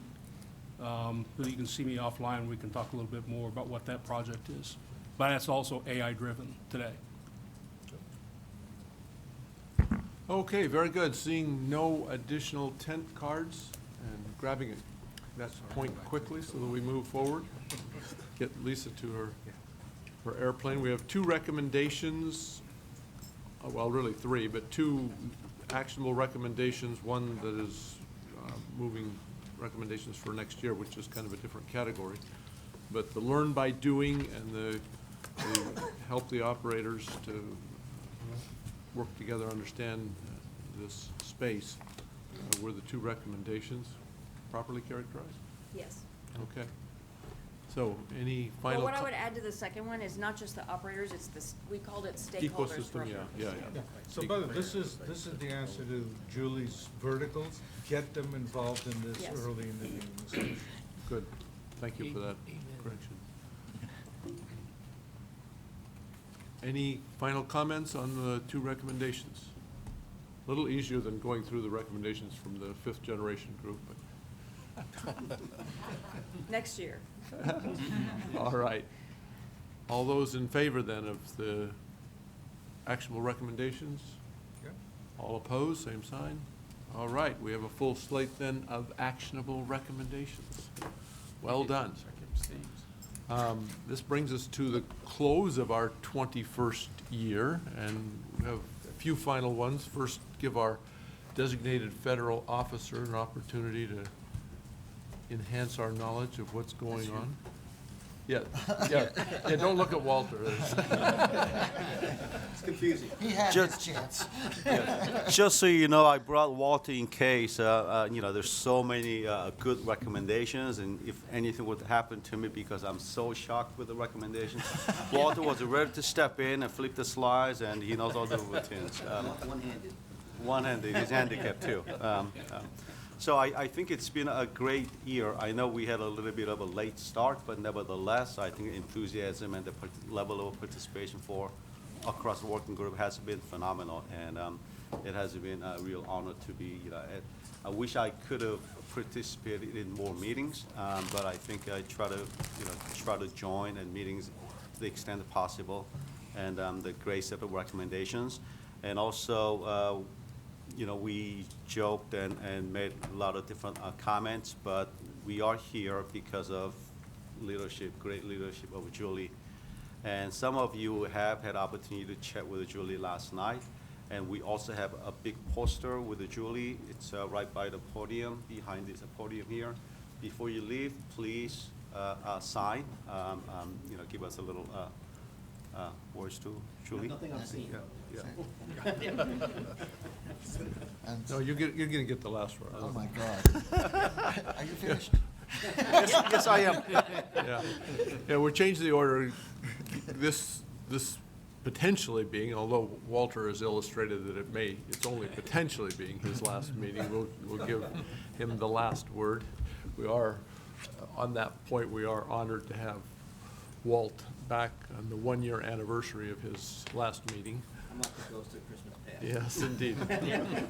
But let me add my kudos. I really think that there's an outstanding set of actionable recommendations that have been provided, and a tremendous amount of material that has been ingested and digested by the group over the past year.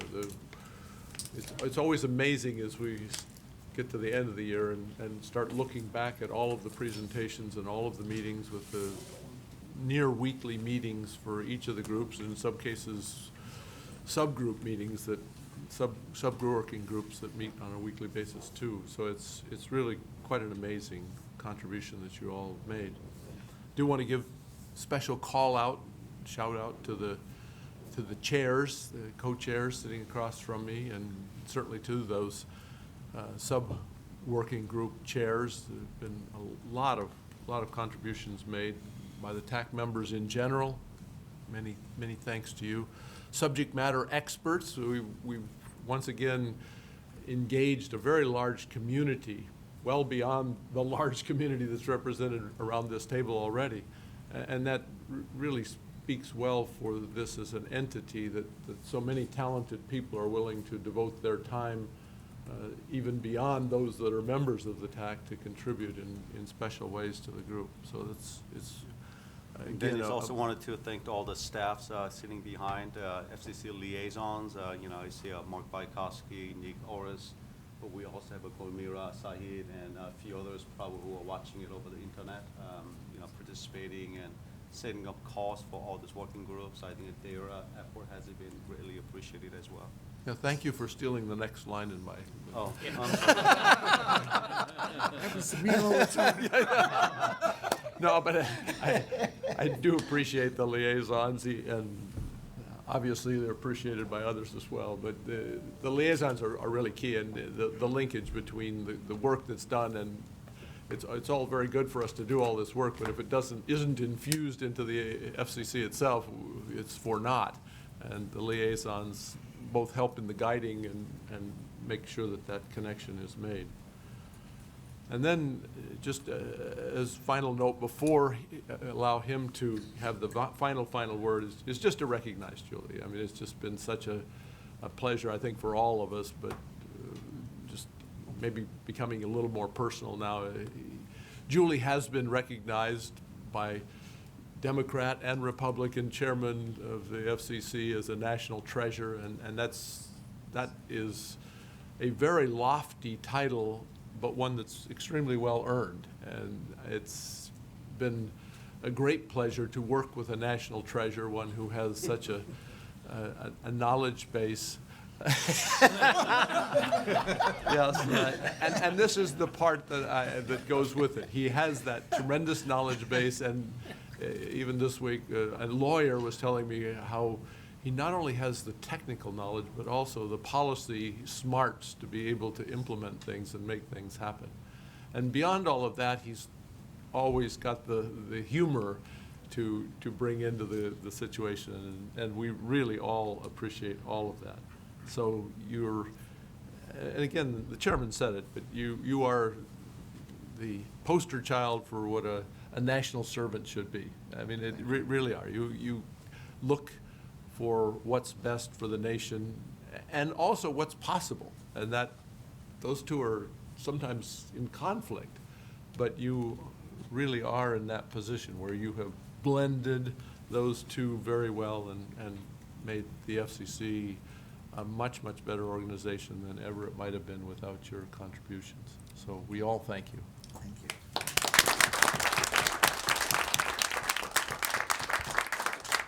So my speech is about half an hour long. Go ahead. I just want to thank all of you. You make the TAC.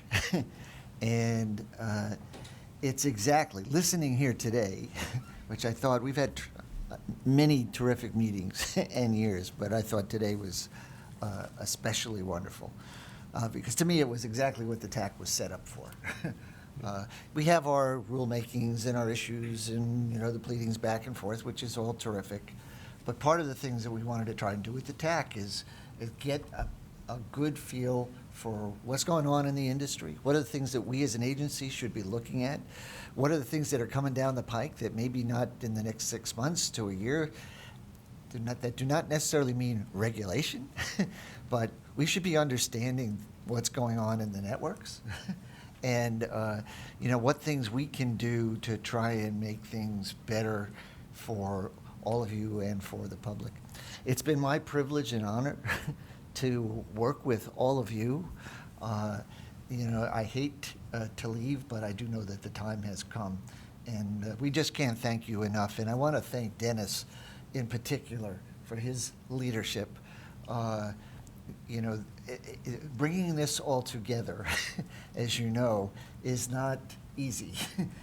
And the amount of time that he spends, he has a side job that he spends, and not only showing up to chair the meetings, but all the meetings in between, and taking a sincere interest in trying to shape things in a way that, in the end, are useful and digestible to us.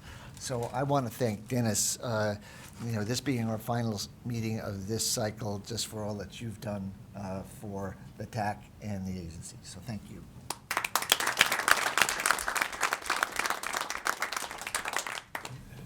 Typical Julie trying to divert from the focus on him.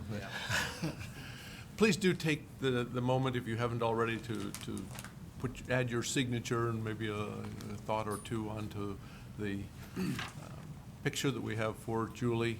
And otherwise, we will call it a wrap. Happy Hanukkah, Merry Christmas, or whatever other celebration that you are involved in at this time of the year. We will try, although with Julie's time closing, I'm somewhat nervous as to our ability for mere mortals Just my time here. mere mortals like Michael and I to get this all wrapped up. But our goal is to try to have the slate for next year in place early, and we'll be looking to get together in March with the slate already established and co-chairs for the year, chairs and co-chairs established, and really get off to an outstanding start. This year we don't have the excuse of either a funeral that delays our end of the year meeting or a close down of the federal government. So next year has to be an even more productive year than this year. We'll take your word for it. But with that, we will close the year by ending early. Amazing thing. Thank you, one and all. Julie, you still have time? Yeah.